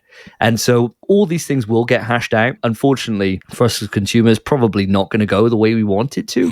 But here's hoping, man. Here's hoping. Here's hoping. We got one more answer, and then we're going to move into the news. And this one's from Sweet SGS Jones. He says, it's certainly going to be interesting to watch. Already just from its existence, we know Sony is basically admitting streaming is not the future, nor are always online experiences, unless they haven't thought this through, which I'm not ruling out considering their recent endeavors. So far, the only games updated for lower power are ones I want on my TV, which will actually be the first news thing, so it's a good segue. With surround sound, the game I'm worried about is Gran Turismo. GT7 on PS5 was limited by the fact that it had to have a PS4 port, not using the SSD. If GTA is limited because it has to work on a PlayStation 6 portable, my nuts will be swollen. I like that. I'm a Gran Turismo. He's a fanatic, quite literally. I am a Gran Turismo connoisseur in a sense. Maybe he's more the canon. I don't know. Point being, Gran Turismo is a fantastic series, and I love dumping like 100 hours, 200 hours into it, and then bouncing and just waiting for the next one. That's the way I play them. But I kind of understand. GT7 is still a beautiful game, and it does a lot. And I'm glad it got a PS5 Pro update, and the VR mode is actually incredible. But it sucks to have that. Why do I have to wonder if it could have been pushed further for not PS4? So that's it's an interesting consideration, though, because there is something to be said that the Portal is the real futuristic view of you'll no longer need hardware. We'll just do streaming and it'll be simplified, blah, blah, blah. But it relies on so many things that you can't control that they eventually have to go, well, yeah, it's still ultimately better to have a dedicated handheld. It was a test bed to see what people thought and to finally make sure the Gaikai purchase actually came through, had real value. And all it did was it showed them that there is a lot of appetite in the audience for a handheld device. And that's thank God they finally got the fucking message. People don't think about it, but the Steam Deck is considered like a runaway success in the PC handheld market, and it's only sold about 5 million units. The Portal is approaching 5 million units right now. That's crazy, isn't it? And it's a streaming-only device. So it's certainly an interesting world to look at the differences between markets and what expectations are. Yeah, so let's go ahead and go to the first news. That first piece of news kind of references what Ryan or Sweet Jones mentioned. He says players might have noticed updates for some of their first-party PlayStation games, and its support for PS5's new Power Saver mode, which released a while back. Titles like Demon's Souls, Death Stranding 1 and 2, Days Gone Remastered, and Ghost of Yotei are now running at lower power, dropping wattage significantly, though this, of course, comes with lower resolutions and frame rates. It's a small update, but so far, only first-party games have received this treatment. Now, the Power Saver feature sparked speculation online at the time of announcement that Sony was quietly preparing for a handheld PlayStation, something we've known about for a long time, even though the power draw in this mode is still way higher than even beefier PC handhelds currently on market. The selective rollout to Sony's own games might hint at more than just eco-friendly intentions, which, of course, that wouldn't be completely out of character either, given Sony's push for green initiatives this generation, from console and accessory packaging to energy-saving features. But it seems like Sony could be testing how developers might go about making their games more scalable within their engines and development hardware or in development environments to see how much of their library could work on a handheld hardware. Part of me thinks that this is a smoking gun, and then part of me thinks that this is just a weird initiative that Sony's trying to be able to utilize to say that they are being green, because all corporations have initiative to have green initiatives. Like there's motivation for green initiatives, I should say. And the reason I kind of say that is, like, even if you look at the best of these, like Death Stranding 1 in the lower power mode still runs at like 60 frames per second, which is pretty cool. but you're still talking about, 100 watts. That's way more. Like, okay, if you look at one of the strongest handhelds, like that Xbox Ally X that they just came out with, if I remember right, it's 40 or 45 watt power draw. So you're talking about a 60 watt power difference for these games. So these games are not in this form going to run on a handheld anyway. Now, it may just be a start. Hey, this is our initial attempt to see how much we can do it, and we're cutting these numbers by like half. But at the end of the day, it's not enough to make a compelling handheld unless the handheld can do something to run these games at the same way, but maybe half that to down like to 50 watts. That's possible in terms of if you can keep that but half the power draw still on a handheld. It's pushing it, and it would be bad battery life, like hour and a half max, but it is possible. It doesn't seem like the type of device Sony would put out given what they're trying to do. I think that I can see the rationale that people look into this and thinking, they're thinking about handheld. I don't think so at all. I think with the limited number of games they put out like this, I think it is solely a fact that Sony have a massive target for green management by 2030, right? Where I'm looking at it right now. Sony's green management 2030 targets a series of environmental goals, part of a larger Road to Zero plan, which includes achieving 100% renewable energy in operations by 2030, reducing overall greenhouse gas emissions by over 25% by 2030, and strengthening initiatives to address plastic packaging. Right now, as you said, we've already seen a certain number of these, especially when it came to unboxing the PS5, and I remember being like, holy fuck, this is shit to unbox, because it was all just cardboard, right? I don't know what I expected. I expected like a firework to go off. Yeah. But it does the job, right? And who cares after you've unboxed the thing, right?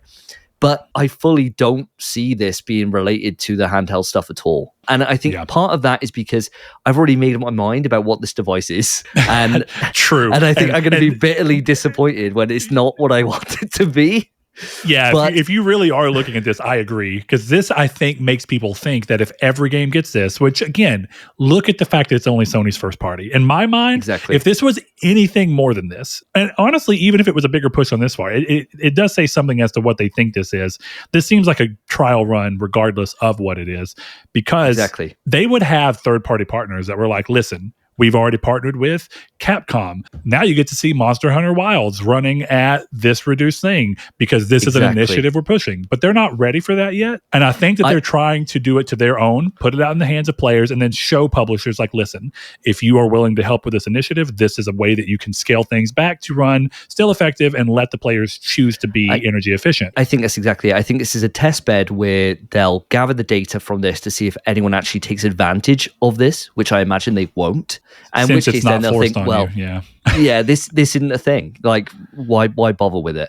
And I know that they're putting more and more options into the back end of the PlayStation 5 now, where like when it comes to being able to scale up what your rest mode does and be able to say, can I download stuff or can I not? Can I turn these off?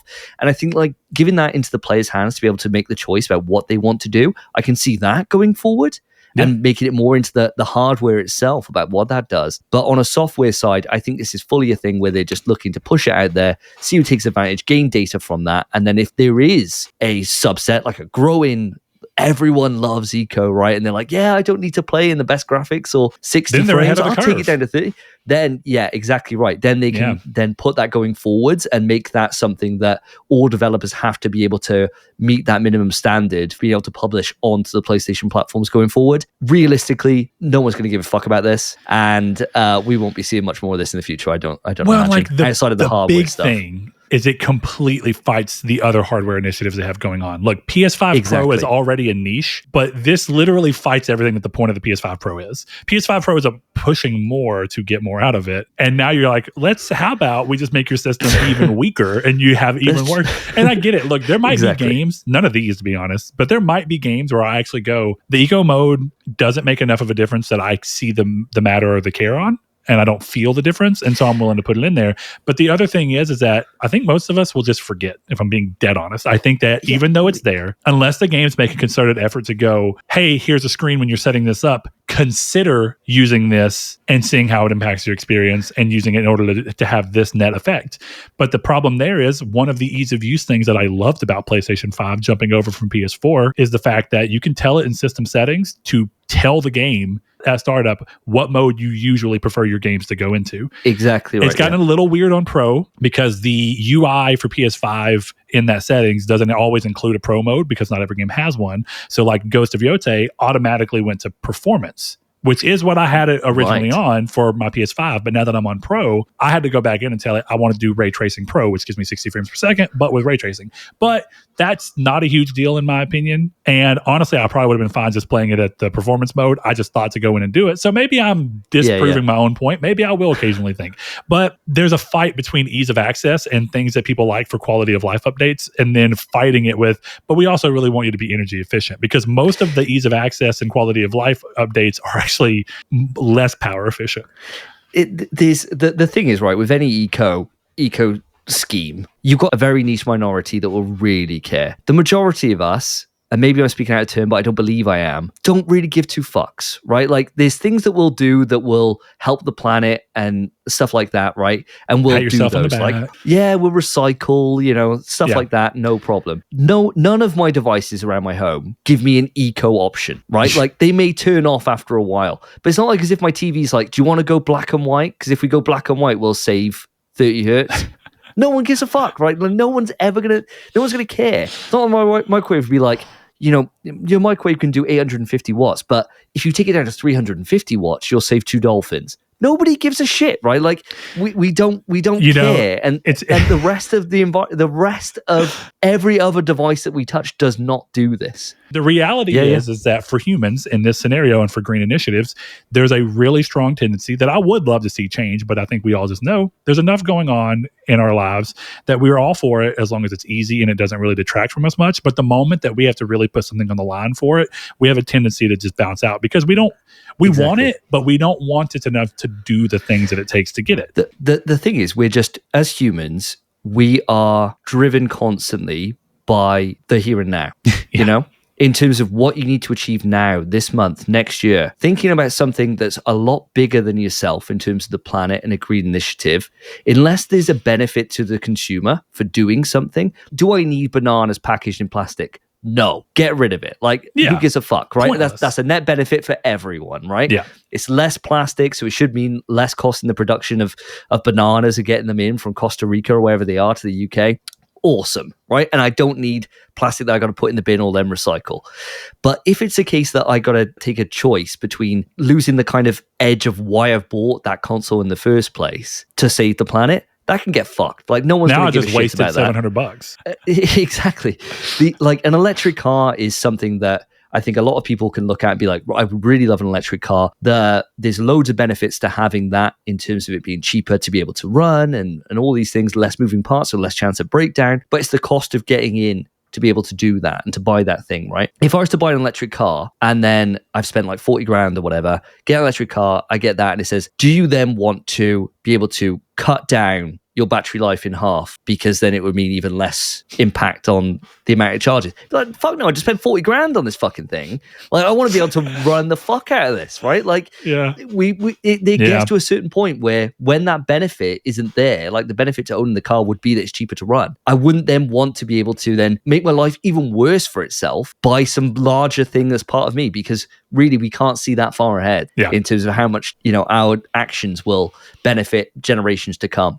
It's just a human problem that we all have. Yeah, I feel you. Well, on the idea of handheld hardware that we actually have, Sony's PlayStation Portal, the handheld device, of course, we were talking about, that relies on streaming games to it rather than playing them natively, has had a feature in beta for much of this year to play select PS5 games by streaming them directly from Sony servers. Again, that Gaikai purchase coming in hot. Hell yeah. Cutting out the need to stream to your own PS5 or from your own PS5 in order to enjoy your games on the go, so long as you are a PS Plus premium subscriber. It looks like this feature might be preparing to move past the beta stage into full release, making this once partner device for your console a viable way to jump into Sony's ecosystem at a much cheaper price while still enjoying the DualSense's unique features that have garnered a lot of praise towards Sony's since the start of this generation. This was one of my biggest critiques on the Portal, and it has remained so, even though I love the Portal. I have always thought from day one, if this is a streaming-focused device, this should be a way for people to buy into PlayStation without having to buy a console if they otherwise don't see the need.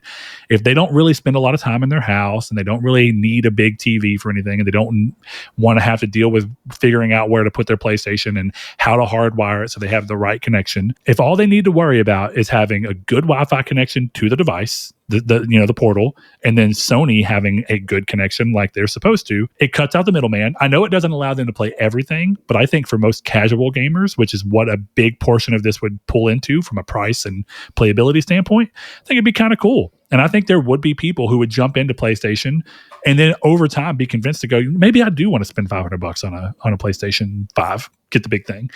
So this is cool. I think this is the right call. I don't really have a lot to say about this otherwise, other than that this is something I felt like should have been the way all along, but I'm glad to see it come around all the same. I completely agree with you. Not much to really say on this other than the fact that, like, for me, the streaming element is the best part of premium. Yeah. It 100% is. It never used to be until I got a portal. As soon as I got a portal, being able to go on there and just look at the vast catalog of cloud gaming that's on there, like, hundreds of games, and just be able to boot one up and play. And quite a bit of PS3. Not all.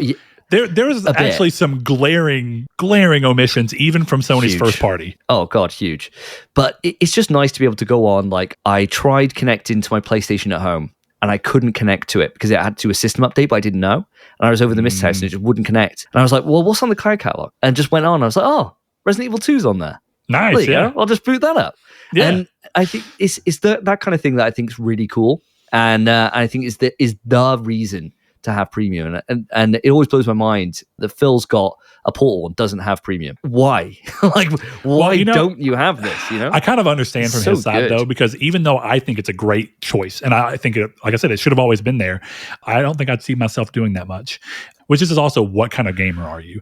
I hyper focus and I super play one thing. And I noticed just from listening that y'all are a little more willing of bouncing around, but you'll also quietly stay on the same thing for a while, like Phil being on Death Stranding for a long ass time, but he's still sneaking in sort of the sea and everything. Whereas my problem is when I played Death Stranding 2, I didn't play shit else but 70 hours of Death Stranding 2, because that's, oh wow, for whatever reason, that's how I play games. That's part of why I have 100 hours in Stardew. Is here lately I've been doing better at multitasking, but usually I'm super fucking playing one game, then I either get the platinum or I decide I don't want to fight the hassle, and then I move on. Yeah. So I'm the same as you in that I'll have a game that is my game I'm playing, and I won't start anything else. Same reason I haven't started up Yotei yet. Until I finish that game, which in this case is Cronos, I'm not going to move over. But I'll dabble when I need to dabble. In that I couldn't play Cronos at the time. So I was like, well, I've got a few hours. What am I going to do? I'm not going to sit on Block Blast. I can't do this to myself. So I'll start something else, I need to play Resident Evil 2 to give me that's my chill game. It's my safe space. I need to do something. Get me away from this living hell. Mr. X breathing down my neck, I don't feel comfortable. Yeah. Exactly. I can't do this. I got my girlfriend's breathing down my neck with Block Blast, and that's way more scary. So, going on to, this is another good segue, considering what you're talking about with Premium and how much you enjoy it. Premium and Game Pass and all of these different subscription services that we have now, even from Nintendo, as everyone knows, was kind of pioneered and started all from Microsoft. So this is more rumor, less news per se, but word is swirling around that Microsoft might be planning to ditch the requirement to pay for access to online multiplayer on the next gen hardware they have coming up. Given the updates that paint this new hardware as a PC console hybrid, like we talked about last week, this is less surprising as PC players have never had to pay for online access. Seeing as how Microsoft ultimately set the standard for the console space to have this requirement, it'll be interesting to see how the market reacts to one of the three, even if the smallest player in the space, dropping this requirement, and how it will change expectations for those services from the other two. I think this used to be an easier cut dry thing when it was strictly Xbox Live and PS Plus was free as an alternative and Nintendo was alternative free. It's interesting to see how these have built onto each other, because Microsoft set the idea for a subscription service. Sony came over and said, we don't want to charge people for online because it's a boon for us in a generation we're struggling in. But what we can instead do is offer a lot of really great quality of life features and give games initially as PS Plus. And so I was a day one PS Plus subscriber because I thought this is a great deal. But then we saw PlayStation Plus morph into, now you have to have it to play online. At the same time, we saw Xbox go, Xbox Live is still required for online, but we're going to start giving games too. And then Nintendo comes in and Nintendo says, hey, we want you to pay for online and we'll give you games, but we're way cheaper than everyone else. Yeah, also way shitter. I could not believe that they still charged for multiplayer on the Switch because it was still ass. It wasn't as bad as Wii U. Dude, so I remember bad. trying to play Smash Bros. Wii U online and being like, this is the worst experience. Dude. And this is after the PS360 generation. You already had the chance to learn. And then you sort of learned it. Because do you remember the days, at least the Switch and the Switch 2 as the same online store and you carry your purchases forward? I remember having like a feeling of like, if I buy anything digitally on the DS or the Wii and this thing gets destroyed, I am so fucked. Yeah, it's gone. It's gone. It's gone. And there's no way around it. If you can't transfer to the new device, which also, how fucking weird is that? That means if I want to buy a new Nintendo Wii U, or maybe I want to upgrade my Wii at the time, I've got to keep my old Wii until I've already bought this one, then move it, and then sell it. I can't even like trade it toward it. This is ass. No, so it's better that that's man. It's mental. With this one, right? Xbox's use case now, if all the rumors are true about this new PC cross-console hybrid, if all these rumors are true, which I believe they are, right? The wind's been blowing that way for ages now. Then they have put themselves in a situation where they cannot possibly charge for online. Like there is no way they can.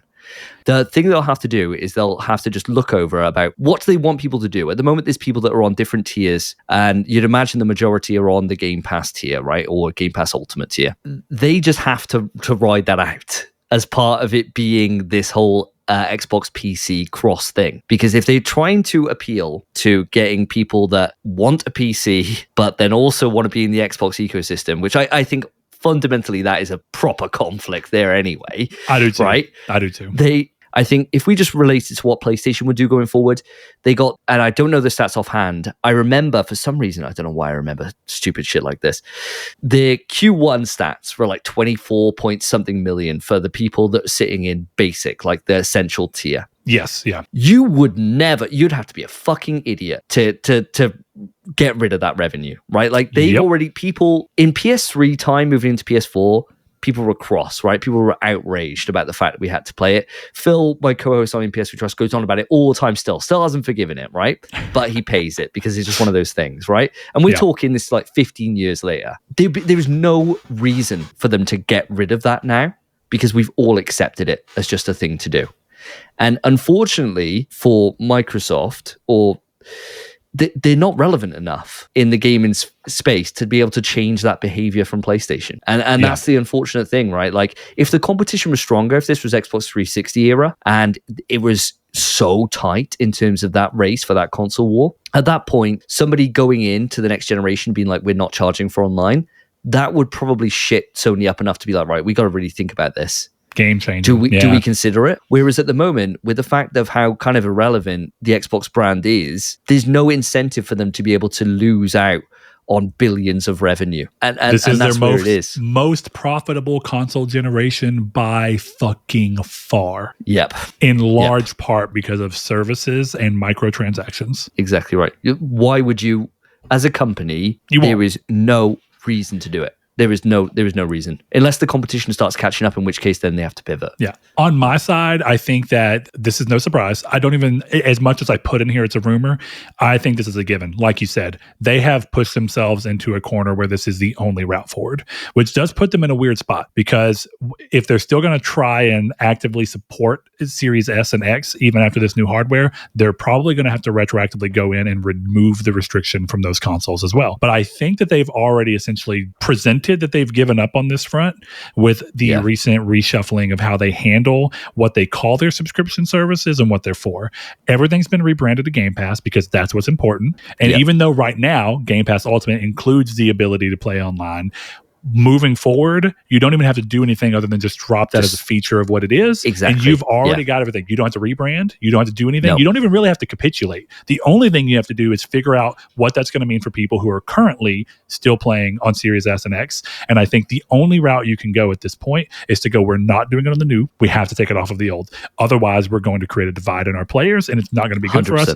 Yeah. So for me to lose this payment requirement, I have to give you $1,000 for a new console. That's not even really a console. console.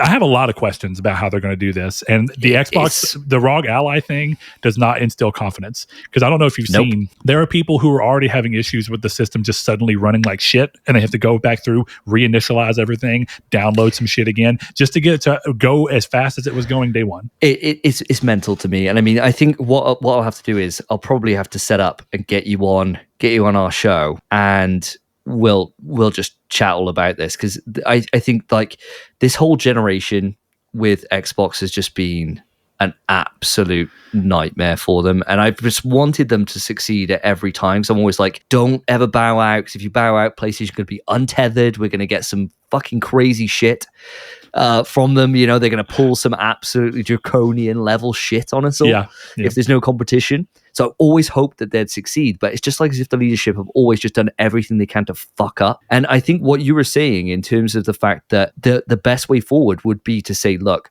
you guys who are still on your Xbox Series, we're just removing it. Don't worry about it. It's fine, because there's, to them, sure, they'll lose a little bit of revenue, but it's not like as if they got a huge player base that is on those consoles on that tier. Like the majority of them will be on that Game Pass, the higher levels, right? So realistically, they're probably not going to lose an awful lot of revenue, and it would be a good story compared to if they do it the other way and they're like, the new one you don't have to, but you guys, all still fucking do. But our loyal people that are still playing here, you guys are fucked. Let me ask you this. Sure. One of the biggest things that I think is weird about this is that currently that feature, even though people bemoaned it for a long time, it's become socially accepted. So now it feels like part of the value of what you're paying. And considering that Game Pass just increased in price on all tiers, one of the facets of it is, part of the value is I get to play online. When you don't drop the price of Game Pass, which they are not going to do, but they drop that as part of the perceived value, I wonder what that does. And the reason I bring that up is because right now, Game Pass for PC is still a separate tier, and it is the cheapest one because it doesn't include paying for online access to play games. That's already on PC. So Game Pass PC is only the gaming aspect of what can you get from Game Pass as a library, a service that you can just pop into and play anything that's on the service. I'm curious to see what that's going to do for people who go, you've removed a feature. Oh, I see. Right. But you've like a value add. The price. Yeah. I feel like it's probably okay, but it is a little weird because now it's like, I'm getting technically less for the same value. Honestly, Brett, I made these words, but when this new device comes out, PC Game Pass days are numbered. Oh, they are. Right? They're gone. PC Game Pass is going to disappear. Yeah, 100%. Yeah. You know, and I could eat these words, but it seems too logical. If you're doing a crossover device, just get rid of it, and it's just everyone on that same tier. And that would suck. And PC players would be outraged. It's what it is. That's what it would be. It would just be everyone paying that 30 quid. It's interesting too, because I'm actually curious how that's going to go, because I agree. I think that's the only way forward that they can go. But right now, Game Pass PC has been the stagnant part of it anyway. It has been the part that has refused to grow as much as they thought it would. And that's why they kept the price so low. And then they still bumped the price a little to try and get more revenue out of the people that are at least on it. But it is not growing at the same rate. The majority of the money actually does come from their currently home console thing. So since we know that Game Pass is viable, we know that it is enough to make a profit before they price increase. And we know that the majority of that is coming from their actual, I say this with love, this is coming from a relatively small number of units. It is. Yeah, it is. In a way, it's impressive because I think it does mean that Microsoft has successfully, towards the people who care about Microsoft and want to be in that ecosystem, I think they have successfully converted the vast majority of their playership and the owners of that hardware. I don't know how that's going to work when you're shifting your market to include PC. And a lot of this rides on how do they find a way to make something that's PC-like, but console-like enough that people who want to dabble in PC but don't want to deal with, we were talking about modding. You're like, I don't want to get into something I don't understand. And PC gaming can sometimes be that. What is it? Is 100%. It this driver? Is it this? What is it? Is it the way this is interacting with that driver? And you can suddenly spend an hour trying to play a game when you could have just played an hour of that game, maybe at worse settings, on a much more cheap console or even a similarly priced console. And so when you look at all that, Windows has to do some massive changes to the way that it functions as a console-like experience, which are currently not happening on computers. And that's why Windows is so Steam Deck is so popular because it's not running Windows. It is running Steam OS on top of Linux. Yes. And that works because guess what? The only thing Steam OS is worried about doing is playing games. So even though Steam OS is having to run a compatibility layer to tell the games that it's actually not running on Linux, even though it is, it's somehow more effective and more efficient than Microsoft's hardware being like, you're playing the game on the platform it's meant for, but it's super inefficient. It's just mental, man. It's just now, mental. To their credit, Windows has been the operating system behind Xbox since about midway through the Xbox One generation. I don't know if you remember Windows 9 or 10, whatever it was, updating and becoming the new technically UI. It still looked like the Xbox UI, but it was technically running on a form of Windows. So that means that the console side of Xbox does work well. I'll give them that. I don't know what the fuck it is about Windows running on that limited where it doesn't have to worry about being a computer that works, but they have to be able to move that to this other thing that is going to allow other programs in that do rely on somewhat being on a PC. This next generation is going to be wild in terms of we got 3 different brands going at very different strategies, and which one will pan out? Because I'll tell you, if people who've listened to the show a long time, Saul and I, and even Chris and I think we were all actually pretty charitable going into the Xbox Series generation. I still think it's a terrible name. I will never. Awful. It's awful. It's and they're doing it again with the fucking Ally. They're terrible. But it's so bad. The thing is that I was actually pretty up on them because I thought, how brilliant. They have made Game Pass into something that's working. It's still going to be a thing as to whether or not it can reach profitability, because we saw Netflix go through some shit when they tried suddenly increasing the price to become profitable. Because you want to be cheap to pull people in. Then you want to hopefully raise the price after you've shown them the value and hope that they don't ditch. All right. Exactly. So I remember thinking they are completely pivoting. Their strategy is not the same. Their strategy is vastly different. Now you have Switch doing this hybrid strategy, PlayStation being the traditional console, and then you have this thing which is pushing an entire different leg. And somehow or another, they have fumbled this entire generation. And I really remember being like, this might work for them because they're going a different direction. No longer is PlayStation their competition in the legitimate sense. They're still there. They are competition, but they're not the competition that Xbox is worried about. And you still hear them making murmurings of that. Like, it's in the next piece of news, but there's this idea over who even is the competition for Xbox right now. And you have the Microsoft CEO currently saying that it's actually not other game consoles. It is social media and TikTok. And I don't disagree with that. But then why is it not happening to the same degree on other consoles? We'll save it for when we get into that in the news, I think. The next piece of news here is inadvertently about Xbox because they own this IP. Crash Bandicoot is back, but not as you may have hoped. Netflix is developing a new animated series with Wild Brain Studios, the team behind Sonic Prime, though we don't yet know the story, cast, or release date. If you're wondering where the next game is, Crash 4 sold over 5 million copies and was considered profitable, but a potential Crash 5 was reportedly canceled as Activision shifted focus to live service games, which might even have included and been the reason behind the much lesser received Crash Team Rumble that released after Crash 4, as you may remember. Now, the developers behind Crash 4, Toys for Bob, are independent, but have struck up a deal with Microsoft for the next project. This was announced years ago. Since Microsoft owns the Crash IP, a new game could be on the horizon, though the game has not been officially revealed. Between the animated series and the studio's fresh direction, Crash might be spinning back onto our consoles sooner than we think. Now, I'm going to go ahead and tell you the next piece of news is also Xbox. Much bigger one. Are you, first and foremost, are you much of a platformer guy? I don't feel like I hear you often talk about it, but I know that you were mentioning Astrobot. So I don't know how much you interact with them just as a way to also play with your son, though Crash 4 may not be a good game to play with a child because it's fucking hard. So I used to be a massive platform guy. Yeah. And I really, really enjoy them whenever they come up. So like on Nintendo, I played I play all the Marios. I'm really looking forward to getting a Switch 2 so I can play Donkey Kong. I really enjoy them. Crash and me have a long, long history. I absolutely love Crash 1, 2, and 3 in particular. Got all the Platinums for them when they got re-released. Man. They're so good, dude. Absolutely love them. Love Crash Team Racing. I got a lot of affinity for Crash. I've got Crash 4. I haven't played it, actually. We got it on Plus, didn't we, a while ago? Yes, we did. Yeah, and I got it installed, just haven't started it yet. I love them. I think there's a lot for you to love since you like the original. It's a great game. It really is. I don't know that it lands in the same realm of like, holy shit, that Crash 1, 2, and 3 did in context to when they released in the market that they released in. Yeah. But as a follow-up to Crash that is 20 years later, it is actually insane how much it feels like a true Crash game, in my opinion, more so than Twin Sanity and a lot of the other spinoffs. Way more so than like Mind Over Mutant and Wrath of the Titans. It's really good. But the weirdest thing is that they immediately went into, people like the hard parts of trying to get relics in Crash. Let's just make the whole game hard. And it's great, actually. If you really like the thing, the challenge is really good. But I think they took away a little bit of the kid-friendly nature of it.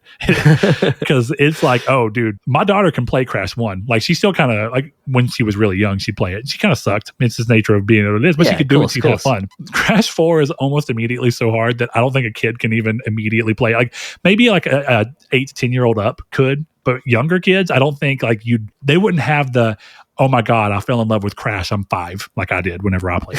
Yeah, exactly. Yeah, interesting one. I mean, I think it's good. I think it's great that they're going for an animated series. I mean, there's so much crossover now whenever you look at IP and you look at the way that you can make that engage a wider audience outside of gaming and potentially bring them into that. For sure. And I think going for an animated series makes the most sense, right? Like, I was a kid, unfortunately, watching the Mario cartoons, or unfortunately watching Zelda cartoons and stuff, right? And it does work. It does work. If a kid goes off and they're watching, a new Crash Bandicoot series on Netflix, the chance that they'd want to go and experience the wider IP on a game console is a lot higher, right? Like, there's a reason why I'll go and buy Dragon Ball fighting games. And outside Dragon Ball FighterZ, generally they're not the best, right? No, I love them. Fighters I mean, is fuck incredible, me. though, yeah. Fighters is just actually an incredible game. But like the rest of them, like the Budokais and stuff, I love them, right? Like, I absolutely love them. I got them because I love Dragon Ball Z, right? Same. Not because like this game's sick. And and now what's Dragon Ball? What the hell is an anime? It kind of is, but you're right. It is great. It is great. I have many fucked up joysticks from Kamehameha battles and shit. Oh yeah, dude. They're absolutely. That's the one way to just. If PlayStation, when they released Sparking Zero, and I was like, the amount of DualSense sales are going to go through the roof, and then they changed how they did it, right? So I thought this is the smartest way ever to be able to just print money, right? Or everyone to go and buy themselves, the Pro version, so they can change their DualSense. The argument for stick drift is already bad enough this generation. Have you had any controllers hit stick drift yet? I have, yeah. Unfortunately, I've had two. And the one is devastating. So the first one was the base one that came on my PS5. Yeah, and it died after about a year, I think. So I got my PS5 on launch day. Damn. Yeah. So it lasted a fair good whack. My second one. Oh, hurts me, man. I got it down here. I got to grab it. Here's my Ragnarok controller, dude. I have the worst coincidence to tell you. The only controller I have that have had stick drift is the Ragnarok controller. Oh, no way. Both of us. It's the same fucking one. And I actually really like that controller. And I have been very critical on a lot of what PlayStation has done for, limited time accessories and hardware stuff this generation. But I actually like that controller, and I'm so bummed that it's stick drifted. It hasn't happened to my Spider-Man 2 controller yet. I'm so happy. Ironically, I've only played like maybe 50 hours of Xbox and some PC, and I did use an Xbox controller on PC. I've had 2 controllers that are Xbox controllers have stick drift.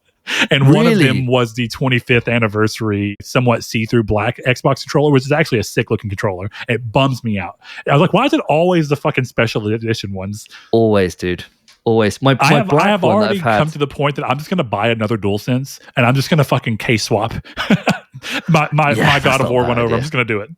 That's not a bad idea. Because, my black one's still going strong. It's absolutely fine. And I've had that for a long time now at this point, and it's going absolutely fine. No problem at all. Going full bell swinging. But yeah, what a my shame, very special one died. I bought the 30th anniversary DualSense Edge, and I was hesitant on it because I was thinking about stick drift. But I started thinking, the analog sticks are actually replaceable on this model. Yeah, just change them. So I got the standard DualSense Edge. Yeah. I got the standard one because if I didn't, I definitely would have got the 30th edition because it was beautiful. Right. So this feels like as good a time as any Because look, I want more Crash. That'll be my rounding out. I love Crash. Crash 4 is incredible. I hope that Toys for Bob gets to do something. And it seems like part of the reason this was happening is because Toys for Bob are basically going to be pulled into being another Call of Duty studio. And so they just decided to break out and buy their own freedom during it all. So I'm glad to hear it. It's the right call. And I am glad to hear that Microsoft, after their purchase, were like, hey, we want to work with you, even if it's not through ownership, because Toys for Bob also did the excellent Spyro trilogy. So I think that if Toys for Bob were making a new platformer in general, or a Crash or a Spyro, I think it'd be really cool. I want them to be making whatever makes them happy. But this feels like a great time to ask a very important question.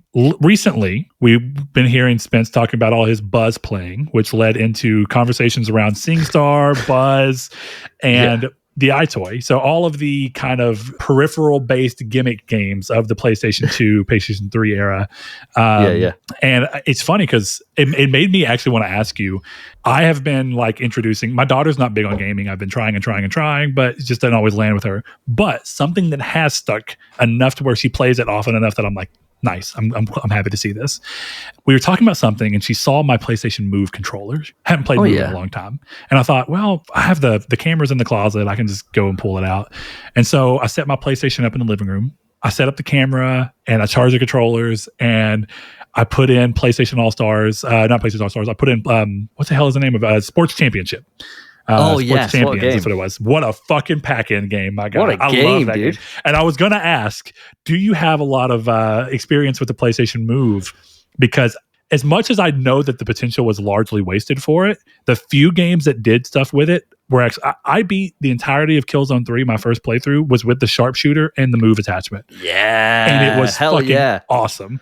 And it was back when 3D gaming was an initiative, and I had the fucking Sony 3D TV. And so I'm playing Killzone in 3D with the PlayStation Move, having a fucking blast.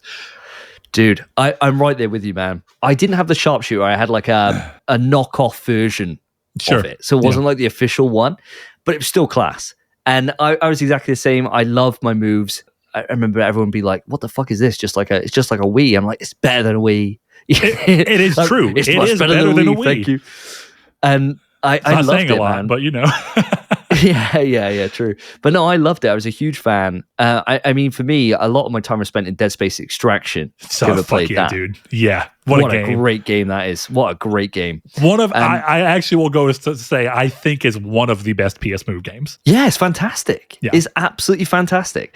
And so that was a lot of my experience with the Move was that and Sports Champions. And like you say, Killzone, I did one playthrough through, and I had the same. I had I don't think it was a Sony, might be the Sony TV, but it was definitely 3D with active 3D. Sure. So you have the batteries in them. Yeah. And the amount of experiences that were just so heightened. I remember playing Shadow of the Colossus in 3D. Fuck yeah, dude.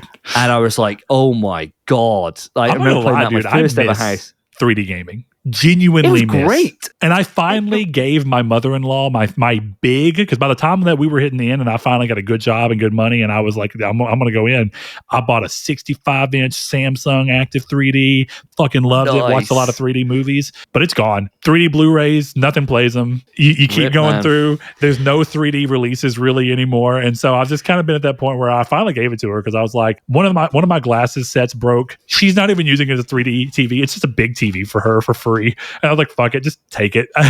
But I miss it all the time. What is that film? Oh, I know. The best film I ever saw in 3D, right? Wasn't Avatar or any of those. It was Pacific Rim. That. Now I gotta watch it because I've never, this is my unfortunate thing. I've never seen Pacific Rim, even though it's right up my alley. Oh, it's so good. And I've missed it in 3D. Oh man, the active 3D on that was like immense. Like it was incredible. So good. I remember just whenever I show off about the 3D, everyone would be expecting like, Avatar, whatever. I'd be like, no, here's a scene from Pacific Rim. And they'd be like, holy shit. I will say, great. Avatar was the first movie I ever saw in 3D that I was like, this is the best use of 3D so far. Oh, it was great. And Pacific Rim was post Avatar, so I'll give it that. Yeah, it was. But yeah, there's a few games where, like you said, I think Sports Champions is such an incredible. I could not believe how lost in it I got. I completely fucking got lost in both ping pong, which holy shit, the table tennis mode on that is incredible. It's so fun. Playing with somebody beside you and you're trying to get that spin to get the flaming ball, that shit is fire. But also, me and my buddy We spent probably 40 hours doing the gladiator mode where it's just the shield, the shield and sword. One. Holy shit, dude. That's where men are made in that game. That's where men are made. I felt like fucking Russell Crowe, you know? Gladiator. It was, man, what a world to live in. I fucking miss it. But my actual go-to, I think the coolest use of the thing that I saw that felt like the perfect blend between a more traditional game and the move. Did you ever play Sorcery?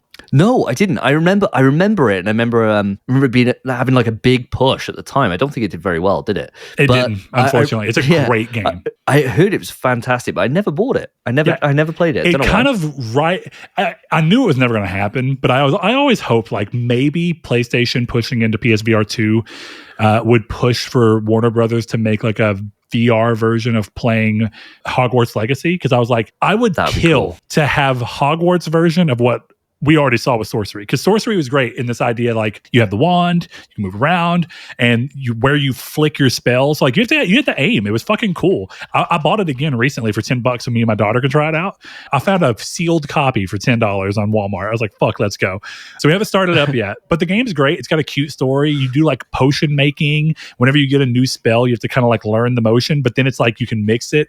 You can mix spells together in this cool way where, like, for instance, say you want to like whip up a tornado, you like whip the wand around and then sling it, and it'll do a tornado that starts moving in front of you, and then you can throw fire into it and it'll become a fire tornado and just blast through. It's sick, and all the spells can be mixed. I tell you what, back in the PS3 there were so many great little gems like this. There were some bad ones, mind. Do you remember Wonder Book? Do you remember one? Did you remember the fucking nightmare that was them trying to show it off on stage during that one E3 and it kept fucking up?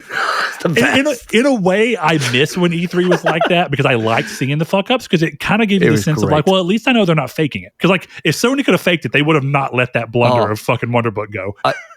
For me, I think it might just be a British thing, but like we want these things to happen. It's like whenever we watch like a pantomime, awkward. Like you want there to be a moment where someone just goes horrifically wrong, someone falls over, something like that kind of thing. I don't know why. Just being British, we just quite enjoy that kind of thing. We're like, yeah, get them, and for some reason, just British, we enjoy that. We enjoy when people fail. I don't know why. It's certainly something that none of us really admit to, but we all do. We all love it. What's weird is I feel like for a time in even American cinema and TV and stuff, that was a thing, because like slapstick is a thing, and slapstick I think speaks to a lot of what you're talking about there. I think British go a little hardcore with it, but I think slapstick is still the same thing. It's like you like watching something kind of happen to someone that is so absurd, and you just like, oh, let's see where this spirals out to, you know? Exactly. And it's the same way that kind of gone. Like, you know, slapstick is not nearly as prevalent in Hollywood stuff as it was like 50 years ago. You know, like even 30 years ago, one of my favorite all-time like childhood movies growing up, and I'm almost curious because of, again, cultural differences. Have you ever seen The Little Rascals from the 90s? Yeah, what a definitely. Fucking movie that is. It's great movie, dude. To this day, every time it's on, I'm just like smiling the whole way through. It's so fucking funny. Brilliant. And 90% of it is just because it's ridiculous slapstick shit and just shit going wrong. Burning down the clubhouse, the car getting stolen, it's like, oh, look, they put on these dancers' clothes. It can't just go well for them. That's like that's the one, right, with Alfalfa? Is it Alfalfa? Yeah. That's the kid in that film with like the hair, the one hair, right, that's sticking up. Legend. Yeah. Dude, what a fucking movie. Legend. I love that. It's so good. Great times. Yeah. Great times, Sora. All right. Well, now that we got that out of the way, let's move on. We got two more pieces of news, and we'll move on. The next thing up is put on your waders, boys, because there's a flood on the way. Halo is coming to PS5. Microsoft confirmed that all future Halo games will release on PlayStation, starting with Halo Campaign Evolved. I don't like that name. Remake in 2026. After years of being an Xbox flagship, Halo joins other once Xbox-only franchises like Forza and Gears in making the jump to what was once the competition's hardware. Halo Studios community director even showed up on stage, ballsy, I'll give him that, wearing a PlayStation 2 t-shirt, calling it, quote, a new era. More Halo for everyone, end quote. This comes off the back of Xbox President Sarah Bond recently suggesting that that exclusive games in general are, quote, antiquated for most people. doubling down on Microsoft's reasons behind the third-party move that we've seen as of late. First and foremost, I kind of want to get a feel for you because there's two layers of impact here. There's the layer of just seeing what the kind of end of the console wars as we thought them to be is, but there's also the secondary thing of how this actually impacts you as an individual. So I want to start there. I know that you boys have talked a lot recently about like Call of Duty, Battlefield. You were mentioning some of the games you've gotten into playing, and I know that you also in one of the episodes where y'all were trying to maybe convince Phil to play Call of Duty with you guys. yeah. That y'all were talking about what do they call it now? Skill-based matchmaking or whatever it is. Yeah. You're talking about the removal of that, and I know that you harken back to like the Xbox 360 days, which pretty much tells me that you played on the 360 some during that era, correct? Yeah, I didn't own one, but I had all my mates did. I was like the only person with a PS3 out of my friendship group. Yeah. Everyone else was on Xbox. I know that feeling. And not for lack of trying. I had 4 Xbox 360s in a 3-month period, all Red Ring, and we just gave up. I literally gave up. You were not supposed to be there. That's the what real the Lord reason was telling you. The real reason I gave up is because I don't know how it worked over there, but the way it worked here in the United States is that if it red ringed, you'd call Xbox and they would send you a box. You'd put the system in the box, you'd send it off, they'd get it fixed, they'd send it back to you, right? It was all free. Cool. They sent a box. We never got the box, but they said that the box tag showed that the Xbox that was with that box got sent in and got shipped back. And I was like, well, I never got the box, and I definitely never got another console in my house. And so they were like, unfortunately, with the way our system's set up, we can't do anything for you. So literally Xbox we had a piece of shit. Now, I had that Xbox for like a year, and I don't know if you ever saw this. We did the hot towel trick as like a Hail Mary. Yes, I was about to say that hot towel trick. And it worked. Man. Cook it. So I'll give it that. But where I was going with that is, do you have much of a history of Halo? Definitely, because I know that you kind of get into the competitive side of things. And I think Halo has a big history of being, people love it for the story, but I think a lot of people really love it for the competitive nature. So do you see yourself actually playing Halo coming over to PlayStation? Is this like a big thing for you as an individual, or do you care much? Sure. I am over the moon with this. My opinion on this this is a matter of time. As soon as we started seeing the floodgates start opening, I was like, it's only a matter of time now. Yeah. And so I wasn't surprised when the rumors were coming out about Halo's reveal coming up. I wasn't surprised about it, but I was over the moon with this announcement. And I remember I did a topic on a show a long time ago when like the first kind of initial rumors for Halo coming over. And I was saying, look, it should really have multiplayer with it. Like it should. But what I wasn't expecting is that it was going to be a full remake like this is. Yeah. And so with that in mind, just being campaign, but full player campaign that I can play or split screen, fuck yeah. Yeah. Sign me up. I think that's perfect. If it had been like the Master Chief Collection being put over, but no multiplayer was gone, but it was just like insane. It would be wild, right? I would be saying a very different thing. But with this being completely remade in UE5, fuck yeah. Sign me up. I don't care what they change. I love Halo. I've only played Halo 1, 2, and 3. I've played through all the campaigns in split screen with a buddy who's had an Xbox. So we played through 1, 2, and 3 together and enjoyed them. And then we had a thing where one of my mates would do a thing called, his surname's Dex, right? And he would have a thing called Dexbox, where his entire house, everyone would bring their Xbox over and we'd land them all up. And we'd all play for a full weekend, just Halo, right? Yeah. And but so only I amongst played yourselves. Yeah, that's fucking only awesome. amongst ourselves. Yeah. And it was fucking great, man. And it would be just like a rotating thing where people would be like, oh, I got to bounce, got to get to work, or I got whatever. And then somebody else would turn up and it would just be constantly full of just these lobbies with all of us in. And it was great. And so I played a lot of Halo 1 in split screen, on Blood Gulch or whatever, play a lot of that. And then Halo 2 and 3, I would go around my mate's house and we would just get like a few beers in and we would just play nothing but Halo for like that entire time. And that's when I got PS3 at that point. I don't think I was playing anything even online. Was even PS3 out in Halo 2? I don't think so. For Halo 2? So, no. No. And so I didn't have online on my PS2 in any way, shape, or form. So it was my first experience of playing online games outside of a PC ecosystem. Sure. Yeah. And I was fucking blown away by like Xbox Party Chat being a thing and like everyone chatting to each other, everyone talking shit, everyone talking about each other's mothers all the time. And I loved it. So I'm personally over the moon with this. It's a day one purchase for me. And I think with me buying it, it means that Spence will be able to play it. So I know that I'll have somebody else to play co-op with at the very least. Nice. Yeah. But I'm hoping that Phil will be able to join in. And so it'd be the three of us then that could just go out and just do it. Because I'm really looking forward to playing Halo again. And having it on PlayStation will be like a dream come true for me, man. Well, Be so Chris and jealous Chris was playing, I think, on Xbox at the time, and I was playing on PC. My whole job is on a computer, so I don't like to come home and play games on a computer because it just feels like I'm scooching over the same way. I love computers. I love how they go together. I know a lot about them and the way that they function, and I'm just a really tech-savvy person because of that, but it's just really hard to want to do that. But since, thankfully, a lot of computer games still support controller, whenever Halo Infinite came out, Halo Infinite's a weird game because it was disappointing in some ways to a lot of people, but it was also really good in some other ways. I was excited to see what they were going to do with the campaign, and I think the campaign had some really fucking awesome parts, and then I think they shit the bed with how to make the open world fun in that game. That's a problem I think a lot of games experience, is the feeling the market push to need to be open world because that's a selling point, but not knowing how to make it open world. Jesus.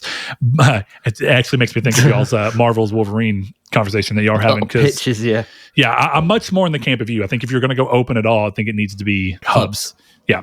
And that's my ideal form of open. You can actually reasonably fill the area and make it feel like it's worth it instead of being mindlessly open and not knowing what to do. Some games can pull off huge and still full of shit to do. Some games can't. But Chris and I got lost for like 3 months into playing Halo Infinite online constantly. All my friends that I play weekly games with, like we have a game night, not like video game, but we like play card games and shit together, Magic the Gathering, Yu-Gi-Oh, what the fuck ever. We do that once a week. And that group, oh dude, we were all in. So there's like 8-10 of us at any given time trying to hop in. So if anything, it's shit, we only have 4 slots. Who wants to be in this group versus this group? So we're doing that. And I played so much of it. And I'm really, in a way, I'm a little bummed that this release did not coincide with Halo Infinite's available on PlayStation 5 today. Because I actually think, even though I have so much shit I want to play, I think I would get lost in Halo Infinite's multiplayer again, given the opportunity. Dude, if I had the opportunity to play Halo Infinite, like, because I got, my PC's pretty bulky, to be fair, and it's from all editing and everything else, so it is fine. But I remember, because I don't mouse and keyboard game ever. I just don't like it. Fuck that. Hate it. Fucking WASD bollocks. Don't do any of that shit, right? And so I was like, I remember downloading Halo Infinite and played it, and I hooked up my DualSense up to the PC, and I was just having, because it was the first time I'd ever done that. Sure. Really. Yeah. I was like, what the fuck? Like, it felt horrible, and I couldn't quite get it right for some reason. Like, the dead zones weren't right and stuff. I don't know what I was doing. I was probably doing something wrong. It probably registered it as something, because the PC at this point recognizes DualSense, and it knows what it is. And actually on PC, if you play Ubisoft games, if it recognizes that you're playing on a DualSense or a DualShock 4, it'll change the button prompts to PlayStation button prompts, which is pretty neat. That's cool. Yeah, it's been doing that for probably about midway through PS4 gen, which is pretty good. Oh, wow. But for the most part, the computer doesn't know what controller it is. Basically, the game has to be coded to query and go, hey, what kind of controller is this? So I'll know. And Xbox probably didn't have anything in there, because I remember I chose to play with an Xbox controller just because it was a little simpler and I didn't feel like moving around. But there's actually a program for computer.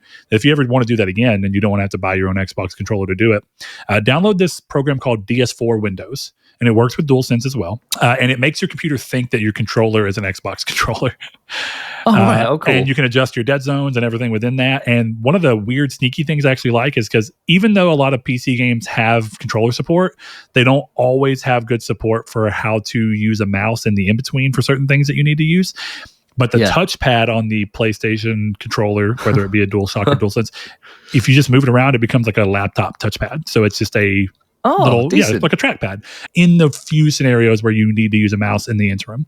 So I really love it. It's a great way to do it. I actually think it's better than using an Xbox controller on PC, but you have to download an extra program to do it. So that's fine. Well, thanks, Brett. Yeah, there you go. As far as kind of the big news on this, I'm like you. I don't really know that there's a lot to talk about here in the grand scheme of, oh my God, can't believe this is happening. My ground forever when this first started, hey, 4 games only. No, clearly it's not 4 games only. I knew that from day one. But I do remember having a bit of a feeling of like, I'm not going to say it's everything, because Chris was like whole slate, every game. And I was like, I'm not saying no. I can very easily see it being the case. But I said, I'm not going to full commit to that until I see Forza get announced. If it's either Forza, Gears, or Halo, if any of those 3 get announced, the rest of those 3 are coming. And therefore, there's no point in keeping anything exclusive. Yeah, and lo and behold, Forza came, Gears came, now we have Halo. So it's not surprising. In the grand scheme of if you've been paying attention, it was obvious this was happening. But I think for the more generic consumer who maybe doesn't follow news to this way, walking across a game store and seeing a Halo with the PlayStation 5 logo on a physical case is probably going to be wild. A special time. It is going to feel like, what? Well, I mean, the last time we had anything like this was seeing Sonic on GameCube, right? Yeah, like that's that, and I remember that so much. And I was a Sega kid, so I was just like, I still have my Dreamcast, and I actually still hold that. I actually think Dreamcast. Sonic Adventure 2 on Dreamcast is better than Sonic Adventure 2 Battle. Battle just has more content, but in terms of the way the game runs, it's actually not. Even though GameCube's way more powerful, that fucking mini DVD is a piece of shit, and they had to call back textures and all sorts of shit. But yeah, man, oof. But you're right. That is the same feeling. It was. I felt like doing something wrong. Dude, it kind of felt like the first time. So I was talking to you about modding my PSP, and even though the PSP is not really quite powerful enough to emulate the Nintendo 64, it would run. So I remember the first time booting up Ocarina of Time on my PSP. I was like, this feels like I have broken to a form of reality that's not supposed to exist. Yes, yeah. Because like you couldn't really do that on hardware. Yeah. Like, no, we're just playing this on the Nintendo PSP. Yeah, the Nintendo PlayStation, yeah. So that was weird. It's a weird one to go through, but the thing I want to kind of talk in on here is this kind of note in here from Sarah Bond where it's weird because I don't know that I completely disagree with her, but I also think the market shows that that's not entirely true. And it's this insinuation that exclusive games are antiquated for most people. And I think that it is true that there is no purpose or real use at this point for Microsoft in their current state to continue to keep an exclusive. It is antiquated to their structure. Yes. I think for Sony, and I think for a much stronger point, Nintendo, I think we are clearly seeing that when the structure is there to work alongside it, exclusive games are still a very compelling point to why people do things. And I think you've seen that for the fact that some people are mad about PlayStation moving their games over to PC. And I've long said that short of games like Concord and games like Helldivers, those always make sense to be day and date on PC with me because they live 100%. And die off of their community. But for anything else, I was like, I don't think you'll ever see. And we kind of got into a weird way with that. So it's been hit a little bit because we did see Lego Horizon Adventures release on Nintendo Switch the same day as the PS4 version, or PS5 version. And that was weird. But more or less, we've yet to see an otherwise PlayStation game that's one of their big pushes release day and date anywhere else. And I think Sony still understands the value, but they're kind of doing the hybrid approach between Microsoft and Nintendo. It makes sense to release elsewhere to open up a new form of revenue, but only do so after you've pretty much sold through what you're going to sell through on your main hardware because that's where you get the most money. Bam, move off, go about it that way. And that seems to be working for them. And I don't hate it. Yes, is it a little weird to feel like you sold me a console on exclusives and when I'll be able to play? A little, but you didn't completely move them away. And I think it's much more damning for Phil Spencer to say, we believe in exclusives and there will be exclusives. And now there are no form of exclusives on Xbox moving forward. Versus PlayStation still being like, you get exclusives. And some exclusives will be genuine exclusives. For whatever reason, it seems like Demon's Souls is not going to go. Yeah, Demon's Souls just doesn't seem it's going to go. And Gran Turismo 7 was one that was planned, and then they decided to go against it. And I think it's because they saw the value. Gran Turismo is still a system seller. It just is. Even for people who aren't really into racing or that type of racing, Gran Turismo is a huge series. And it has been for a long time. And I think Sony looked and go, there's no reason to move this to PC. The game is healthy. It's got microtransactions. We still see income from it on PlayStation. And when we eventually release Gran Turismo 8, that will again be a system seller. But it will not be if people believe that in a year or two's time, they will be able to play this on PC. So I think it was the right call. But how do you feel about that statement in general? I think Sarah Bond and Microsoft's situation is that they've got no choice, right? Exactly what you were saying in terms of they've got no choice now at this point. They have to, and a lot of damage to their brand has been done through the fact of Game Pass entirely, in my opinion. And what I will say is that in terms of PlayStation's standpoint on this, what they've been doing with PC and they're moving exclusives over after like a certain amount of time, 2 years, 18 months, whatever it is, right? It's all different case by case. For me, I've always thought about it that it makes sense because you're not only just expanding, like you were saying, when the well kind of dries up on PlayStation, the people who are going to bought it have already bought it. I think it also serves a marketing purpose in that you release 2018 God of War, Ragnarok's just around the corner. They can play 2018, they play 2018, they think, fuck me, that was great. I can't wait to play the next one. Ragnarok's out now on PlayStation 5. Oh. Maybe I will go spend that $500. I might have to get a PS5 for this. Yeah. You know? And that's why I think it's been a very smart strategy in the way that they've done it, and that they've been very selective about the games they've released, because they're games that generally have a sequel either on the way or are just released. Mm-hmm. And so it just means that you seed then people who would never have bought into this franchise. They'll give it a go if it's like 30 odd quid or whatever on Steam. It's extra revenue then on the back end that they wouldn't have received anyway from PlayStation. But it then means that they've got a possibility that person may say, do you know what? I loved it. I love this experience. I want to see the next one, and I can't wait, because we don't know if it's going to come out. We don't know, like, if they turn around PlayStation, they said every 2 years after a game comes out, we will release it on PC. They've fucked. They've absolutely fucked themselves over. The same way that when Xbox said Indiana Jones is coming out, I remember flipping out about this on the show, just thinking, what a stupid fucking idea, is that they were like, it's coming out in November for Xbox, but then you only have to wait till February for PlayStation. It's like, don't tell us when it's coming out on PlayStation. I would wait until it's already released and you've hit some sales, and maybe a month after when sales start to go, then go, hey, we're also releasing on PlayStation. You know what's crazy about that? That was your one more thing. It was so dumb. Do you know how crazy it is to give your one more thing at a game show to the competition? What? It's so dumb, because I remember thinking to myself when Indie came out that if they never mentioned PS5, I was thinking I might get an Xbox for this. Yeah. Like, I might actually get an Xbox.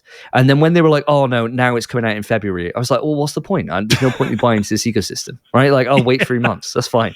Like, what a stupid idea. Yeah. Like, if Sony did the same thing and they said every 2 years from this release, every 2 years you're going to get a PC port, I think it would completely fuck them over. But because they don't, and they just randomly then kind of release it, there's always that question that it may not even come. And so at that point then, if you're sitting there as somebody who's loved the previous entry of a game and thinking, God, I really want to play it, they might be waiting forever. They might never get a chance to play it. So why wouldn't you roll the dice and do it? And I think exclusives are super important for a couple of reasons. One, because it makes your brand have something that is synonymous with that brand, in the same way that Halo has always been synonymous with PlayStation. With Xbox, sorry. You know, God of War, Gran Turismo, they're probably like the only franchises we got left that are like synonymous with, like, that have long-term releases going back multiple generations. Yeah, because PlayStation just ditches IP eventually, which exactly. I love and hate. It's a mixed bag. There's pros and cons. Having something like that releases solely for that platform ties it to that platform, which adds value to it if it's a good release. But secondly, it also means that you start building up that people will buy into that ecosystem because they know the type of high quality experiences they will get that they cannot get anywhere else. And it's the reason why I'm not a massive Nintendo fan, but I'm a massive Smash Bros fan. I've played Smash Bros competitively for years. Whenever Smash comes out, I'm getting a Switch 2. Right? Like, I have to get it. And then at that point, I might as well buy Mario. I might as well buy Mario Kart and Donkey Kong and all these other experiences that I can't get anywhere else. If they were released onto PlayStation, I would never need to buy into the Nintendo ecosystem. And it's the same thing for Xbox. Like, they haven't had the good enough releases to make me want to buy an Xbox. And then as soon as they start coming out with the releases that I want, when they bought Bethesda, I was like, if they make Doom and Wolfenstein exclusive, I'm going to have to buy into that ecosystem, because I cannot say no to those games. Yeah. And then they stupidly say, yeah, we're bringing those to PlayStation. It's like, guys, what are you doing? Yeah, like, you could have had me over. For me, I'm like, hell yeah. But you're right. On the flip side. But it's just like, why would you do this? Like, you had the opportunity to be able to get people to buy into the console because they can't get anywhere else. And sure, it's a bad public viewpoint, but you spent billions. Who gives a fuck? Like, that's the smart thing to do, would be to lock it down and be like, no, we're having it here. And the smarter thing they should have done is when they released Game Pass is not put day and date in. Like, I don't know why they did that. It was such a dumb decision. It's the only way it streams value, though, really. Because think about it. Otherwise, how is it that different than what PS Plus and Games with Gold already was? They came out before PS Extra and all those different services had. So if they come out and said, look, you got a huge catalog of games that you can play, and we'll drop in our first party games at some point, they'll end up in the service, then at least then you're not training your audience to not buy games on your system. Well, I do. Which is what they did. I feel like I got to be devil's advocate for a second, because I agree with you for the most part. But I think one of the interesting things that you just said is that on Sony's side, you're saying that if they say, hey, we're going to release every one of our games over to here, then people may just go, oh, well, eventually it's going to hit PC. Therefore, I'm just not going to buy it, and I have no reason to buy PlayStation. And on Xbox's side, if you come and you go, hey, on Game Pass, you're always going to get our first party games, but we just don't know when. People will still go, oh, well, yeah, then you why wouldn't not say buy that. them? You keep that stum. You keep that stum. You never mention that. You just be like, oh, it's updating this month, and now we got Doom Eternal in there, right? But then like, you still run the risk, right? Where that. The moment that people start noticing that there's never a gap where we see a game that doesn't hit this service, people are going to start to infer. PlayStation's biggest strength on their PC releases is that they have not been able to get to a point where every game comes over. So someone can go, oh, by now we probably would have had, people would have thought, oh, Demon Souls would have already been on by now. Gran Turismo 7 would have already been on by now. Because there's been games that have come out after them that have already now released on PC, but they still haven't hit. So it's all about what can you infer. And I think Sony's biggest strength is that they have to occasionally strategically choose to not release something on PC so they don't ever accidentally train the keen-eyed people to go, oh, if I just wait, I'll always get it. It's going to come here. Yeah, exactly. It's got to serve a purpose, I think. And I think this is the same for anything, right? And it's the same reason that, and this goes with your point now, when I was saying about Xbox Game Pass, and if they didn't say that things are all going to come in here eventually, right? Sure. People would still buy games, because we all still buy games on PlayStation first party, knowing that chances are in a couple of years they'll be in PS Extra, right? Yeah. But we don't, because we don't know when that's going to be, right? We don't know if it may never go in there, right? Yeah. But we never know that, so we buy them, and we want to kind of take advantage of that. There's a power with being quiet on your information, and I think, like, for Xbox's side, if they just toned it back and then just shut up about when things were coming, I think their future would have been very different from where it is now. But unfortunately, they tried a strategy and it just didn't pan out. You know, like I thought with COD, COD's going to really boost the subscriber numbers, and it just didn't. You know, and it's just like, well, people just don't want this, which is just a shame. But yeah, it's interesting to hear you say that, because while I think you're more or less right, it's interesting seeing that what you're talking about. It's almost what we've seen from Sony this generation. They made a few, I think, key mistakes in how they do things. This also depends on how you feel 100%. About when games get released or get announced versus released. I think Sony has really changed a lot of their marketing. And actually, Colin was talking about this the other day from Sacred Symbols. He was guest. I don't usually watch Sacred Symbols. Chris does. I like Colin. I usually like the stuff he does 1v1 with guests. Those are great, like when he had Shuhei on. So I'll watch stuff like that. But he was on some dude's YouTube channel, stream, whatever, talking about Ghost of Yotei and how the numbers from Circana come out. And whether you I watched this. Yes, brutal. I watched the clip and then I went back and watched the entire episode thing, the whole segment, because I thought, what the fuck? But Colin rightly pointed out that Sony have, throughout this generation, become more and more quiet. And we already saw that happening throughout PS4, right? Because you remember early PS4 games, Sony were all over everywhere talking. And I actually miss those days because it was cool. They were talking, but they weren't giving too much information away. They were just like keeping their higher ups playfully connected with the people who were their consumers. I think that that's a working strategy at times. And I miss PSX dearly. It was a beautiful, wonderful thing to go to. But conversely, what they're doing now also really works for them. They're being very quiet. And they only talk about stuff about when they're ready to start releasing it. If you know, like, think about it. We got Saros gameplay. Saros is coming out next year. We got the announcement. We got Ghost of Yotei stuff. It's coming out within a year, right from whenever they announced it to when it released. Really close to a year. Very rarely does it go over. Wolverine next November. Wolverine. Right? But Wolverine, the problem with that is initially they announced it before they adopted this kind of quiet thing. But then what they announced it, then they shut the fuck up about it for a long time until they were ready to show it again. I still think that announcing it when they did was ultimately the wrong move, in my opinion. Agreed. Completely agree. I think that they pulled back and said, even though we've announced it, we don't have to talk about it every show. What we can do is wait until we're ready to announce it in full with a date, you know? I think, like, you know, this generation's been bad with the live service push, right? It's been a complete failure. Yeah. If they had come out and been like, a lot of these things have been inferred, right? And a lot of them have come out from, you know, job postings and things like that people are like, oh, they were working, like there was the Blue Point stuff recently, wasn't there, about they were working on like the screenshot for God of War game, which is a fucking nightmare idea. Don't know why the fuck they ever wild choice. Ridiculous choice, right?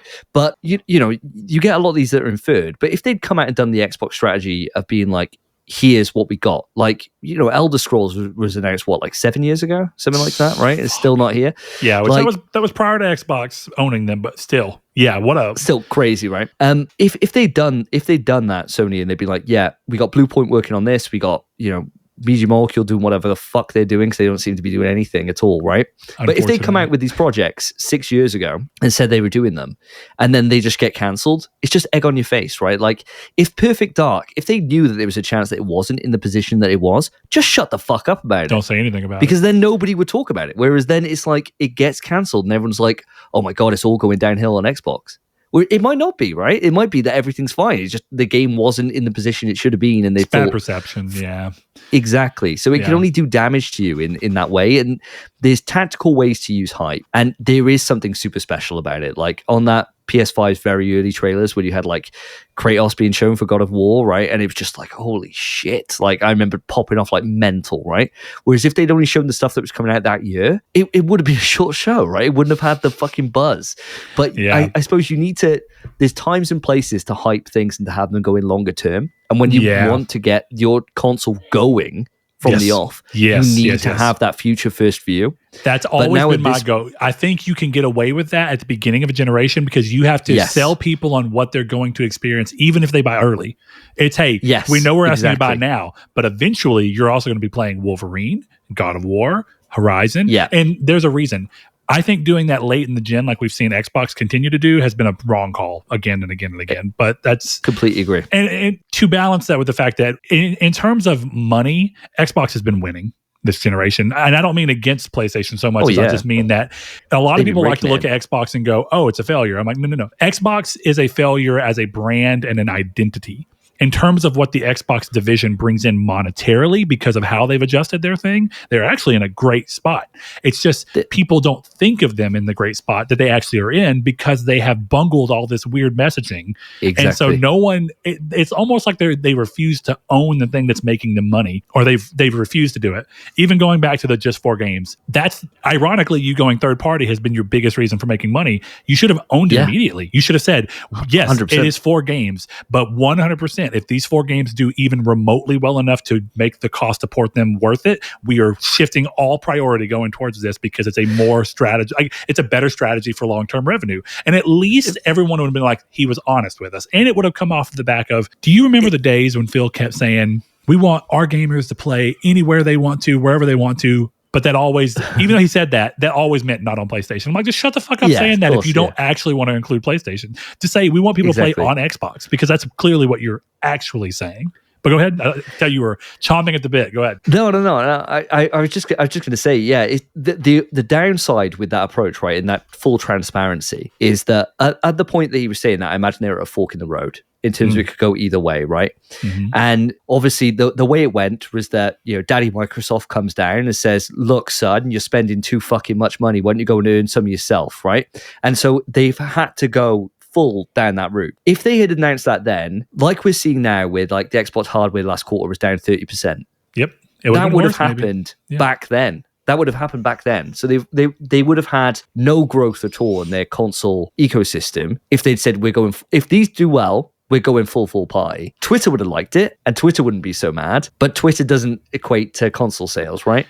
Well, so there's a time and a place for transparency. I think sometimes it's better just to shut up sometimes and just be like, maybe just not mention that it's just 4 games for now, right? Just be like, we're releasing these 4 games. Don't mention it. Anyone else has about it? We'll see what happens. And look, you might be right, but as you rightly stated, right, Twitter is not reality. Twitter does not mean that that's a real reflection on anything. While I think that my gut is to agree with you on that, I also think that only the people who are like truly tuned into gaming news would even know that. And therefore, I don't know if it would have had an impact. In a weird way, yeah, you're right. The casual people who just buy who buy an Xbox and see Game Pass and then sign up for it, that may have always went the same way. And Xbox may have honestly been in a similar boat regardless.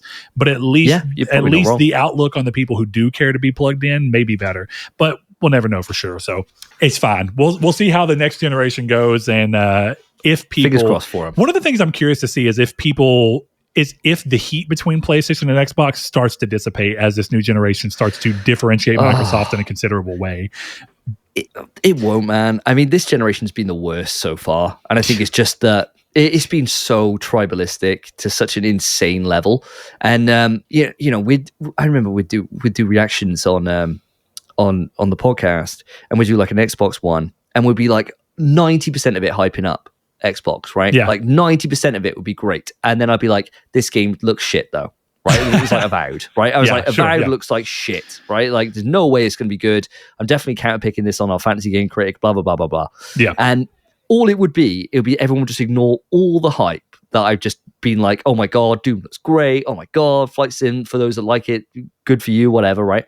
And then that one like negative thing would be like, comment section would be like, fucking pony, blah, blah, blah. And it's like, dude, what the hell, man? Like, I didn't just sit here and just hate everything for no reason. Like, there's one game that looked bad and then I'm shitting on it, you know? Same as anything, dude. But this gen's been the worst for it. Yeah, you might be right. I mean, at some point, it's like it's generational, you know, like quite literally because of console generations. It's been going on so long that it's almost hard. We don't know any other way. But we got to fight. The Sega Nintendo fight definitely has died down. People don't view them. But then again, that was back when console generations were happening like every 3 years at one point. Like, I don't know if you remember, Sega released like 4 consoles in a 10-year window. And it's like, what the fuck are y'all doing? Yes. And the only way that you could voice your opinion on it would be to, go round to someone's house and then just call them names to their face, right? Yeah, you see someone would play in a SNES or whatever, and you'd be like, oh, well, I've got my Game Gear, fucking loser.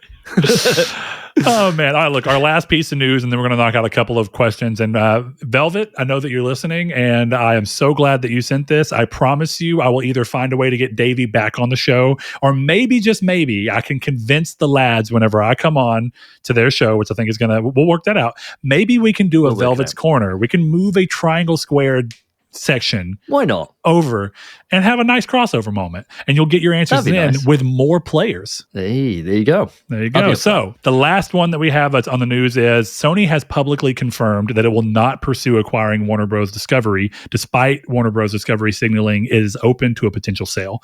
Sony CEO Hiroki Totoki explained that large-scale Hollywood mergers don't align with the company's current strategy, saying that simply combining movie studios isn't likely to create a big gain in profitability.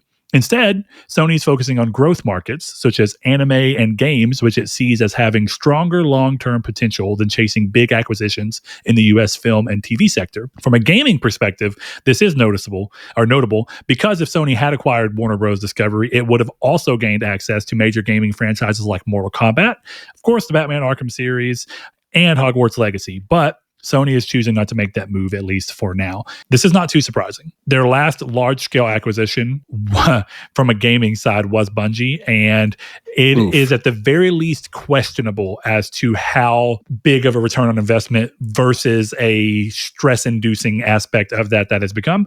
That has been a long topic of discussion. I know some listeners have differing opinions on to how good or bad they are, and I will at this point say we'll have to wait and see when someone finally digs in and writes a book 20 years from now looking at it, then we'll kind of actually know a little bit more about it. But in the meantime, acquisitions have kind of bit Sony a few times, and overly committing to one thing like live service has been a hit for them. I think the biggest reason that I can see Sony not wanting to go with this is kind of twofold. First and foremost, this is the entirety of Warner Bros. Discovery, not just the gaming division. In a way, it does solve, I don't know if you remember, back in like 2020, 2021, probably near the time that y'all were starting the show, there were rumors going around that Warner Bros. At the time, who had not merged with the Discovery yet, were looking, or AT&T owned them, they were looking to sell the gaming division specifically. And my question for the entire time was, if you sell the gaming division, what does that mean for the IP rights? Because I don't think AT&T are going to give up the rights to Harry Potter and all these different things at the same time as the studios. Sure, they may not 100%. Care if somebody else ends up with Rocksteady, but does that mean what everyone wants Rocksteady to make, more Batman, is going to be on the docket for whoever gets them? If not, what is the value? I'm not saying there's none, but the value drops in terms of what you'd expect to get from them. Though, I wouldn't mind seeing a Rocksteady Infamous if we're not going to get fucking anything else from Sucker Punch. My God, that'd be kind of sick. Please. So maybe my opinion changes. Sony, you should buy at least the gaming division. Go talk to them about the gaming division. So regardless, I think that That's a big reason. They have been bit a lot of times by these things, and then this is a much bigger scale, and they don't really need the filming thing. Like, that's adding all that onto it is just not worth it. Conversely, the gaming side seems worth it, but then we go right back into something that Davey was talking about earlier, which is if you buy these, you might be shoehorning yourself in the same position that Xbox put itself in, where they're too big of a broad ask, and then you have to face the PR of making series that were once multi-platform exclusive, which is a thing that you have to contend with. And maybe it's what Microsoft should have done with Bethesda. I think I kind of agree with you. As much as it hurt, I was like, I understand it. It would have sucked. But the moment that they bought Activision, I said they can't. They cannot feasibly do this. You just can't. Now, of course, Warner Brothers is no Activision, but I still think they have to go with are we willing to suddenly try and pull these series that have big multi-platform, like Mortal Kombat sells across a wide variety. Yeah, huge. Suddenly pulling that into PlayStation only is good in one avenue and bad in another. And I don't think it quite makes sense. And I think Sony has just spent enough money on enough initiatives that have not completely worked out, at least in a way that is obviously positive. This feels like the right call. And I feel like if they went harder, Sony might find themselves in a position like Microsoft where they have to capitulate more in order to make sure they hit certain earnings numbers in order to balance the expectation of shareholders and what was spent versus what they're getting back on return. But I don't say that to say that there's any lost love. Warner Brothers Games has a number of very good games behind them, and I hope that wherever these things end up, we see them return to form because this generation has not been too good for them. Davey, what are your thoughts here? Brett, I completely agree with you. I think the thing about it is when you look at the value of what they can bring, and if we solely look at just the gaming stuff here, because you're quite right in terms of the wider sphere. You know, you talk about all the DC and everything else that Warner Bros. Own. It's a huge umbrella, and it's a lot for somebody to take on. This is valued at $58 billion. This acquisition, it's a lot of money, and there's a huge amount of risk. And Sony have been struggling a long time to remain profitable outside of their gaming division, which is now the largest portion of Sony's entire revenue stake. So if we look at it just from the gaming angle on here, what does bringing the likes of their major IP into the Sony first party do that Sony can't do already? And the answer is nothing, because you bring in Mortal Kombat, as you quite rightly said, you either at that point you have to skew out the Xbox gamers, which already then is a big chunk, skew out the Switch gamers, so you just make it PlayStation PC. You're already limiting your sales. It's then competing with the likes of Tocon. It's competing with the likes of the brand deals that they have with Capcom in Street Fighter side. Yep. So it doesn't add anything to them. They've got no experience of building a fighting game themselves in-house, so they've got nobody else that would be able to help with them. And there's no reason for them to do it when they've already got these partnerships and these brands that they've already got, plus they've divested off Evo. So that was my big thing. I could actually see trying to buy into Mortal Kombat if you're still into Evo, because you're trying to essentially own all aspects of games that flow through Evo. But I don't see the value now. I just don't. There's no value. There's none. And it's such a niche thing anyway that, you know, even if you were to acquire the Mortal Kombat license, sure, it sells the most, and it's the biggest selling fighting game outside of Smash. Yeah, sure. But it's still a niche community, right? Like, you're not going to be able to find the kind of revenue that you would need to be able to justify the purchase that comes with everything else. Because you're right, Hogwarts, Warner Bros. Own the license for it, but I don't know how that works with J.K. Rowling. But a simpler version would be they'd have DC, because DC are owned outright by Warner Bros. That would be a huge get. Yes, it would.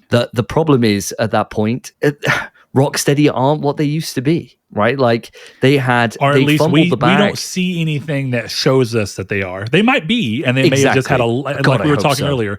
Is this just the bureaucracy of game making ruining a good studio? It could be. Potentially. Very much potential. But then when you bring them in, you bring in Rocksteady, what do they add that isn't already in the wheelhouse of PlayStation anyway? And it's nothing, because it's another action adventure game. So it's unfortunately just one of those things of Sony are better to leave this one go. Whoever else buys it, whatever they're developing will release on PlayStation anyway. And you get 30% revenue from that. So that's the smarter way to do it. There's no point in bloating yourselves up to the point, as you quite rightly were saying, that you get to a certain level that your current business model is then under pressure because you've got all these extra unforeseen costs from that acquisition, and getting them used to having to amalgamate under a new leadership structure. There's so much, and such a huge organization like WB isn't something you could just slot in and it all just looks after itself. They're a massive, probably bigger than Sony anyway. Warner Bros. Like, maybe. Surely they gotta be, right? Like, now that they've pulled Discovery in, maybe. I don't know, man. Yeah. Sony is pretty big, but you're right. Like you said, Sony has been, outside of gaming, Sony has been shrinking, but they still do a lot of camera sensors. They still do a lot of screens. I mean, like, they still manufacture a lot. Don't get me wrong, they do. It's just... It's still it's a big risk, and if we look at one of the parts of Sony that's consistently bouncing around from being profitable to not, is their film division. For every win they get, I feel like they get a loss. You know, it's a weird mix, and then at very least you might get like I don't know how into movies you are, but we recently watched the new I Know What You Did Last Summer that they kind of came out with. Oh, you watched it, did you? It's fine. Is it all right? It's okay. It's literally okay, but that movie was just like a break even. It's not they were hoping to kind of carry over what everyone else is doing and reviving all these old horror franchises, and this is not it. It's profitable, but not very. It's like we recouped our investment, but we got nowhere past that. We would have probably been better off just not making it. Like, in terms of money that came around, it's the same as not making it. I want to correct myself for the audience get in there. So I had a look. I've just looked it up just now while you were talking, Brett. So the Warner Bros. Last year brought in 39 billion, and PlayStation, Sony last year was 84 billion. So it's roughly half the size. I would have thought, but I can see your point of there's a lot of going in there. The biggest thing is that Warner Bros. Is still ultimately entertainment only, whereas Sony is tech and entertainment. And tech does do a lot of lifting that people don't think about.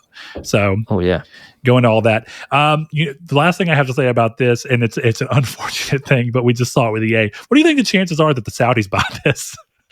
Fucking high. Very high. Very high.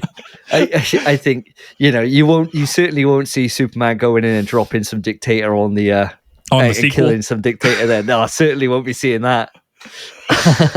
Yeah, this is interesting. The Saudis coming. I'm still very curious, let alone from the AI push that they're talking about with EA. Whatever, let that be what it is. I'm very curious to see what the cultural shift and how EA's games are presented, because, like you mentioned, rightly so, there was a lot of Chinese acquisition, and I think for the most part, my concerns were maybe a little bit overblown. I don't think we've seen any proof of anything that screams that China.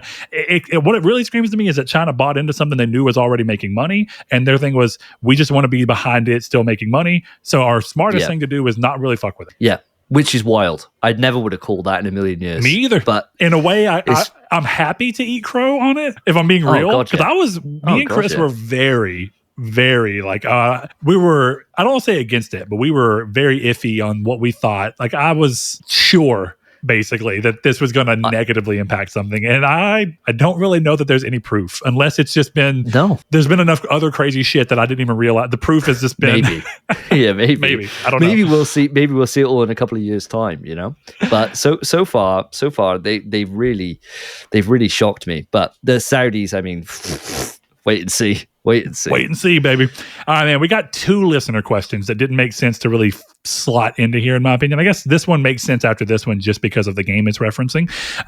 First one is from Sweet Jones. He says, how would you feel about a single-player, open-world action RPG Twisted Metal similar to Mad Max by Avalanche Software, with multiple characters to play through with, having crossing storylines like Grand Theft Auto?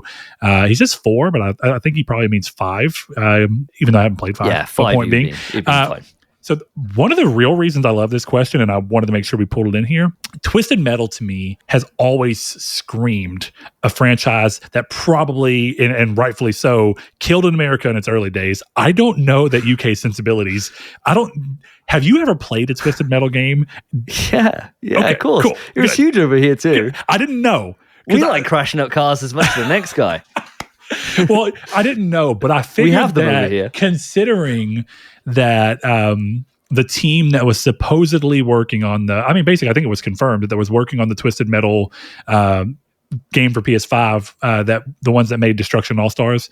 Lucid or whatever. Yeah, they were a UK team. So my thought was, that has to be there. But I've heard some mentions here and there from like David Jaffe, of course, who created it, that of course the series was always biggest in the United States. And that makes sense. First of all, because we are a massive market and it fits very well into our sensibilities. So I could see that. So I was curious. So that's good. That means you have a lot of, at least culturally speaking, Twisted Metal's there enough for you to know how you might feel about this. And I figured that was the case, but it was my immediate, like, this is an interesting cultural check because I can't. Just to check. Yeah, I can't see. What's a car? Twisted Metal is Twisted Metal is very guns on car heavy, and y'all's government's not necessarily very pro gun. Oh no, we're total anti-gun. But video games, y'all are real big on guns. knives. Y'all love knives. I mean, that's where all the fun's at. London loves a knife. London absolutely love a knife. Don't get an awful lot of it in South Wales, but in I'm London, happy to hear that because I've heard a lot about London and knives. I mean, if I can't shoot you, I might as well stab you. That's what it kind of sounds like. Exactly. You want to get up close, you know? They just want to give you some love. That's all it is, really. Yeah. So, but with a single player open world. I guess first, let's start here. Have you played Mad Max? No, I have not played Mad Max. Gotcha. I love Mad Max the films. Of course. Mel Gibson all the way through. Love them. Haven't played it, but I know it. Sure. I've seen enough about it, and I haven't picked it up. I think it's one of those things I've always been like, oh, one day I will. And just haven't, you know? I love Mad Max, the originals. Actually, this is another one of those things where even though I really want to, I have not seen any of the modern Mad Max movies. Oh, Fury Road's sick, dude. I have heard, and I need to do it. It's one of those things where a lot of it is my wife doesn't seem as interested, so I just don't know when I'd slot it in. It's definitely like a testosterone-fueled affair, you know? I can't imagine it really appealing to the women too much. With all that in there, I'm a huge fan of the originals. They're fucking awesome, dude. Thunderdome, brilliant. Let's go. Yes. What a fucking movie. So I am very like, this is cool. And I remember being like, this sounds cool. And you know what? I liked it for about 15 hours. I was super into it. I was like, this game is incredible. It was whenever it hit PS Plus back in like 2019 maybe. Yeah. And I was like, this is fucking awesome. Back then we were doing like a bigger initiative to kind of like play as a group. So we did something called PS Plus Pals. It was like, we would all play one of the games that was that month's PS Plus and we'd come and talk about it. And it was fun. And I played it. And at first I was like, I think I'm going to get the platinum on this. And then after about 15 to 20 hours, I kind of was just like, I feel like I have experienced this game. Like, yeah, there's not really anything more that I feel like it can bring to the table. It's not really killing it in the story department. I know where it's going. Gameplay wise, it's just going to be more of this, which is not bad. But do I want to play 20 more hours of this and get a platinum, or do I want to play whatever the fuck else it was that was like it was probably something short that someone would go, why? Like fucking Rhyme, which is actually a great game. But point being, I just got pulled away from it and I never went back. But I'm not necessarily opposed to the type of game it is. And I'm always forcing more games take on the kind of Batman approach to combat because I actually love that. And I think even like the Rest in Peace Monolith, even the Shadow of Mordor and whatnot, that use of that combat in that game is great. So I'm not opposed to it, but I don't know. Twisted Metal's really weird because I have a hard time separating it from the car. And inevitably, you would have to separate it from the car at points, just like Mad Max did, right? You're going to get out, you're going to do some stuff. And I also feel like, for the most part, long-running series that have always been tied to being in the car that try to suddenly introduce being away from the car, it seldom works out. I actually can't think of an example that actually did work out. One of the most prominent examples that was critically panned was Need for Speed Run. the Run. God.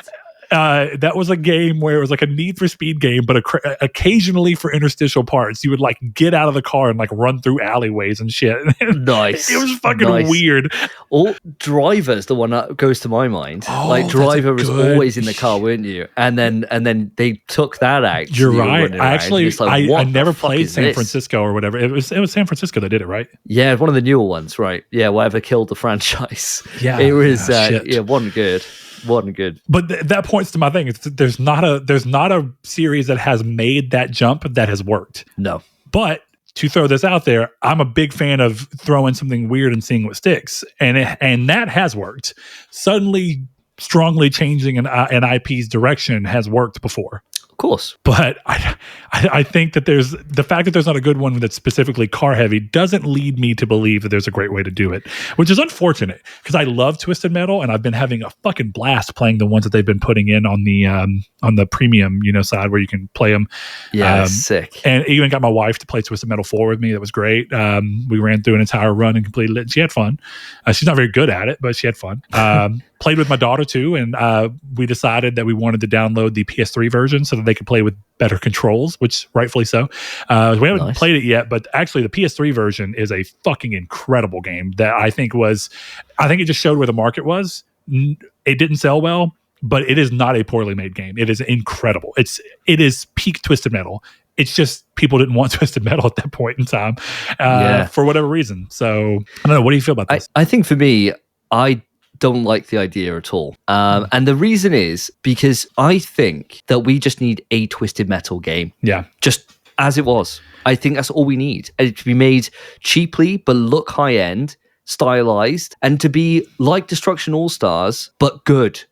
Destruction All-Stars was shit. Yeah, and it wasn't an expensive game either. So I actually can see why Sony at first was like, maybe the right IP and the right game, it could work for cheap enough. Yeah, I think it could. Like, we don't have these kind of experiences anymore. Like, we just don't.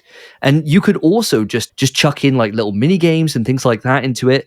But I remember on like PS1, there was like Destruction Derby 2, Dude, like so all many, these kind of games that were just class, right? And they were great. And we don't really have any of those anymore. Twisted Metal, I think, if it was to come back, it should just come back as Twisted Metal. That is giving it the best chance it can, but not as AAA. an IP. That's my thing. No, it doesn't need to be AAA. No way. It needs to be done just to the point of what we were saying, hours ago, in that if you can put out a game with that knows what it is, that knows it's going to hit a niche audience, but has compelling enough gameplay that all it has to turn over is like 1 million, and you've made a fucking killing on it. And that's I'll throw what this they out need there. to do. It's not my thing, but this is a game that does have room for microtransactions. And in a way that wouldn't even bother me, because you could have it to where, hey, this is Sweet Tooth, but guess what? For $1, you can get a skin of Sweet Tooth as he looked on PlayStation 1, right? In the Twisted Metal 1, you can get a Twisted Metal Black skin for Sweet Tooth, and like it'd be cool if a couple of them were built into the game, and then a couple of them are microtransactions that come down the line. That'd be cool. Tracks down the line, extra tracks, extra races, extra little story bits, sure. Whatever it is, right? Like, whatever you want to do. If it does well, hey, we got a new story for this character. Because like, I don't know if did you play Twisted Metal PS3 at all? No, I didn't. I think I bounced out at Twisted Metal Black. Yeah, so Black was still days, right? Black was still like traditional Twisted Metal, where it's like you play through each character and it's a bespoke storyline for that character. Twisted Metal on PS3 took the route that from a campaign story standpoint, it was 3 characters. It was Dollface, Mr. Grimm, and Sweet Tooth. And I didn't mind that change. And I think if you started that way and it did well, then you can go, oh, cool. Now we can go back in and add a campaign for this character. And if it continues to do well, we can go back in and add a campaign for this character. And they're little add-ons, Hey, $5, $4.99 pack where you get this person and this story and this car and this many this hours. Track and this. Sure. Yeah. And hey, we've revamped the fucking graveyard map from Twisted Metal 4. Here it is, and that way you can play this.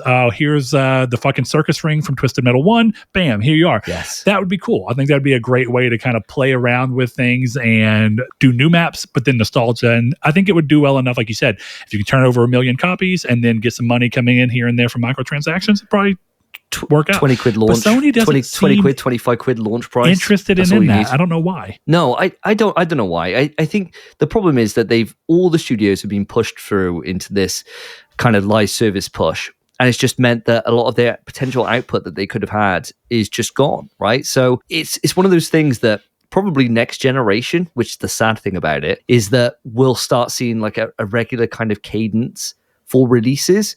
And at that point, the studios will be able to, oh man, it's bound to, right? Because like they've all been working on projects for years that then have been canned. But so my worry? Or a lot of them. Because like you're talking about that, I'm with you. The problem is that since all of the games as a service games kind of got canned at the same time, everybody's starting from scratch. And if we're looking at what development time looks like right now, if we follow the industry standard, not only is it early PS6, it's also that all of these games are going to be ready to go around a similar time. So Sony's going to have to choose to not release release something in order to have a better release schedule. And I don't know how that's going to look, because that is, at that point, now it's a lot of money in one quarter or one fiscal year, where it's like, oh, we have all this money that should be maturing here and starting to see a return on investment. But if we do that, we cannibalize the other game. Well, you'd hope that what would happen is, depending on what the studios have been doing, that I imagine that they had other things in like pre-production, right? Hope so. Yeah. And so you'd hopefully still get, depending on how adventurous they're being and how kind of wide stretching their idea is, that it will naturally slot into different slots anyway, right? Like, even if they all start at the same point, not everyone's going to take 4 years or 5 years. Some may take longer, some be progressively. And our next question pushes into something that I know you've recently had some conversation around. So it's going to be, I'm curious for the audience to hear your opinions on, because Chris and I have been vocal about aspects of it, but this is a good question. But what is AI going to do to affect the way games are made? And is it, whether or not that's a good or bad thing, it seems likely that it's happening. So it's, what does that do on turnaround time for games as well? Yeah, I mean, so with the question, it says, like, in terms of like your limit for use of AI and your decision to play a game. So I mean, like, you're right, Brett. Like, me and the boys, we chat about this the other day. Feels like the other day, probably a month ago now at this point, on the podcast. But well, real quick, before we break into it, because I'm cool with moving to that question, but I do want to say one question. No, not a problem at all. I have one final question for you that's in regards to this, that's just more of a personal, because to answer his question on my side a little bit more securely, have you watched, or did you have any interest in watching the Twisted Metal TV series that they did? On Peacock? On Peacock, yes. No, I've never seen it. It is incredible, and I was very surprised that it was as good as it is. It is incredible. It is one of the most fun adaptations of a game I have ever seen, and it perfectly rides the line between being really fucking like you're invested and you're getting pulled into this world, but also being fun and poking at things that make sense to the IP and how it doesn't quite work in the real world. It is great. And I finished season 2 not long ago because it finally was done. I cannot wait for season 3. And I am usually, really hard on adaptations. One of the big reasons I think it works is because it is one of the only IP that, for whatever reason, they were willing to go with a completely original story. I'm one of those people that I don't want to see the same story adapted over and over again in different mediums. I just think that's boring. I don't really want to see a Death Stranding movie where I just watch Sam do the same thing that I did in Death Stranding. That sounds fucking awful. And I'm so glad that the anime that they're doing is at least original story. But I actually think that the Twisted Metal, it's like Twisted Metal as IP and the way that it approaches things is so loosely character driven that you have a ton of room to expound and make some things. So as much as it doesn't scream to me at first that this can be a story heavy game, I think that the Twisted Metal TV series being as good as it is and pulling me into its world and its story and its characters, it might prove to me that you actually can go in, dissect these all up, and do merging storylines, which is exactly what the show is doing, and put compelling gameplay with it, and I might actually fucking like it. I don't know that it's obvious to me, but I think that if I saw it because of the Twisted Metal show, I would have the itch in the back of my head of, this might fucking work. Fair dues, man. I mean, I haven't seen the show. I'll take that you're hype about it, though, and I'll definitely consider it, because I've never heard somebody... in fact, I don't know anybody who's seen it, if I'm honest. I think you're the first person I know that's seen it. So my wife, the reason we played Twisted Metal 4 is because my wife also loves Twisted Metal, the show. And she was kind of like, you have Twisted Metal, don't you? I was like, I got a bunch of them. You want to play one? She's like, yeah. And I guess that goes, for me, my wife is not a big gamer. She had no care for the Twisted Metal IP. And she walked away from the show being like, this is fucking great. This is really good. She's like, where's the Anthony Mackie skin? Yeah. I want to play as Anthony Mackie. What the hell? Why isn't he in here? To me, I think that says a lot, because my wife doesn't usually care about video game adaptations. Like, she watched Fallout with me and she enjoyed it, but it wasn't the same. She wasn't like, hey, I want to play Fallout, you know? So to me, that's a big saying. Like, do what you will with it. Something there. Do what you will with it. But yeah, let's go ahead and jump over to the AI question. So as you said, Jehudi MD, longtime listener, longtime patron. If you want to join him, go to patreon.com/Nartech. Give us a little as $1 per month to support the show. We appreciate it. He says, what is your personal limit for the use of AI in creating an aspect or aspects of a game? Graphics, quest, environments, characters, any combination. And limit, I mean by your decision to play a game. You got heavy into this in one of your episodes. And I know that your opinion at the time was, I kind of think I agree with you, but I think it feels like it's intuitive to a degree, which is, at the end of the day, if the game is good and everyone's telling me it's good and I play it and I think it's good, I don't give a fuck. Why does it matter? Exactly. And I think it's a bad opinion. Like, I feel bad for saying it, but I got to be real, right? Like, I can quite easily say, right, like, I use a lot of AI in my job. I use a lot of it for my job, without boring everyone to death. I'm like a communications manager. So sure. I do internal communications of like good news stories and things that are going on, blah, blah, blah, and make sure the workforce kind of understands those and can, do with them what they will, right? In different kind of mediums. And so I use a lot of AI in that to be able to make sure that I can double check my scripts that I've done, or to potentially come up with like new content ideas and things like that. And I find that super, super useful for me. And in terms of a video game, developer, I can imagine they're going to have lots of aspects that they can use this for, outside of just the basic things that you'd imagine in terms of just create a tree, or whatever, right? Like, I can imagine they'll come up with, they'll find some really nice ways to be able to do it. But me personally, as a consumer, just putting my consumer head on here, regardless for how a game is made, if that's a small team of 30 people or a mega corporation and thousands of people have worked on it, all that matters to me is all those little bits of how a game's made and everything else are all nice little bits to know and to absorb and to add to your storytelling in terms of why you enjoyed that experience, or I love this and it was only made by 3 people. Cool. Ultimately, if a game's good or bad, that's all I give a shit about as a player. That is it, because anything else is dressing on it. If a game's bad and then it was fully AI, you got a narrative there to be able to voice over in terms of why this is shit. This is shit because the AI has made this all bollocks, and you can tell no one's actually put a love into it. Whereas if you came out of an experience and you thought, God, that was great, then someone tells you after, do you know that was fully made by AI? But like, no way. It would like go against what your preconceived notion is, Yeah. And I wouldn't care that wouldn't pull away from it and make me re-look at my opinion and be like, am I right by saying this? No, I had a good time with it. And that's closed book, And I think there's going to be upheaval in the games industry, same as there is in every single industry with AI. That's just a reality of the 21st century, right? Like the same way that people who are working in the factories making stuff, when they brought in automation into that, sure, they weren't happy about it, but it's just the way of the corporate landscape, right? It's just one of those things. Things are going to change. The same way that people who work in the post office when email was invented probably weren't over the moon about it. But it just is what it is, right? And it's just how things move forward. And I think for me personally, it just comes down to, if I play an experience and I enjoy that experience, that is all it has to do. And that's how it earns my money. And regardless to how that has happened, it is what it is. Yeah, I think if I want to go pretty broad on mine too, Jehudi. I'm going to say that I feel like my real level here is pretty close to what you said. And there's something specific that you said, which is that you can't feel that there was a human hand in it. I also use a good behind I sent you this rough draft of the docket for the show really early on, and I'll tell you, initially I clicked through a number of news articles that I had already actually seen the information, but I was like, I'm in the mode of trying to prepare an idea for the show, and I would just copy the link into AI and say, hey, give me a kind of brief summary of what these is, and then I was throwing them in the docket.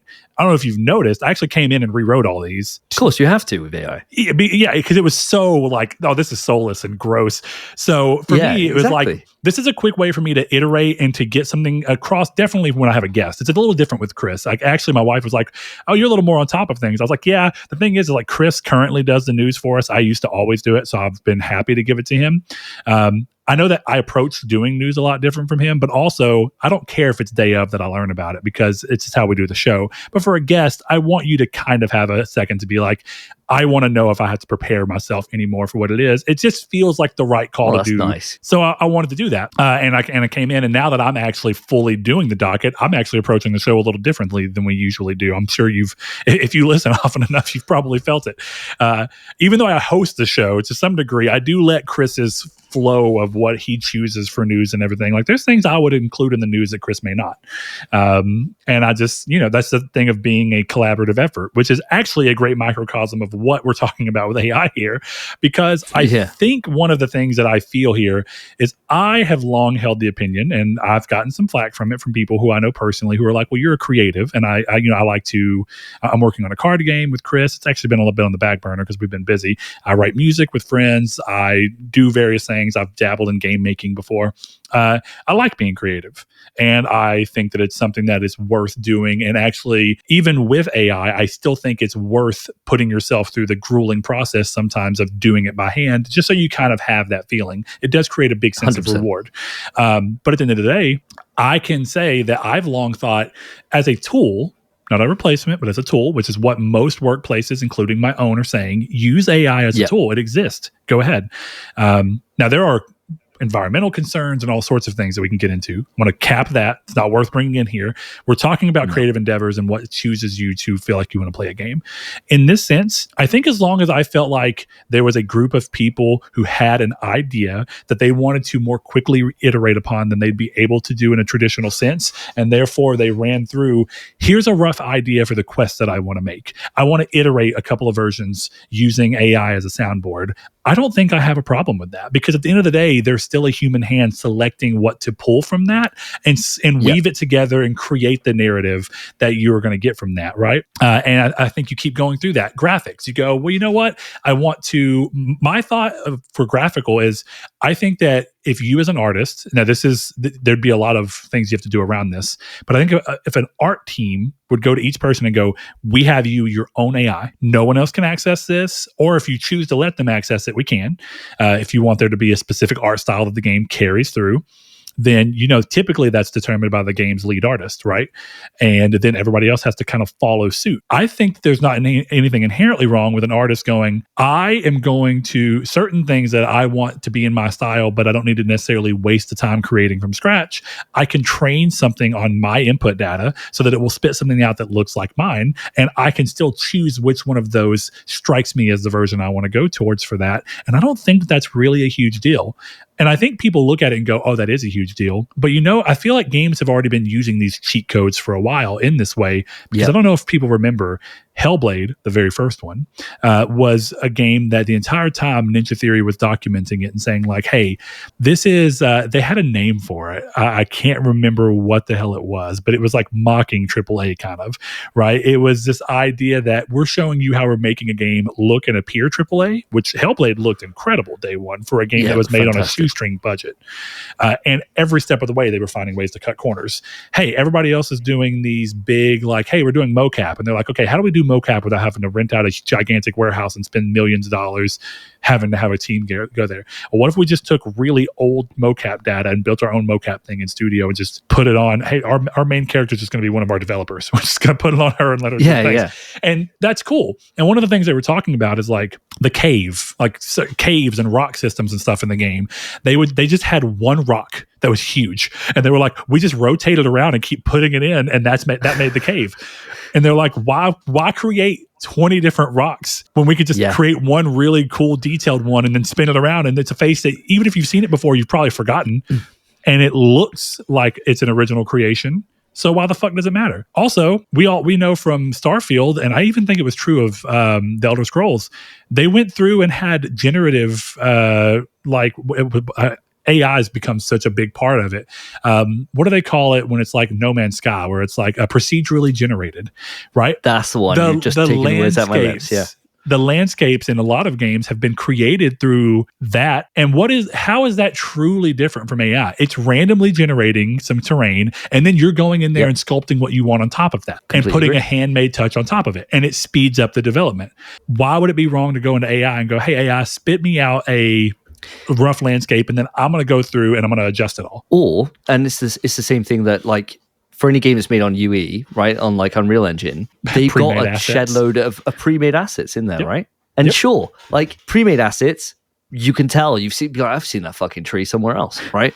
And it's lazy, but those options are there. And I think like people are going to use AI. If they're using it bad, it will feel soulless, like you were saying, right? It will feel soulless, and it will feel like as if this is just ultimately AI can never make like an original kind of idea because it's pulling on everything else, right? Now that's the canary in the coal mine for me. Is I don't think it'll ever happen, because at the end of the day, it may happen. But what I'll say is I will be sad if it all goes AI and we never see, which is not going to happen. Let's just be real. It's never because much like indie games, people are just going to break off and be like, I'm going to make my own game. And then people will be gravitated towards them making a game by hand. And it'll be like we look at the Amish people now and be like, look at that. They churned their butter by hand. Yes. But the point being is that it'll never go away. The option will always exist because someone will always feel compelled to do it. And at that point, the reason that I would say it matters a little bit more there is because AI, because of it's trained on things, cannot make a truly original idea. And so we'll always need people to be involved in the game making process in order to make something that is innovative and unique. Now, there is a weird hitch in that. I don't know if you've seen Fumito Ueda, the guy who made Shadow of the Colossus, The Last Guardian, Ico. He's working on his new game as well. He recently, in an article, said that he thinks the days of new mechanics are basically done. Because of the indie boom, there are so many games. And you know what? It's kind of hard to believe it's not true, because there are thousands of games releasing almost every week now. And that was not the release schedule before. And he's basically saying almost every idea, maybe there's a few, but almost every idea has been done. The primary thing you're going to see in games now is about refining existing mechanics and combining them in weird ways that still feel compelling, even if they're not entirely new. If that is true, then it doesn't really matter if AI does anything new. But I would say that's true. I would say that even though he feels that way right now, I always say that usually when something comes out and just redefines a landscape in some way and does something, everybody's always surprised that no one else came up with it first. Yep. It happens all the time. It happens all the time. And then it's like, for example, you've got like Breath of the Wild, right? Breath of the Wild comes out. All of a sudden, everything's got like a map that you can put a compass on. Everything's kind of this open, vast landscape that you can traverse and take in whenever you want to. There's always going to be something new, because we're all human and we're all iterating on stuff, right? Like, it's mental to me that somebody could say something like that, and then only last generation we had a walk-in simulator essentially in Death Stranding that was not like anything else. Right, and it really is not like anything else. The entire way of walking is gameplay itself in a different way, and your traversal is the gameplay. There's always going to be new ideas, and there's certainly no way that it's done. Like, that is sad to think of. It's like when people say about, like, they say in films, right, or stories in general, that there's only like so many ways that you can take a story, right? It's like 6 ways or something. But it's how people then use those 6 ways in different kind of flavors that makes it all unique, right? Like, it's like you've got piano, where you got only so many notes on a piano. That doesn't mean that all music's ever been created. Exactly. Like, somebody will find a new way to be able to mix that up and change it up and change the tempo or add in a different instrument or whatever it is. There's so many different variations that I refuse to believe that we're at the end of, that it's just refinement. I refuse to believe it. So I agree. Somebody having a visionary idea. Yeah, the biggest bummer for reading that was that it was Fumito Ueda of all people. I was like, no, not my guy. You were making games that no one else would make. Like, dude, The Last Guardian is actually a great example of that. You haven't seen something like that in a game before. It was frustrating at times, but it felt unique because, dude, that game's incredible. Dude, I love that the the whole thing with that. I feel like it's such like a kind of like, you're throwing back to The Office. It feels like an office-y thing to me, where he's like, well, the AI is not listening. Would a pet always listen? And it's like, bro, come on. You just coded that bad. Like, come on, dude. Yeah. But it's like, I respect the balls on this guy to be like, yeah, we meant for it not to listen to you and to be a bit frustrating sometimes. It's just like a real animal. It's like, come on, man. I respect the hustle, though. Well, Davey, we've been going for a hell of a long time. I appreciate you sticking through with me on this. Tell you what. We're going to end right here. Like I mentioned, we'll see if we can pull the Velvet's Corner into y'all's, which is actually a pretty good fit, because y'all like pulling in random like competition. Already? Oh, yeah. Oh, hell yeah. So the only regret I have for this is I was kind of hoping that if we did this and you won, I could crown you on this show and you could run back and you could rub it in Phil's face. I hate to say that I don't want to sit you here for another hour. We've been going long enough, and I appreciate it. It's been a great episode. I can't wait to come and join you guys on the podcast. But with that in mind, one thing I like to do with guests, and you don't feel no pressure to do so, if there is a community's take, that a question that you think you could pose to the audience that they could use to write in and tell us what their thoughts are on the next episode, feel free to have the thing. Otherwise, we'll come up with it down the line. And I'm kind of partial to this AI one right now, actually, because I've never really asked that to the audience. Ooh, well, I've got one. I got one actually, which I think was a conversation that we did a good job with, but we certainly didn't take as far as we could have because of time. And that is about Game Pass, right? And I want to ask the audience here, do you feel that Xbox launching Game Pass in the state that they did, where it was their first-party games go into the service day and date, was the mistake that ended up costing them the console war this year? Gotcha. There we go. Got a community's take in the bag, and if you check in next week, hopefully you'll hear. If you want to give your answer too, if you want to expound out on some of yours, you can throw it over and we'll read it on the show. But again, thank you so much, man. Talk with me. We'll figure it out. You want to remind the people where they can find you? And then we'll rattle off. So for myself personally, you can find me on Twitter at SSJ Davey. I've got a personal YouTube, which you'll find on there, which you can find on YouTube at SSJ Davey, but I don't really upload there anymore. But if you're looking for survival horror reviews and stuff, that's there. The main way you're going to get to me and hear my voice on a fortnightly basis, same as this fantastic show, is you can find us on any podcast service. We're on all of them. And it's In PS We Trust, a PlayStation podcast. Also on YouTube as well. So go on, check us out, give us a listen, and we'll slot in with the rest of your podcast favorites. There we go. This great show in Triangle Squid. Davey, thanks so much. Thank you so much, Brett. Absolutely, dude. Hopefully I can have you on again and it not run, 5 hours, but we'll see how that we'll see how that works out. I wasn't surprised, man. Yeah. I wasn't surprised. I'm not either. It is what it is when I'm on. I was actually looking at some of y'all's episodes and I was like, 3.5 hours. I don't think it'd be too crazy if we end up going. But all right, guys, if y'all want to join other patrons who support this show, head over to patreon.com/Nartech and consider giving as little as $1 per month as a way to say thank you for those people who help us run this show without having to dig into our own pockets. We give them a shout out at the end of every single episode. So without further ado, I want to shout out FR Damian Quigley, Ryan Goldner, Low Rate Nate, Spencer, Brandon Edwards, Alex, Barry Rogers, Stingray X, Matt Tubbs, Aries 8, Bailey Robertson, Mark Schutz, Rude Days 93, Kevin Bacon Bits, Danny Villobos, Jehudi MD, No Fate, Josh Ayers, Derek Porter, and Sean Zanderud. Thanks to each and every one of you. We'll see you next time. Take care, guys.